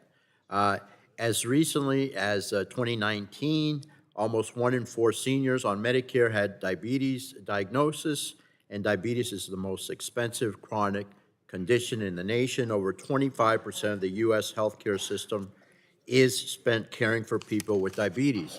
As the co-chair of the Congressional Diabetes Caucus, and as a patient who personally has type 2 diabetes, I understand how important it is to keep the disease under control. We must find ways to ensure patients effectively manage their chronic conditions on their own and in a way that fits their health needs. I had a little roundtable the other day, and I learned a lot from patients. And one suggestion was, and I'm not a doctor, you've got the doctors around here, so I'm not giving medical advice, but one suggestion was to check the levels of the blood sugar levels before you get behind the wheel, because we know what could happen if the levels are too high or too low. So we've got to make sure we practice that defensive medicine. Our bipartisan legislation is a small step in that direction. Each HR 3842 will allow beneficiaries the flexibility to access their initial 10 hours of diabetes self-management training services until fully utilized. Such a great idea. Diabetes self-management training, or DSMT, is an evidence-based service that provides the tools to better manage and reduce their risk of diabetes-related complications. DSMT has been proven to effectively reduce costs over time, help patients achieve a lower A1C and better weight loss results, and keep patients from experiencing worsening symptoms associated with the disease. Despite these proven results, only 5% of Medicare beneficiaries with newly diagnosed diabetes utilize DSMT services. Dr. Schreier's aims will help eliminate barriers for providers to refer and patients to access DSMT services, which is a critical step toward reducing diabetes-related healthcare costs and improving the outcomes for Medicare patients living with diabetes. And it clarifies the Medicare statute to ensure that those clinicians who provide these services are still able to do so. I strongly support Representative Schreiner's aims and ask my colleagues to support it and pass the underlying bill. And I yield back to Will the House. gentleman yield? Oh, yes, of course I will. To the doctor, please. I want to associate myself with the comments of my colleagues, Dr. Schreier, Dr. Ruiz, and Mr. Bilibrakis. As a cardiovascular surgeon, I can tell you that everything that we can do to make it easier for our America's seniors to manage their diabetes, and for that matter, all Americans to manage their diabetes, is an absolute win for the American people. Tertiary care is the end result, in many cases, of poorly managed diabetes, and I can tell you that from experience. So I'm in strong support of expanding access to diabetes self-management training, and I hope all of my colleagues will support this legislation. I yield back to Mr. Bilibrakis. And if anyone else wants my time, they can have it. Otherwise, I yield back, Mr. Chairman. Gentleman yields back. Is there any further discussion on the amendment? If there's no further discussion, the vote occurs on the amendment. All those in favor shall signify by saying aye. Aye. All those opposed, nay. The ayes have it, and the amendment is agreed to. The question now occurs on approving H.R. 3842 as amended, and a roll call vote has been requested. The clerk will call the roll. Burgess. Burgess votes aye. Latta. Latta votes aye. Guthrie. Guthrie votes aye. Griffith. Griffith votes aye. Bilibrakis. Bilibrakis votes aye. Johnson. Bouchon. Bouchon votes aye. Hudson. Hudson votes aye. Wahlberg. Wahlberg votes aye. Carter. Carter votes aye. Duncan. Duncan votes aye. Palmer. Palmer votes aye. Dunn. Curtis. Lesko. Lesko votes aye. Pence. Pence votes aye. Crenshaw. Crenshaw votes aye. Joyce. Joyce votes aye. Armstrong. Armstrong votes aye. Weber. Weber votes aye. Allen. Allen votes aye. Balderson. Balderson votes aye. Fulcher. Fulcher votes aye. Pfluger. Pfluger votes aye. Harshbarger. Harshbarger votes aye. Miller Meeks. Kamick. Kamick votes aye. Obernolte. Obernolte votes aye. Pallone. Pallone votes aye. Eschew. Eschew votes aye. DeGette. DeGette votes aye. Schakowsky. Matsui. Castor. Sarbanes. Sarbanes votes aye. Tonko. Aye. Tonko votes aye. Clark. Clark votes aye. Cardenas. Cardenas votes aye. Ruiz. Ruiz votes aye. Peters. Peters votes aye. Dingle. Dingle votes aye. VC. VC votes aye. Custer. Custer votes aye. Kelly. Kelly votes aye. Barragan. Barragan votes aye. Blunt Rochester. Blunt Rochester votes aye. Soto. Soto votes aye. Craig. Schreier. Schreier votes aye. Trahan. Trahan votes aye. Fletcher. Rodgers. Rodgers votes aye. Miller Meeks votes aye.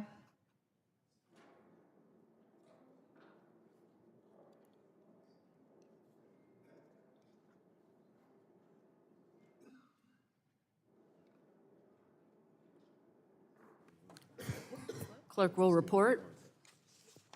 Chair Rodgers, on that vote, there were 44 ayes and 0 noes. The ayes have it, and the bill is adopted. Chair calls up H.R. 5397 as amended by the Subcommittee on Health and asks the clerk to report.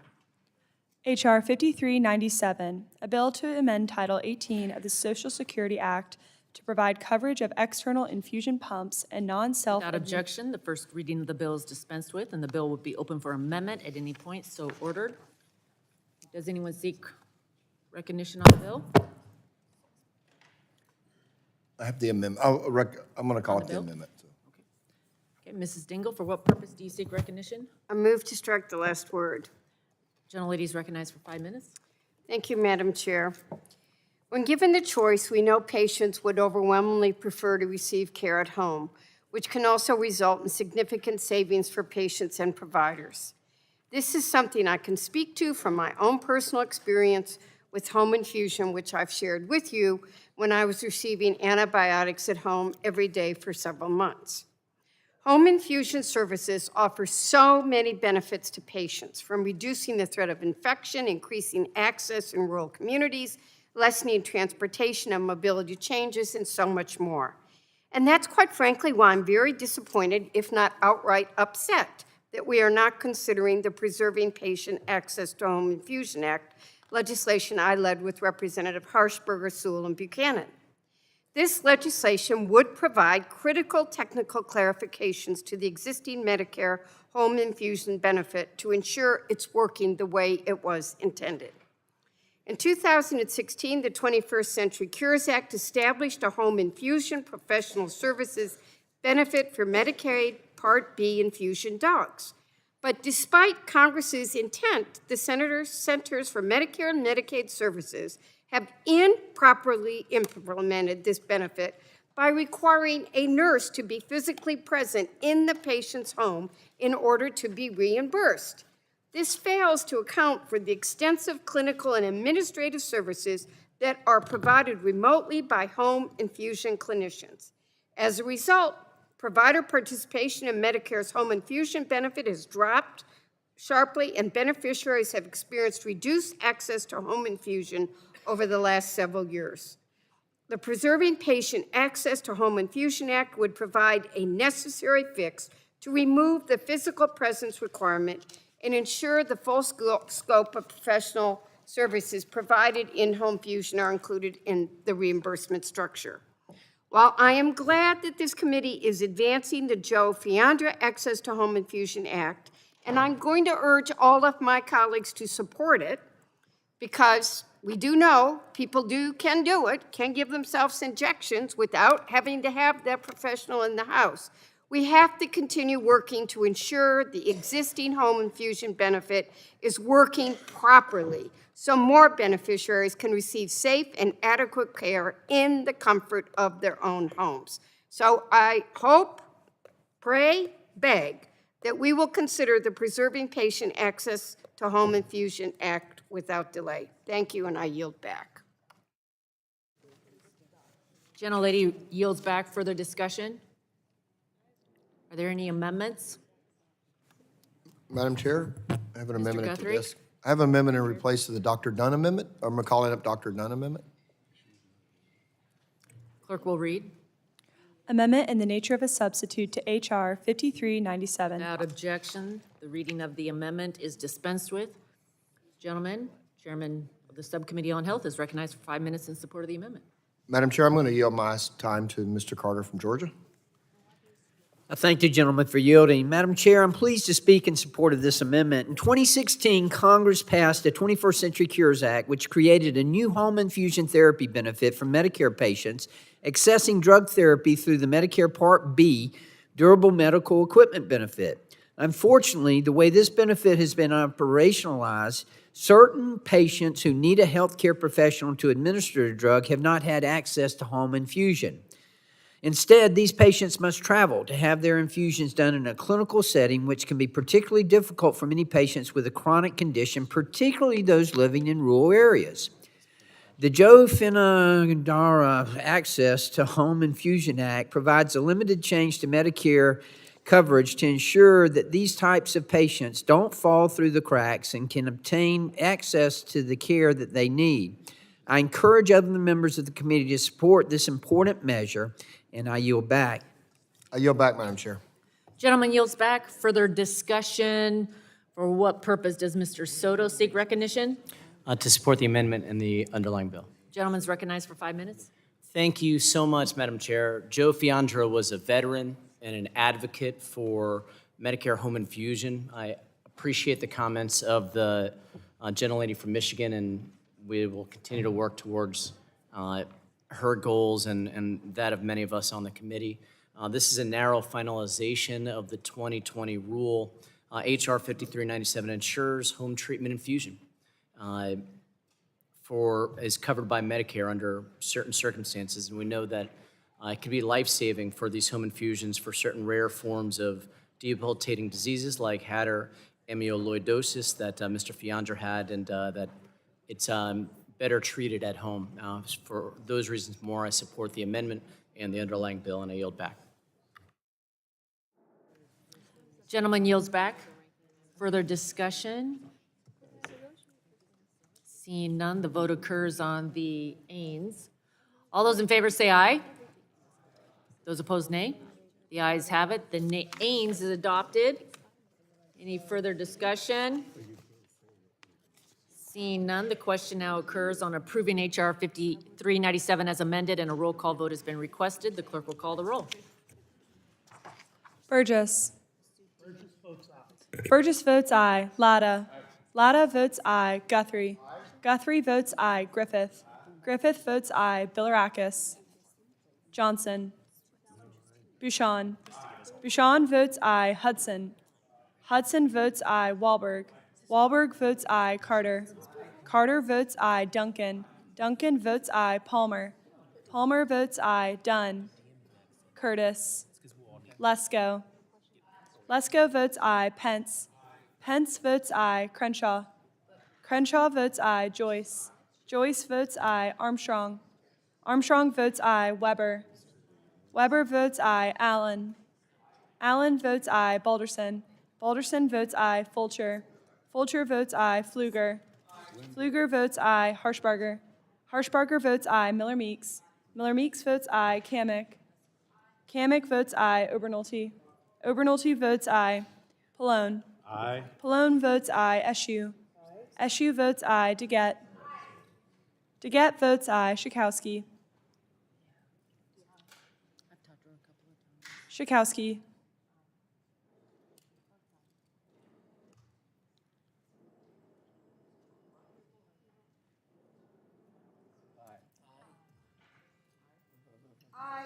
Schakowsky votes aye. Matsui. Castor. Aye. Castor votes aye. Sarbanes. Aye. Sarbanes votes aye. Tonko. Aye. Tonko votes aye. Clark. Clark votes aye. Cardenas. Cardenas votes aye. Ruiz. Ruiz votes aye. Peters. Peters votes aye. Dingle. Dingle votes aye. VC. VC votes aye. Custer. Custer votes aye. Kelly. Kelly votes aye. Bertagon. Bertagon votes aye. Blunt Rochester. Blunt Rochester votes aye. Soto. Soto votes aye. Craig. Schreier. Schreier votes aye. Trahan. Trahan votes aye. Fletcher. Rodgers. Rodgers votes aye. It's recorded. Bilirakis is not recorded. Bilirakis votes aye.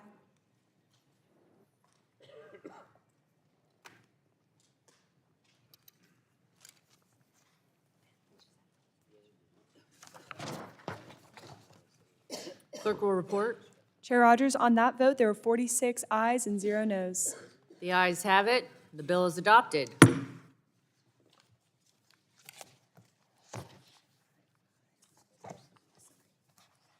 Chair calls up H.R. 5555 and asks the clerk to report.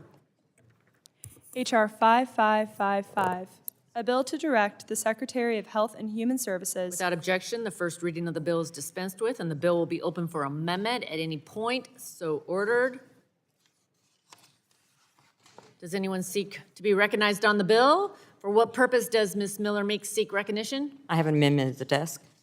The clerk will report the amendment. Amendment in the nature of a substitute to H.R. 5555, offered by Ms. Miller Meeks.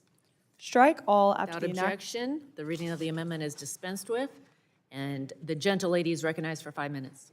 Thank you, Madam Chair.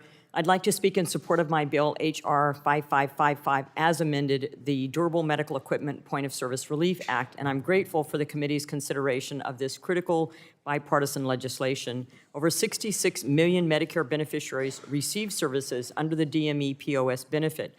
The benefit allows patients to receive medically needed treatment such as oxygen, wheelchairs, and medical supplies in the comforts of their home, keeping them out of expensive inpatient settings such as hospitals and nursing facilities.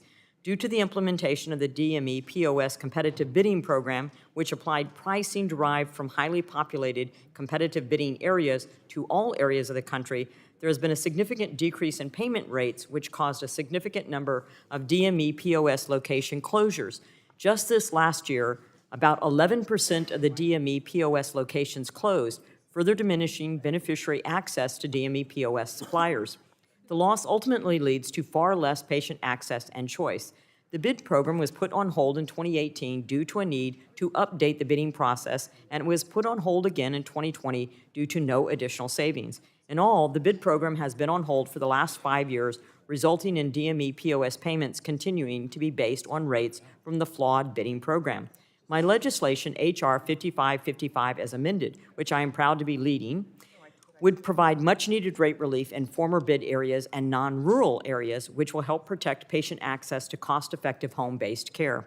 According to the Kaiser Family Foundation, among Medicare beneficiaries in traditional Medicare, most, 86%, had some type of additional coverage in 2020, either through Medigap, 36%, employer coverage, 31%, Medicaid, 17%, or other source, 1%. Without relief to DME POS competitive bidding and non-competitive bidding areas, Medicare beneficiaries may lose access to the medical equipment they need, forcing them to go to an emergency room or a long-term care facility. This would increase cost of the Medicare program, as well as the beneficiary. I'm aware that some of my colleagues on the other side of the aisle are opposing this legislation over grievances of an unrelated policy relating to the state health insurance assistance program. Like my Democrat colleagues, I too want to assure that Americans are aware of their public health care options. However, unlike this DME policy, the SHIP program still receives discretionary funding. Patients will lose access to life-saving equipment without relief for DME providers, and it is good policy. I urge my colleagues to support the AINS and the underlying bill, H.R. 5555, and I yield back the balance of my time. Thank you. Gentlelady yields back. Further discussion on the amendment? On the amendment, Chair recognizes the ranking member. 5 minutes. Thank you. Thank you, Chair Rodgers. The bill H.R. 555 extends a program to prop up payment rates for durable medical equipment, exempting them from the full effect of the DME competitive bidding program. And the DME competitive bidding program was passed into law over 2 decades ago. In 2020, in response to the pandemic, Congress provided temporary relief to DME suppliers to address the reimbursement challenges posed by COVID-19. And this relief expires on December 31st, 2023. And now we're now being asked to extend this temporary relief again and create a new extender policy that Congress will have to continue to address in the future and find bipartisan offsets. Additionally, extending these higher rates could result in increases in out-of-pocket costs for our Medicare beneficiaries. Now, I understand the desire to extend this temporary relief program to help the durable medical equipment industry, but the majority continues to refuse our request to move legislation to extend another important program that actually directly helps Medicare beneficiaries and has historically been bipartisan. And that's H.R. 5360, Helping Low-Income Seniors Afford Care Act, led by Representative Craig, that extends existing programs like the State Health Insurance Assistance Program, SHIPS, the Area Agencies on Aging, AOAs, and the National Center for Benefits Outreach and Enrollment to help low-income Medicare beneficiaries enroll in Medicare and access benefits that lower their out-of-pocket costs. Now, too many low-income seniors struggle with the rising costs of health care, and millions of seniors can't afford the prescription drugs, causing them to forego or delay necessary treatment. According to a recent survey by the Commonwealth Fund, 1/3 of Medicare beneficiaries said it was difficult to afford health care costs, and more than 1 in 5 beneficiaries reported delaying or skipping needed health care because of the cost. These outreach and enrollment programs help our nation's most vulnerable low-income beneficiaries access assistance for prescription drug coverage and other essential Medicare benefits. Because of these programs, approximately 3.5 million Medicare beneficiaries have received assistance, and the number of seniors enrolled in the low-income subsidy program increased from 11.8 million in 2014 to 14.2 million in 2020. Now, these programs are particularly critical as major changes to the Part D benefit are underway that are already saving beneficiaries money through a $35 cap on insulin, no cost sharing for vaccines, and soon a $2,000 out-of-pocket cap on prescription drug costs overall. We need outreach and enrollment education to ensure beneficiaries understand these benefits and are enrolled in the best plan for them in order to take advantage of these savings and changes. A broad coalition of 57 organizations support the extension and expansion of the outreach and enrollment programs, which have been extended 11 times with bipartisan support over the past 15 years. Republicans refused to extend funding for these programs in the continuing resolution, allowing them to lapse this past September. And I'm extremely disappointed that Republicans failed to include the Craig bill in today's markup because these outreach and enrollment programs have longstanding bipartisan support. I'm also disappointed, I should say I am disappointed today that I have to vote no on this bill, but I want to send a message loud and clear to my Republican colleagues that you cannot hold up programs that help our seniors with outreach and enrollment like the Craig bill hostage and then expect Democrats to just work with you on industry priorities. While I'm disappointed that the Craig bill was not included in today's markup, I'm going to continue to fight to lower costs and expand access to care for Medicare beneficiaries and oppose policies that could result in increased premiums or additional out-of-pocket costs for seniors. So for all these reasons, I do urge our Democratic members to join me in opposing H.R. 5555. And I yield back, Madam Chair. Gentleman yields back. Further discussion on the amendment? Madam Chair. Mr. Joyce? Okay. Chair recognizes Mr. Tonko for 5 minutes on the amendment. Sorry about that. Thank you, Madam Chair. Now more than ever, Americans need access to affordable home-based care, but outdated reimbursement rates for life-saving medical equipment is making it increasingly difficult for suppliers to deliver that vital care. I'm proud to have worked with my colleague, Congresswoman Miller Meeks, on this bipartisan legislation that will address the increased cost of home-based care and help ensure that our seniors and other patients are delivered the resources and treatments they need to be well. I recognize Ranking Member Pallone's concerns here and agree that we should also be moving forward with the SHIPS Act today. I urge everyone to address these concerns moving forward. I continue to strongly believe this is legislation that is good policy that will help ensure affordable access to home-based care. I plan to support it and urge my colleagues to do the same. With that, I thank you, Madam Chair, and yield back. Gentleman yields back. Further discussion? Seeing none, the vote occurs on the Miller Meeks amendment. All those in favor say aye. Aye. Those opposed, nay. The ayes have it. The amendment is adopted. Question now occurs on approving H.R. 5555 as amended. All those in favor say aye. Aye. Those opposed, nay. Nay. The ayes have it. The bill is adopted.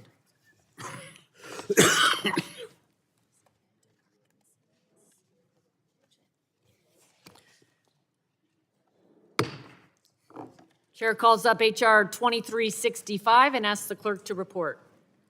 H.R. 2365, a bill to direct the Secretary of Health and Human Services to carry out a national project to prevent and cure Parkinson's. To be Without known, objection, the first reading of the bill is dispensed with. Bill will be open for amendment at any point so ordered. Chair recognizes gentleman Mr. Bilirakis for 5 minutes in support of his bill. Thank you, Madam Chair. I appreciate it. I have an amendment at the desk. Gentleman has an amendment. The clerk will report. amendment in the nature of a substitute to H.R. 2365, offered by Mr. Bilirakis of Florida. Without objection, the amendment, reading of amendment is dispensed with. Gentleman is recognized for 5 minutes in support of his amendment. Thank you, Madam Chair. I appreciate it, and I want to thank you for bringing up this bill, H.R. 2365, the National Plan to End Parkinson's Act. This is an early Christmas present for me. I don't want anything else for Christmas. You can tell my wife that if this bill passes. So this is a major thing for me and my family, but also Parkinson's patients throughout the country. I also want to thank my good friend and colleague, Paul Tonko, who did an outstanding job working with me on this particular bill. I want to thank you for his support, and also, of course, Michael J. Fox Foundation, who supports this bill, and what incredible work Michael J. Fox has done over the years and will continue to do for this great cause. So this no-cost legislation will for the first time unite experts in a public-private partnership in a mission to advance a national project for the purpose of preventing, treating, and ultimately curing Parkinson's disease once and for all. This mission is very personal to me. I think most of you know that. Sadly, I've lost 3 immediate family members, too, in the last 6 months. My brother, Dr. Emmanuel Bilirakis, passed away in May after years a long, long battle with this disease. Emmanuel was a wonderful human being and a primary care physician who gave so much to his community. I'm thankful to my friend and ranking member Ashu for her support and her kind suggestion to name the title of the bill after him, which is reflected in the Ains. I appreciate it so much. Forever grateful. More recently, I lost my mother-in-law in October, Theodora Lialios, who was also a strong fighter who long struggled and battled this horrific disease. I also lost an uncle, my dad's brother, many years ago to this disease. And my father was diagnosed recently, Congressman Mike Bilirakis. So to my colleagues here today, I want everyone to know what I'm particularly passionate about. I really am about this topic and am fully devoted to doing whatever it takes to get this bill enacted into law, get it across the finish line. This is, again, you know where I'm coming from. I appreciate all of your thoughts and prayers. Everyone has been so great to my family. The Ains we have before us today finally represents an agreement from both sides of the aisle. And I'm so grateful that we are able to come together on this particular bill. It could not come at a more crucial time. Since early this year, researchers were able to discover a new biomarker that can reveal a key pathology and new understanding about this disease that I'm hopeful will spur new breakthrough developments of innovative treatments and cures. The time is now, ladies and gentlemen. We must be proactive, and our bill will do just that by establishing a national integrated strategy to support and coordinate research efforts, encourage development of treatments, and reduce the impact on patients and caregivers, among other things. The bill also sets up an advisory council comprised of experts from across the federal government and every related agency, combined with non-federal appointed members representing by patient advocates, specialist providers, clinicians, and researchers, ensuring we are representing minority communities and communities disproportionately affected by Parkinson's disease. This new entity will focus efforts on an annual report to HHS and to Congress with an evaluation on the current effort to prevent, treat, and cure Parkinson's, and recommendations for ways to reduce the escalating burden of this disease on patients and families. It will also improve outcomes and the quality of care for Medicare and Medicaid beneficiaries and veterans, and better research the underlying causes of this disease. This national project will also incorporate other related neurodegenerative diseases, including the rare disease progressive, the supranuclear palsy, which I was saddened to learn has afflicted our friend and House colleague, Jennifer Wexton. She helped so much on this bill, and I appreciate her so very much. Yes.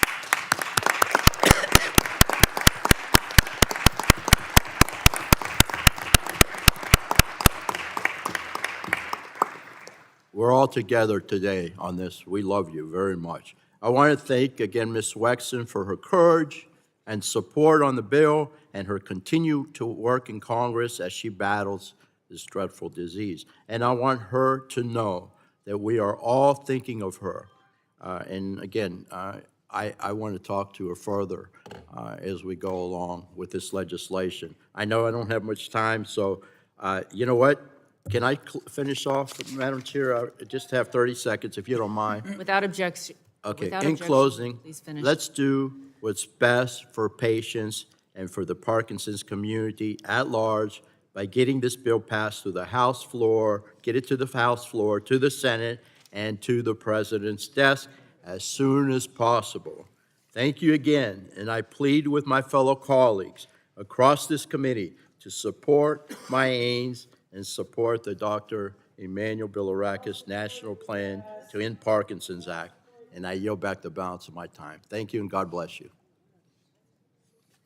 Gentleman yields back. Further discussion. Chair recognizes Mr. Tonko for 5 minutes. Thank you, Madam Chair, for including the National Plan to End Parkinson's Act as a part of this markup.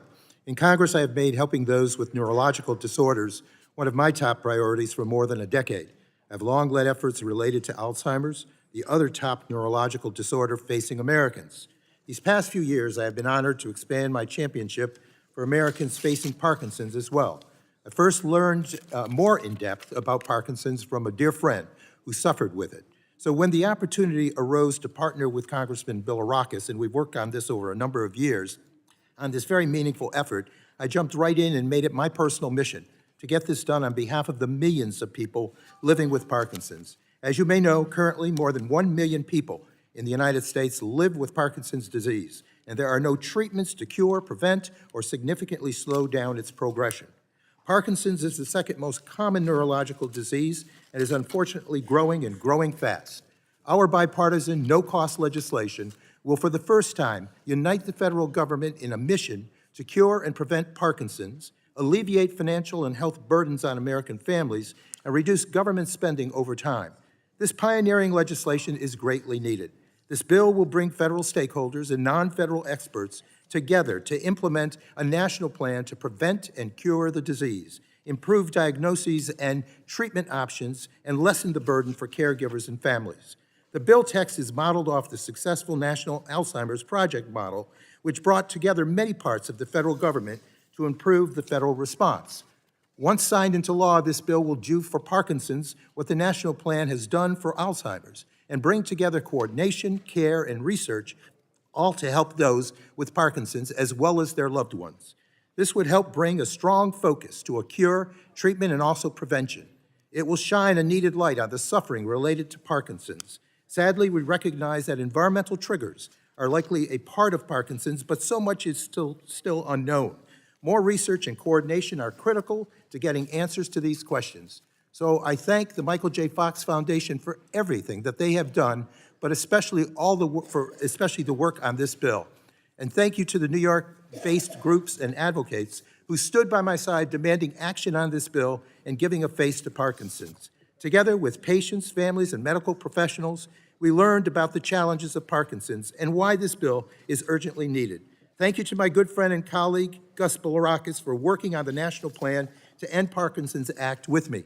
It's an honor to work with you, my friend, and I know how much this means to you personally, and I thank you for your relentless work to push this forward.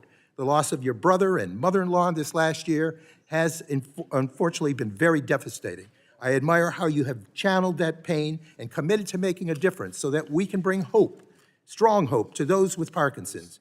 And thank you to Chair Rodgers and Ranking Member Pallone and Ranking Member Eshoo for staying with us and finding a resolution to move this meaningful bill forward. I think the end product here is strong and something we can all be proud of. I also want to thank our good friend and colleague, Congresswoman Jennifer Wexton, who, when faced with a devastating diagnosis, not only joined this fight, but became one of the most vocal advocates fighting for the Parkinson's community. As many of you know, Congresswoman Wexton was first diagnosed with PSP this year, which she describes as a kind of Parkinson's on steroids. Jennifer, today and every day, you give a face to Parkinson's, and you are changing the future for those who have not yet received the diagnosis and those who will benefit from the National Plan to End Parkinson's. I thank you for your advocacy and for bravely sharing publicly about your journey. I value your friendship and am in awe of your determination and your journey. Congresswoman Wexton shared this about the National Plan to End Parkinson's, and Madam Chair, I ask that we incorporate this into the record. And I quote, "Eventually, the nearly 1 million of us who have these diseases in the United States will be unable to walk, talk, or even feed ourselves. We will require extensive and expensive institutional or in-home care, the cost of which will likely be borne primarily by U.S. taxpayers. By bringing together key stakeholders to build a national plan to prevent and cure Parkinson's, the National Plan to End Parkinson's Act is taking a critical and historic step for the millions of Americans with Parkinson's and Parkinsonisms and their families just like mine, and that's a quote from our dear friend, Jennifer. I could not agree more. I ask that Congresswoman Wexton's full statement on the bill be entered for the record. I understand that receiving a Parkinson's diagnosis must be truly devastating for individuals and their loved ones. It is incumbent upon Congress to ensure Americans know they will be supported during this frightening and life-altering time. Our legislation does just that and offers a dose of hope. This is a common-sense, compassionate bill that will establish a robust response to address Parkinson's and ensure that patients and their families receive the care they need. To all of our colleagues here, thank you for your strong support and commitment to the Parkinson's community. I will support the aims and the final passage and encourage everyone in this room to do the same. By moving this forward, we will make a positive difference, improve lives, and even save lives. We'll deliver hope to the doorsteps of millions, and that is a gift that we should all be proud of. And for the millions of Americans living with Parkinson's, as well as their loved ones, truly, we wish them well in their journey. And with that, Madam Chair, I thank you and yield back. Gentleman yields back. The chair notes that Congresswoman Jennifer Wexton is in the audience today. And Jennifer, we are inspired by your fight, your courage, Lord, and we just want you to know that we stand by you. We appreciate your support, your leadership on this legislation, and thanks for joining us today as we move this along. Yes.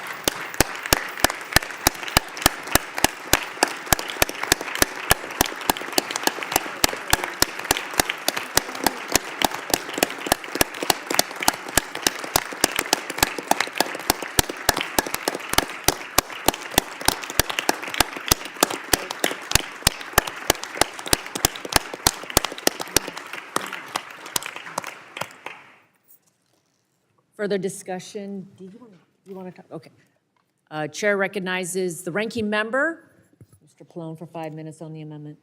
Or the, yeah, the amendment. On both the amendment and the underlying bill. Thank you, Madam Chair. And I just want to also thank Congresswoman Wexton for not only her strength, and which I admire so much, but I just want to point out that it was her really working with us on a bipartisan basis that has led to this amendment that makes it possible for us to move this bill today. And I just want to thank her for all her help with the bill, with the amendment, and again, admire her strength.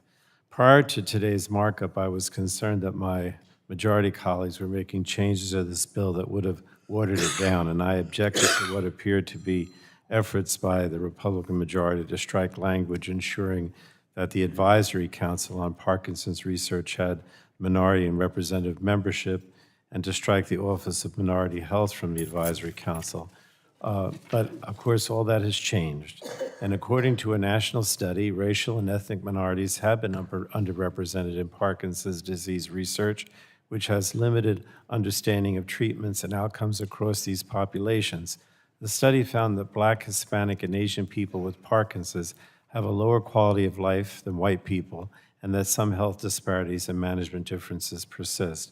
And it was important to address these disparities as part of our work as we moved forward with any federal efforts on Parkinson research and treatment. So we were able to land on language today to ensure that minority and underrepresented communities are included in the Advisory Council membership. And I want to thank again our chairwoman, McMorris Rodgers, Representative Bilirakis, for working with the Democrats to ensure that all representative perspectives will be included in both the federal and non-federal Advisory Council. And of course, in addition to Congressman Bilirakis, I want to thank Congressman Tonko because he has been pushing for this bill for a long time. So thank you, Paul. The fact is that the Energy and Commerce Committee has long recognized equity to be important considerations in public health legislation and legislation more broadly. Today's legislation meets that bar despite our initial efforts on the wrong foot, and it is my deep belief that this legislation will make significant strides to end Parkinson's and will provide our family members, caregivers, and friends with real hope. So I urge my colleagues to support the amendment as well as the underlying bill. I thank you all again, and I yield back. Gentleman yields back. Further discussion? Seeing none, the vote occurs on the ayes. All those in favor say aye. Those opposed, nay. The ayes have it. The ayes is adopted. Any further discussion? Chair now, or the question now occurs on approving H.R. 2365 as amended, and a roll call vote has been requested. Clerk will call the roll. Burgess. Burgess votes aye. Latta. Latta votes aye. Guthrie. Guthrie votes aye. Griffith. Griffith votes aye. Bilirakis. Bilirakis votes aye. Johnson. Johnson votes aye. Bouchon. Bouchon votes aye. Hudson. Hudson votes aye. Wahlberg. Wahlberg votes aye. Carter. Carter votes aye. Duncan. Duncan votes aye. Palmer. Dunn. Curtis. Curtis votes aye. Lesko. Lesko votes aye. Pence. Pence votes aye. Crenshaw. Crenshaw votes aye. Joyce. Joyce votes aye. Armstrong. Armstrong votes aye. Weber. Weber votes aye. Allen. Allen votes aye. Balderson. Balderson votes aye. Fulcher. Fulcher votes aye. Pfluger. Pfluger votes aye. Harshbarger. Harshbarger votes aye. Miller Meeks. Miller Meeks votes aye. Kamick. Kamick votes aye. Obernolte. Obernolte votes aye. Pallone. Pallone votes aye. Eschew. Eschew votes aye. DeGette. DeGette votes aye. Schakowsky. Schakowsky votes aye. Matsui. Castor. Castor votes aye. Sarbanes. Sarbanes votes aye. Tonko. Aye. Tonko votes aye. Clark. Clark votes aye. Cardenas. Cardenas votes aye. Ruiz. Ruiz votes aye. Peters. Dingle. Vesey. Vesey votes aye. Custer. Custer votes aye. Kelly. Kelly votes aye. Badagan. Badagan votes aye. Blunt Rochester. Blunt Rochester votes aye. Soto. Soto votes aye. Craig. Schreier. Schreier votes aye. Trahan. Trahan votes aye. Fletcher. Rodgers. Aye. Rodgers votes aye.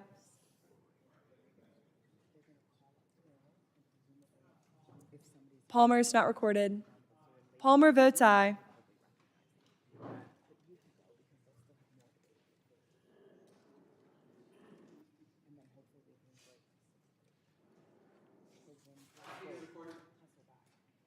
Mr. Peters is not recorded.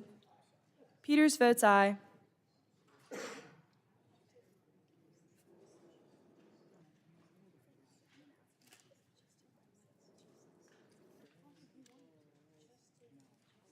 Clerk will report. Chair Rodgers, on that vote, there are 47 ayes and 0 noes. The ayes have it, and the bill is adopted.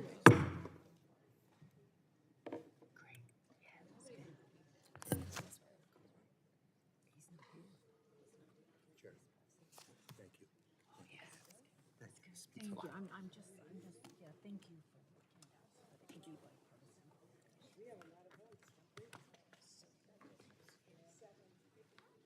We're gonna call it up again. Who's first? Who's first? You wanna go, Bertie? Chair calls up HR 6545 and asks the clerk to report.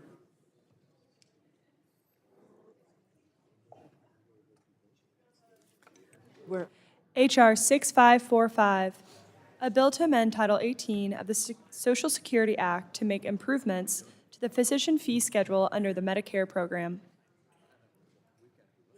Section Without 1. objection, the first reading of the bill is dispensed with. The bill will be open for amendment at any point. So ordered.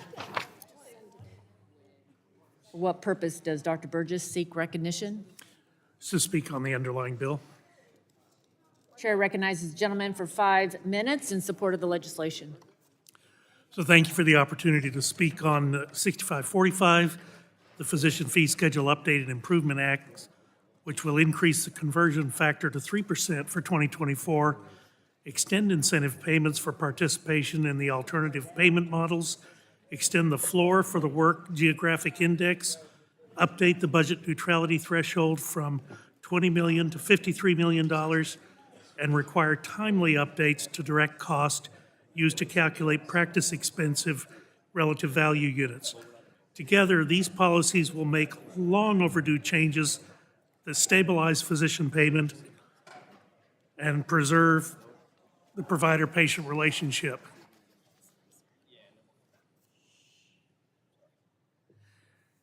This is the first time that the Energy and Commerce Committee has marked up a short-term increase to address physician payment, along with long-term structural updates to budget neutrality. The budget neutrality threshold has not been updated since 1992, and it is responsible for the across-the-board cuts that affect independent practice physicians across America. These structural changes will help modernize physician payment while updating policies that haven't been touched since the creation of the physician fee schedule in 1992. And I'm sure, just like me, many of you are hearing from your physicians at home that this represents an existential threat to their ability to continue in practice. I want to thank everyone who's worked on HR 6545, as well as HR 6371, the Provider Reimbursement Stability Act. I want to thank the co-chairs of the Doctors Caucus, Dr. Murphy and Dr. Wenstrup, and Representative Robin Kelly. I look forward to continuing our work on the remaining policies in 6371.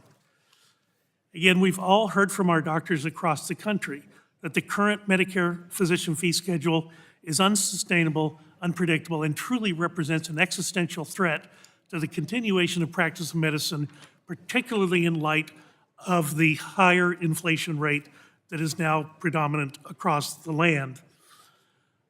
I know most people are surprised to hear it, but I am a Medicare patient and have been so for almost 10 years. I know I don't look old enough, but I am on Medicare Advantage. And I will tell you, I don't have many reasons to go and seek care, but when I do, and I receive an explanation of benefits from Medicare, I am embarrassed at what they are paying physicians for the care that was rendered to me. It's typically 15 to 20% of what the billed charges were.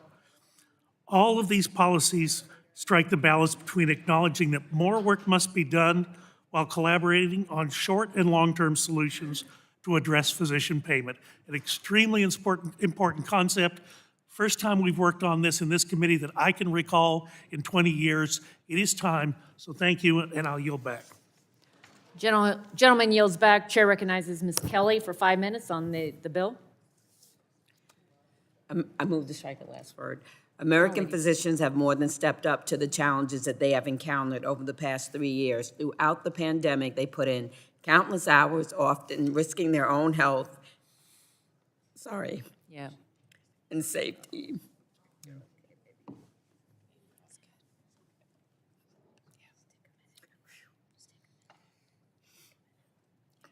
I'm sorry, it's making me think of my husband. I'm sorry.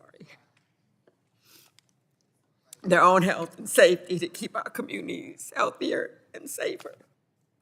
I've heard from many physicians, those in primary and specialty care, including my late husband, who have voiced concerns about the rising costs associated with providing quality health care to the communities they serve. The combination of rising costs with the continued threat of provider reimbursements cuts causes physicians to make difficult decisions, such as limiting new appointment slots for Medicare patients, reducing clinical staff, or reducing charity care services. The current situation is unsustainable. We must act to ensure seniors continue to have access to the full range of Medicare services that they need and were promised to them. That is why I've joined my colleagues on HR 6545, the Physician Fee Schedule Update and Improvement Act, which would improve Medicare's budget neutrality requirements toward a more appropriate reimbursement system. This will make much-needed improvements to the budget neutrality rules to stabilize the payment system and make it more predictable and accurate moving forward. We must work on meaningful policies that will help improve access to quality health care. We must support our physicians who have supported us during these turbulent times, so I strongly encourage my colleagues to support this bill. Thank you. I yield back. Gentlelady yields back. So the chair thinks tears are good, and thank you for your leadership. The committee stands in recess. We will reconvene 10 minutes after the last floor vote is called, and discussion will continue. Oh, you want to go now? Oh, we'll come back. Yes, yes, yes. Debate will continue. We're going to go vote. We're at recess. We'll convene 10 minutes after the last vote is called. I didn't realize she'd lost her husband. Oh, my goodness. Like shocking. They were in Canada, I think it was in August, yeah, it was August, celebrating their, yes, this August, celebrating their anniversary. He like, has like a, like he, like has a, he faints, and then he's like having a seizure. They don't know what's going on. He goes to the hospital, and it was, so then they get him stabilized. They diagnosed it as a magnesium.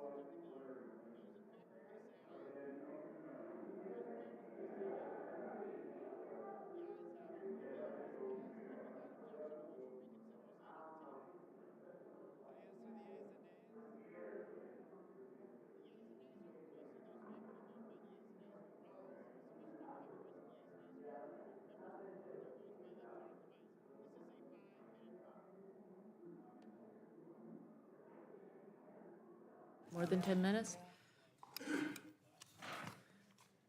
Ready?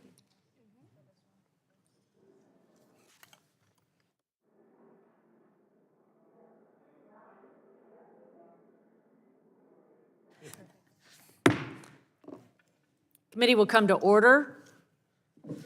We will continue consideration of 6545. Does anyone seek to be recognized on the bill?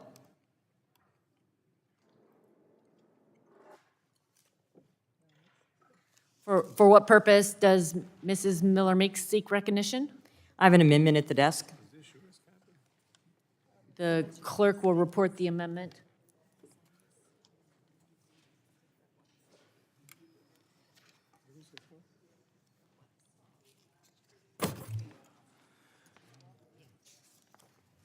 Amendment in the nature of a substitute to H.R. 6545.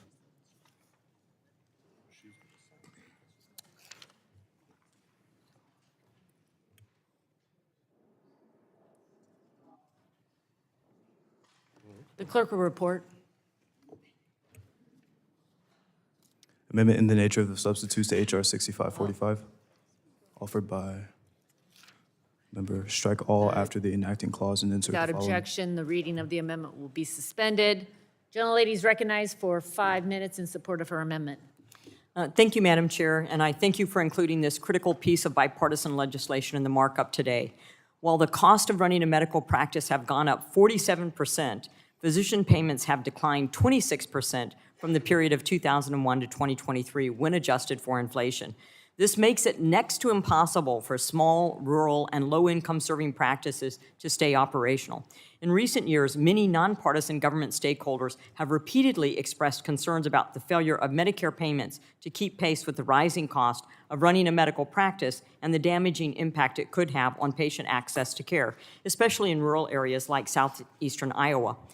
Even with the repeal of the SGR, we continue to find ourselves in an end-of-the-year scramble to avoid cutting physician reimbursement by multiple percentage points. Unfortunately, this year is no different. However, this year we have the drastically increased prices and cost of labor that we'd seen at the end of the COVID-19 pandemic. This method of legislating is unsustainable, and it put patients and providers at great risk. The Physician Fee Schedule Update and Improvements Act, which is the first doc fix legislation to move through regular order, makes much-needed changes to the way in which physicians are reimbursed under Medicare, including raising the budget neutrality threshold from $20 million to $53 million and using timely updates to direct costs which are used to calculate practice expenses. Additionally, this legislation extends the bonus doctors receive for participating in alternate payment models, which is vital to continue to transition away from fee-for-service to value-based arrangements. The amendment is the text of the original, but with the conversion factor changed from 3% to 2.5% and an update to the alternate payment model language. While I'm not pleased with this, and I think that the original conversion factor of 3 is more appropriate given the cost of inflation and cost of medical practice updates, this conforms with the Senate, and I'm pragmatic in wanting to make sure that this gets done. With that, there is still much work to be done with broader macro reform, and I'm disheartened that America's physicians will still be receiving cuts to their Medicare reimbursement next year. We know that neither Medicare nor Medicaid reimburse high enough for practices to stay viable. I would have preferred that the committee move this bill. It was originally introduced, as I said. We cannot expect doctors to continue to remain in practice when Congress, including this committee, continue to fail to ensure that physicians receive adequate Medicare reimbursement. I thank Chair Rodgers and the committee staff for moving this legislation, but ask that the committee continue to work with its physician members on both sides of the aisle to support our doctors. Lastly, I would also like to thank the 3 co-chairs of the GOP Doctors Caucus, Dr. Burgess, Dr. Murphy, and Dr. Winstrup, for their leadership in the physician payment space. Thank you, Madam Chair, and I urge my colleagues to support the AINS and the underlying bill, H.R. 6545, and I yield back the balance of my time. Yields back. Further discussion. Chair recognizes the ranking member, Mr. Pallone, for 5 minutes. Thank you, Madam Chair. The bill we're considering today addresses the critical needs of both Medicare patients and providers. The legislation extends critical programs to provide payment stability for doctors and ensure Medicare beneficiaries can receive high-quality care. And this important bipartisan legislation provides relief for providers by averting cuts, expanding the budget neutrality threshold, and requiring timely updates to clinical costs to ensure payment rates align with the most recent cost data. And I'm pleased we're able to reach a bipartisan agreement on these policies. It's my hope that these changes provide long-term stability and less year-over-year variation for the provider community that will hopefully avert the need for the continual annual scramble to find bipartisan offsets to address funding cliffs resulting from the regulatory action. Now, I'm particularly pleased the bill includes H.R. 6369, led by Representative Schreier. The legislation would extend bonuses for providers participating in advanced alternative payment models and includes an increase in the bonus for providers taking on a higher level of risk. Evidence shows that these models have been successful in improving patient care, and I believe extending this incentive will encourage uptake of these models. We must continue to ensure that there are robust financial incentives for providers in Medicare fee-for-service to move from volume to value. However, I have to say I'm disappointed that H.R. 6545 does not include the full APM bonus under current law from Representative Schreier's bill, and I believe it's important that we extend the bonus at the current low law level of 3.5%. And hopefully we'll work with our Republicans to ensure this is addressed before floor consideration. I don't have to tell anybody here that Medicare is the main source of health care for our nation's seniors and disabled. We have to continue to work on both sides of the aisle to advance legislation that ensures the Medicare program continues to deliver the highest quality of care. And I urge support, obviously, for the AINS and the underlying bill. And thank you, Madam Chair. I yield back. Gentleman yields back. Further discussion. For what purpose does Mr. Bouchon seek recognition? Madam Chair, I rise to speak on the AINS. Gentleman is recognized for 5 minutes. I am supportive of the underlying legislation and grateful for the committee's work in marking up a bill that improves the status quo for doctors paid by the Medicare physician fee schedule. Currently, a 3.4% cut will occur on January 1st, 2024. The underlying bill makes an upward adjustment to the conversion factor by 3%. Not a total mitigation, but close. It takes steps towards improving budget neutrality at CMS, which is very important. It extends the geographic practice cost index payments and the alternative payment model bonuses, all things I support. Unfortunately, the AINS isn't quite in line with my overall priorities to mitigate reimbursement cuts. I'm disappointed in the additional 0.5% cut to the conversion factor correction compared to the underlying bill. I understand that Congress is limited to spending certain amounts of money. I just disagree where the spending is being allocated, particularly in the healthcare space. I want to talk about what we have been spending over the last couple of years. The American Rescue Plan, $3.5 trillion, Inflation Reduction Act, $740 billion. We're going to extend DSH payments to hospitals in the lower costs, more transparency bill, which I support, by $16 billion. And I want to remind everyone our annual inflation rate in 2021 was 4.7%, and in 2022, 8.0%. And I also want to have people look at this first graph here, which shows that physicians don't get an annual update based on inflation when everybody else does, and I've shown this at the subcommittee mark. Even if we totally mitigate the 3.4%, doctors' practices still are getting behind since practice expenses are skyrocketing. I understand the committee originally wanted to move forward with the 3% adjustment, which I appreciate, but the pay-fors that could accomplish this goal apparently are not available. Let me reiterate why this Medicare reimbursement issue is so important, and again, I want everyone to look at the graph that I have on the screen. I showed this chart at their subcommittee mark. It demonstrates how over the last 2 decades, physician payment has failed to go up while hospital and facility payments have increased dramatically. This is why physician practitioners are being forced to sell to big hospital systems, limiting competition and increasing costs. If you could call up chart 2. I also want to bring attention to this data, which shows how hospitals are spending the money we're paying them in reimbursement. They're not recruiting additional doctors, and for that matter, nurses or other providers. This graph is physicians. They're hiring administrators, and you can see the exponential growth in the number of administrative people in the hospital system compared to providers. There is no reason, in my opinion, why, prior to the House floor consideration, we can't find about $500 million to avoid the 3.4% conversion factor cut docs are facing at the end of the year.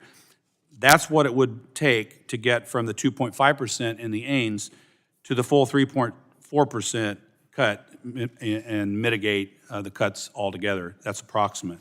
Remember, $500 million in, as I mentioned, $16 billion in dish payments, $3.5 trillion in American Rescue Plan, $740 billion in the Inflation Reduction Act, and inflation is just killing us. In rural America, I can tell you, we're in big trouble as it relates to physician reimbursement. So I think it's absurd that Washington, D.C. doesn't immediately begin serious work to permanently fix the physician fee schedule to properly pay our providers so that we can ensure access to quality care for America's seniors. That's the issue, quality care and access. I'm still on the fence about the final version if this AINS passes, and I may reluctantly support it, the amended bill, and work to continue to further improve the situation. But we have come to a fork in the road here, really, and we need to decide to go the direction of properly reimbursing America's providers. Because if we don't, America's seniors and everyone else are going to have trouble with the healthcare system. There's no providers out there. It's only going to get worse. You know, I appreciate the committee's action on this, and I'm hopeful, you know, even though the Senate had a lower number, that we can further mitigate these cuts before we actually have to vote on a final version. So I appreciate the time, but we really have to fix this, folks, and we have to do it very, very soon. I yield back. Gentleman yields back. Further discussion. Chair recognizes Mr. Ruiz for 5. Okay. For what purpose does Mr. Cardenas seek recognition? To strike the last word. Gentleman's recognized for 5 minutes. Now I feel bad. I don't have my beautiful children with me like Dr. Rees, but I'll be quick. I move to strike the last word. I want to thank Reps Miller, Meeks, Schreier, Kelly, Bouchon, and the other leads for their work on these issues. I was thrilled to see an agreement on provider reimbursement and to join on as a co-lead to the Physician Fee Schedule Update and Improvement Act. I know that every member in this committee has heard over and over again that workforce shortages issues are one of the greatest threats to the healthcare system, to the ecosystem today. And it is no wonder why we have these shortages. Burnout is high, patients are sicker and more frustrated, and cuts to the resources to provide care are only increasing. To put the number on these cuts into perspective, Medicare physician payments dropped 26% between 2001 to 2023 when adjusted for inflation. That is a huge decline, and patients are the ones who suffer the most in this situation. To compound these issues, our provider reimbursement systems have created uncertainty that has intensified the burden on providers. That's why this bill, which provides some much-needed stability, is so important. By preventing the steepest cuts, extending alternative payment model, APM bonus payments, expanding the budget neutrality threshold, and revisiting calculations for practice expense RVUs, this bill would ease what could amount to catastrophic impacts for doctors. I again want to commend my colleagues for coming to this bipartisan agreement on this for the sake of patients' access to care and all the providers. I know there are more proposals that will help move these fixes along, including the bill I co-led with Bilirakis on providing relief specifically for clinical labor cuts, and I hope to see engagement on that as well. But the bill before us today amounts to a win that will be hugely consequential for doctors and patients alike. I urge my colleagues to support this bill, and I yield back. Thank you, Madam Chair. Further discussion. For what purpose does Mr. Joyce seek recognition? Madam Chair, I wish to strike the last word and speak in support of the underlying bill. Gentleman's recognized for 5 minutes. I would also like to thank my fellow physician, Dr. Miller Meeks, for introducing this critical legislation, H.R. 6545, the Physician Fee Schedule Update and Improvements Act. This is important. and we need to underscore the dire need of additional reforms and immediate relief from the latest annual cuts to the Medicare providers. As you know, if Congress fails to act, Medicare providers face a substantial cut as of January 1st. And when coupled with increasing medical inflation, the real impact will place an undue burden not only on the doctors, but on the patients that they care for every day and the access that those patients need to Medicare providers. First and foremost, as a physician, I understand the negative impact that these significant year-after-year cuts will have on reimbursement for providers. Now extrapolate that and compound it with already existing workforce shortages in underserved areas like my district in rural Pennsylvania. I can assure you that the repercussions are dire. From the period of 2001 to today, Medicare physician reimbursements have actually gone down 26% when adjusted for inflation. It's not sustainable for physician practices, and it has a detrimental impact on beneficiaries losing access to their preferred doctor. This has also led to a consolidation of practices and driving physicians out of rural and underserved areas. While this bill is a necessary first step, and I am pleased to see the improvements from what we considered at subcommittee, we still need to do more to avert this cut from going into effect January 1st of next year. I look forward to continue our work on this bill to ensure that our seniors are protected from the impacts of these cuts. I urge my colleagues to support this bill, and I yield. Gentleman yields. Further discussion and for introduction of your family? Yes.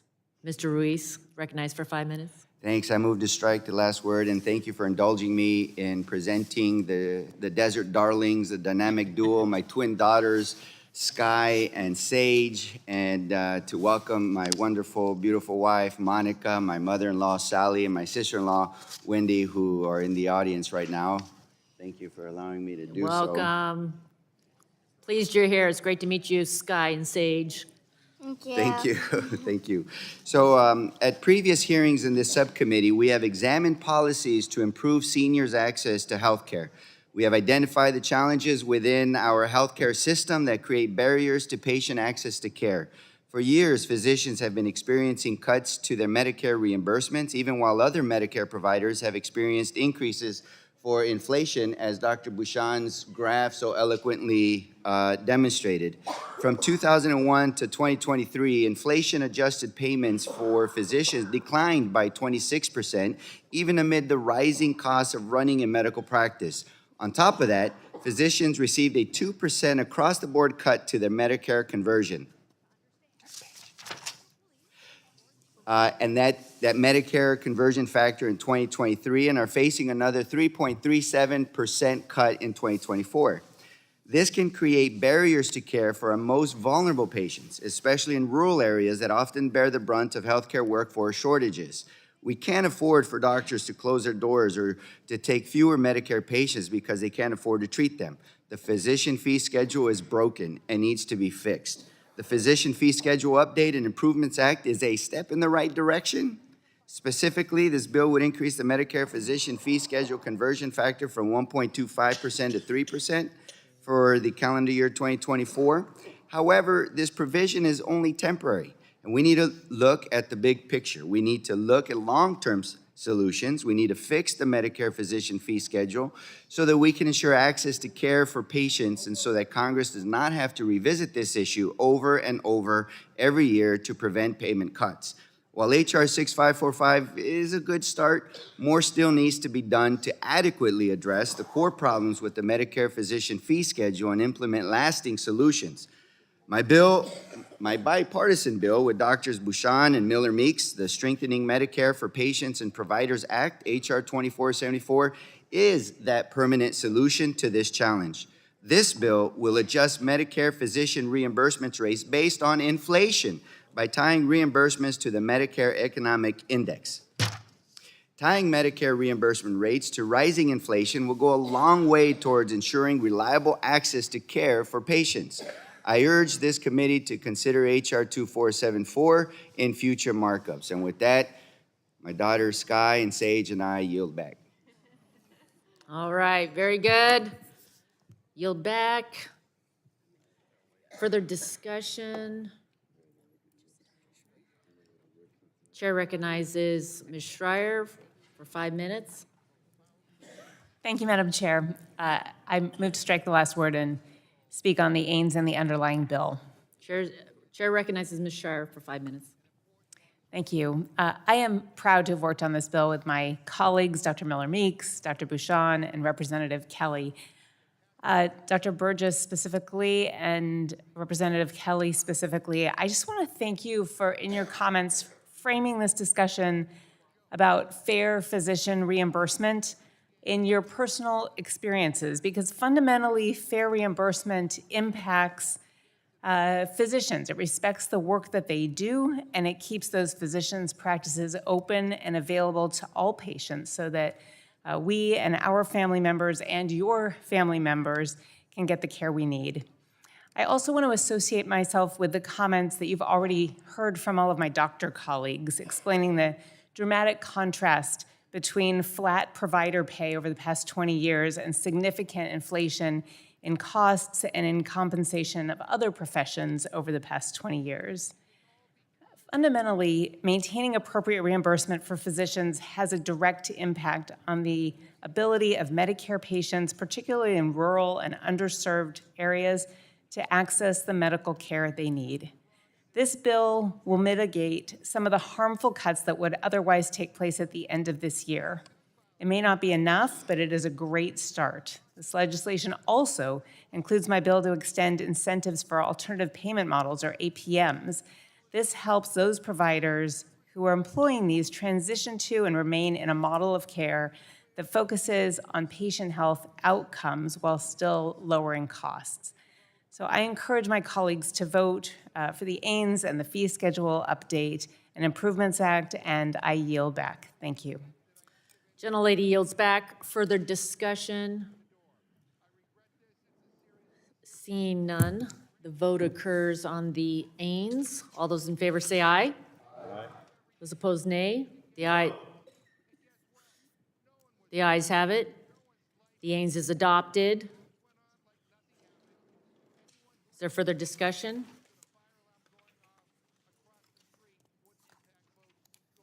Seeing none. Question now occurs on approving HR 6545 as amended, and a roll call has been requested. Clerk will call the roll. Burgess. Burgess votes aye. Latta. Latta votes aye. Guthrie. Guthrie votes aye. Griffith. Bilirakis. Bilirakis votes aye. Johnson. Bouchon. Bouchon votes aye. Hudson. Hudson votes aye. Wahlberg. Wahlberg votes aye. Carter. Carter votes aye. Duncan. Duncan votes aye. Palmer. Palmer votes aye. Dunn. Curtis. Curtis votes aye. Lesko. Lesko votes aye. Pence. Pence votes aye. Crenshaw. Crenshaw votes aye. Joyce. Joyce votes aye. Armstrong. Weber. Weber votes aye. Allen. Allen votes aye. Balderson. Balderson votes aye. Fulcher. Fulcher votes aye. Pfluger. Pfluger votes aye. Harshbarger. Harshbarger votes aye. Miller-Meeks. Miller-Meeks votes aye. Kamick. Kamick votes aye. Obernolte. Obernolte votes aye. Pallone. Aye. Pallone votes aye. Eschew. Eschew votes aye. DeGette. DeGette votes aye. Schakowsky. Schakowsky votes aye. Matsui. Castor. Castor votes aye. Sarbanes. Aye. Sarbanes votes aye. Tonko. Aye. Tonko votes aye. Clark. Clark votes aye. Cardenas. Ruiz. Ruiz votes aye. Peters. Peters votes aye. Dingle. Vesey. Vesey votes aye. Custer. Custer votes aye. Kelly. Kelly votes aye. Barragan. Barragan votes aye. Blunt Rochester. Blunt Rochester votes aye. Soto. Soto votes aye. Craig. Schreier. Schreier votes aye. Trahan. Trahan votes aye. Fletcher. Rodgers. Aye. Rodgers votes aye. Cardenas votes aye. Madam Clerk, how's Mr. Johnson recorded? Mr. Johnson is not recorded. Johnson votes aye. How's Mr. Griffith recorded? Griffith votes aye.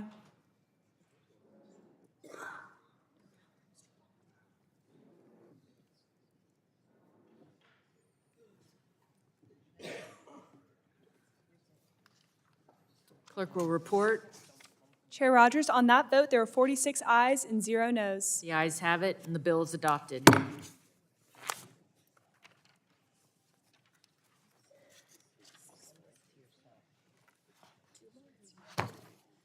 Chair calls up HR 6364 and asks the clerk to report. H.R. 6364, a bill to amend Title 18 of the Social Security Act to maintain certain telehealth flexibilities relating to a Without provider. objection, the first reading of the bill is dispensed with.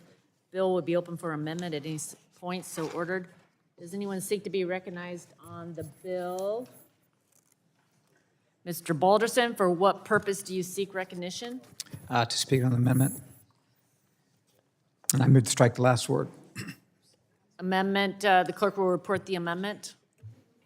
Amendment in the nature of a substitute to H.R. 6364. Without objection, the amendment is dispensed with, the reading of the amendment is dispensed with. Gentleman is recognized for 5 minutes in support of his amendment. Thank you, Madam Chair, for including the Medicare Telehealth Privacy Act. This bill simply prohibits CMS from making a doctor's home address publicly available when the doctor uses their home as a distant site for telehealth services. Over the past several years, telehealth has proven its worth and shown the value and convenience it brings to both providers and patients. Telehealth is here to stay, so we must make sure our health infrastructure and processes keep up with the speed and ease of these technologies. CMS is currently operating under a COVID-era waiver that keeps a doctor from having to register each address and location from which they conduct the telehealth services. However, in January of 2025, that waiver expires and home addresses will be subject to online posting on websites like Medicare Compare. It is important for CMS to have the information it needs to make loyalty adjustments and to identify any signs of fraud, waste, and abuse. However, it is also important that doctors also have a peace of mind and privacy. This bill balances both of these considerations. It prohibits CMS from ever disclosing these home addresses. The bill also requires CMS to create a billing mechanism for doctors who infrequently conduct telehealth services from their home that protects their privacy by having them report a zip code instead of a home address. Oh, yeah. This will allow doctors flexibility when they must be home unexpectedly, like if they need to stay home to tend to a sick child while giving CMS the certainty and accuracy they need.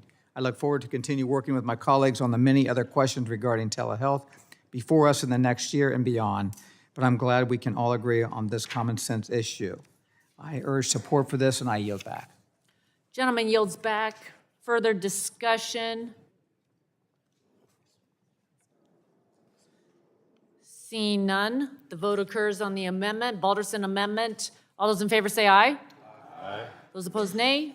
The ayes have it. The amendment is adopted. Is there further discussion? Further amendments? Seeing none, the vote occurs on final passage of H.R. 6364 as amended, and a roll call vote has been requested. The clerk will call the roll. Burgess. Latta. Aye. Latta votes aye. Guthrie. Aye. Guthrie votes aye. Griffith. Aye. Griffith votes aye. Bilirakis. Bilirakis votes aye. Johnson. Johnson votes aye. Bouchon. Bouchon votes aye. Hudson. Hudson votes aye. Wahlberg. Wahlberg votes aye. Carter. Carter votes aye. Duncan. Duncan votes aye. Palmer. Palmer votes aye. Dunn. Curtis. Lesko. Lesko votes aye. Pence. Pence votes aye. Crenshaw. Crenshaw votes aye. Joyce. Joyce votes aye. Armstrong. Weber. Weber votes aye. Allen. Allen votes aye. Balderson. Balderson votes aye. Fulcher. Fulcher votes aye. Pfluger. Pfluger votes aye. Harshbarger. Harshbarger votes aye. Miller Meeks. Kamick. Kamick votes aye. Obernolte. Obernolte votes aye. Pallone. Pallone votes aye. Eshu. Eshu votes aye. Duguette. Duguette votes aye. Schakowsky. Schakowsky votes aye. Matsui. Castor. Castor votes aye. Sarbanes. Aye. Sarbanes votes aye. Tonko. Aye. Tonko votes aye. Clark. Clark votes aye. Cardenas. Cardenas votes aye. Ruiz. Ruiz votes aye. Peters. Peters votes aye. Dingle. Vesey. Vesey votes aye. Custer. Custer votes aye. Kelly. Kelly votes aye. Barragan. Barragan votes aye. Blunt Rochester. Blunt Rochester votes aye. Soto. Soto votes aye. Craig. Schreier. Schreier votes aye. Trahan. Trahan votes aye. Fletcher. Rodgers. Rodgers votes aye. Just recorded. Mr. Burgess is not recorded. Burgess votes aye.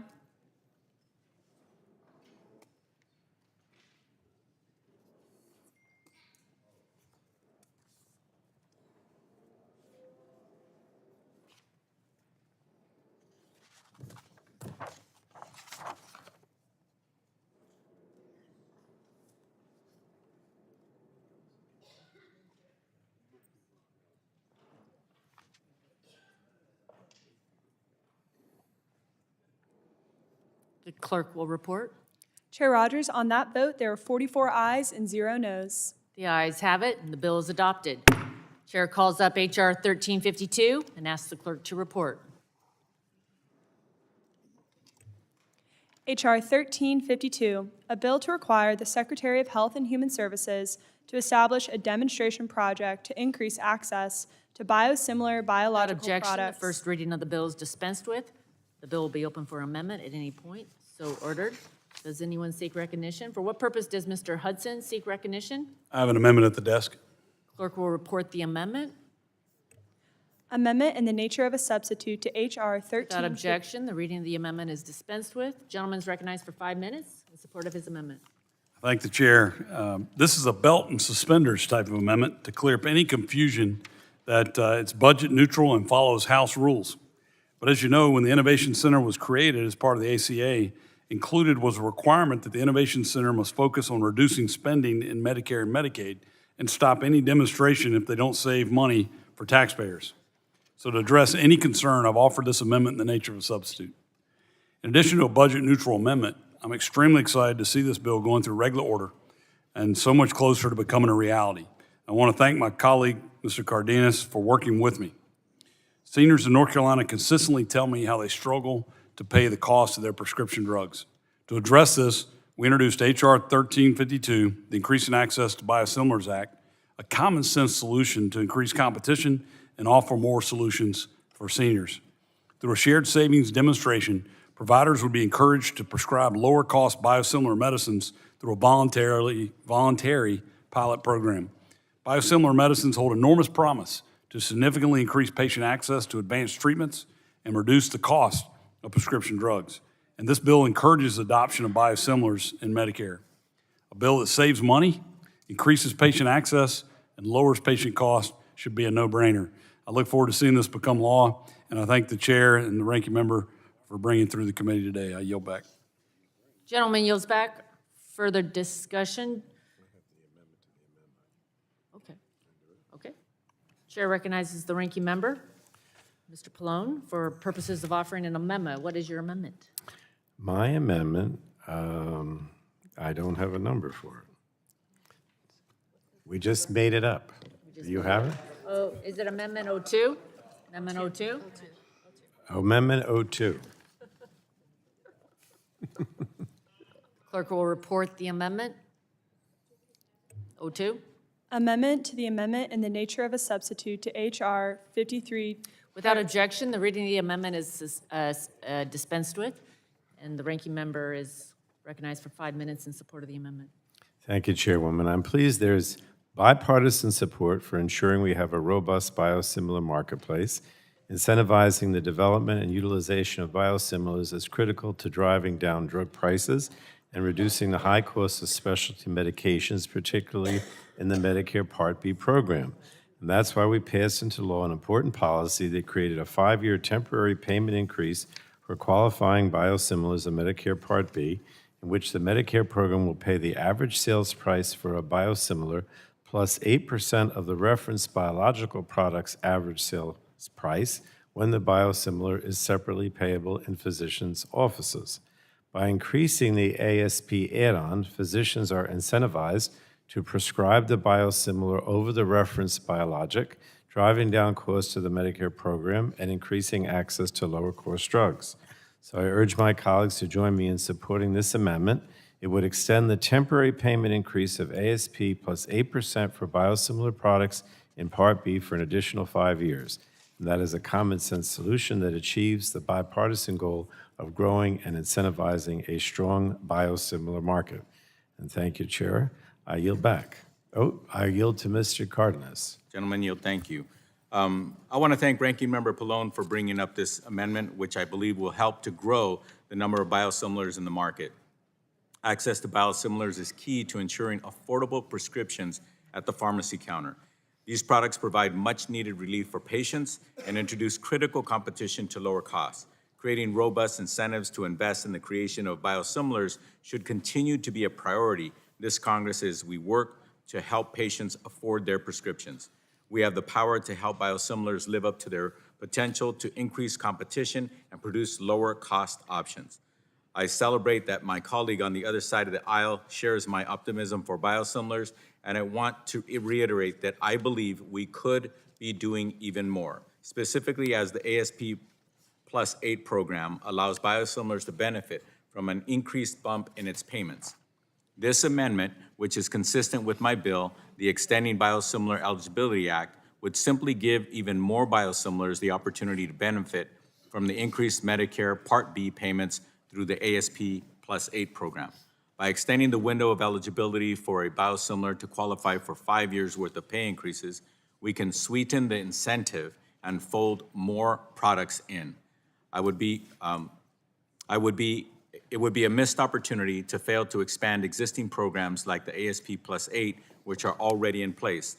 This incentive allows us to grow the biosimilar market and ensure more patients are benefiting from these lower cost options. Even better, it will do so at no cost and with no increase in spending. I urge us to remember the hardworking families in each of our districts that are counting on us to lower drug costs. This is a simple proposal that will yield real results for our neighbors back home and for the people across our great country. And with that, I yield back to the gentleman. With the gentleman yield. Sure. Just in the modus of speed, I'm happy to take just a few minutes here at the end of your time, Mr. Ranking Member, to thank you for working with us on this. I think we're doing good work here together, and I'm pleased to support this amendment. I urge my colleagues on both sides to support this amendment and to support the underlying bill. Thank you. Thank you, Mr. Hudson. Thank you, Mr. Hudson. I believe Ms. Eshu would like the remaining time. Thank I you, yield to her. Mr. Pallone. I'm so delighted to see and hear members working on biosimilars. And I'm very proud that it was my original legislation that created biosimilars. And that legislation was included in the Affordable Care Act. And to see you caring and acting well on this, I just couldn't help but lean in and thank each one of the members. It's a very important element, part of our healthcare system. Sophisticated, yes, but it needs to reach those that need it. And I think that this is another chapter in the story of biosimilars, and I salute each one of you for your work. So thank you, Mr. Pallone, for yielding time to me. I yield back to you. Thank you, and I yield back to the chair. There's no further discussion. The vote occurs on the amendment. All those in favor shall signify by saying aye. All those opposed, nay. The ayes have it. The amendment is agreed to. The vote now occurs on the Ains as amended. All those in favor will signify by saying aye. All those opposed, nay. The ayes have it. And the amendment, the Ains as amended, is agreed to. Question now occurs on approving H.R. 1352 as amended, and a roll call has been requested. Clerk will call the roll. Burgess. Burgess votes aye. Latta. Latta votes aye. Guthrie. Guthrie votes aye. Griffith. Griffith votes aye. Bilirakis. Bilirakis votes aye. Johnson. Johnson votes aye. Bouchon. Hudson. Hudson votes aye. Wahlberg.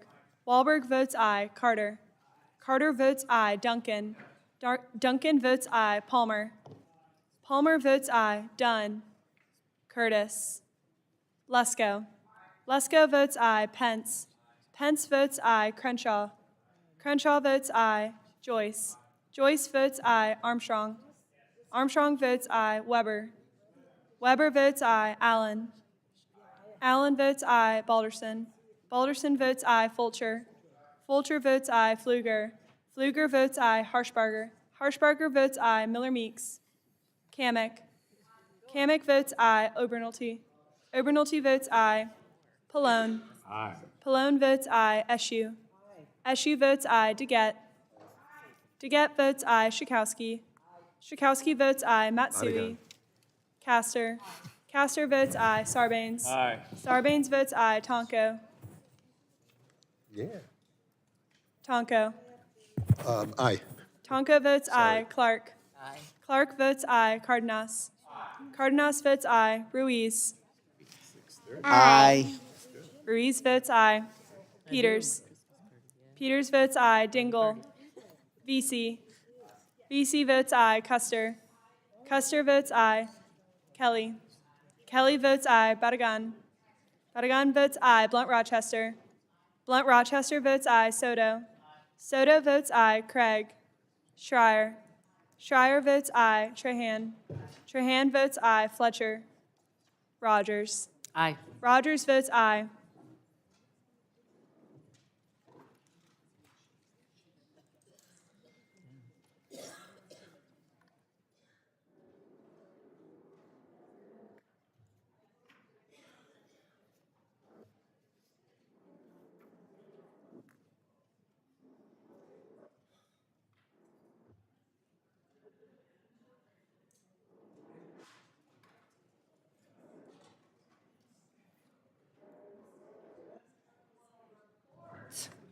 Chair Rodgers, on that vote, there were 44 ayes and 0 noes. The ayes have it. The bill is adopted. Without objection, staff is authorized to make technical and conforming changes to the legislation approved by the committee today. So ordered. Big thank you, members and staff. We got through a long list of bills. There was a lot of work done, even today, to get these bills in a place where many of them enjoyed bipartisan support and on their way to becoming law. It was good work, a good day. Thank you, everyone. Have a Bravo, great night. Chairwoman and Ranking Member. Good work. Good team. Good work. Thank you. Thank you so much. Without objection, the committee stands adjourned. Whoa.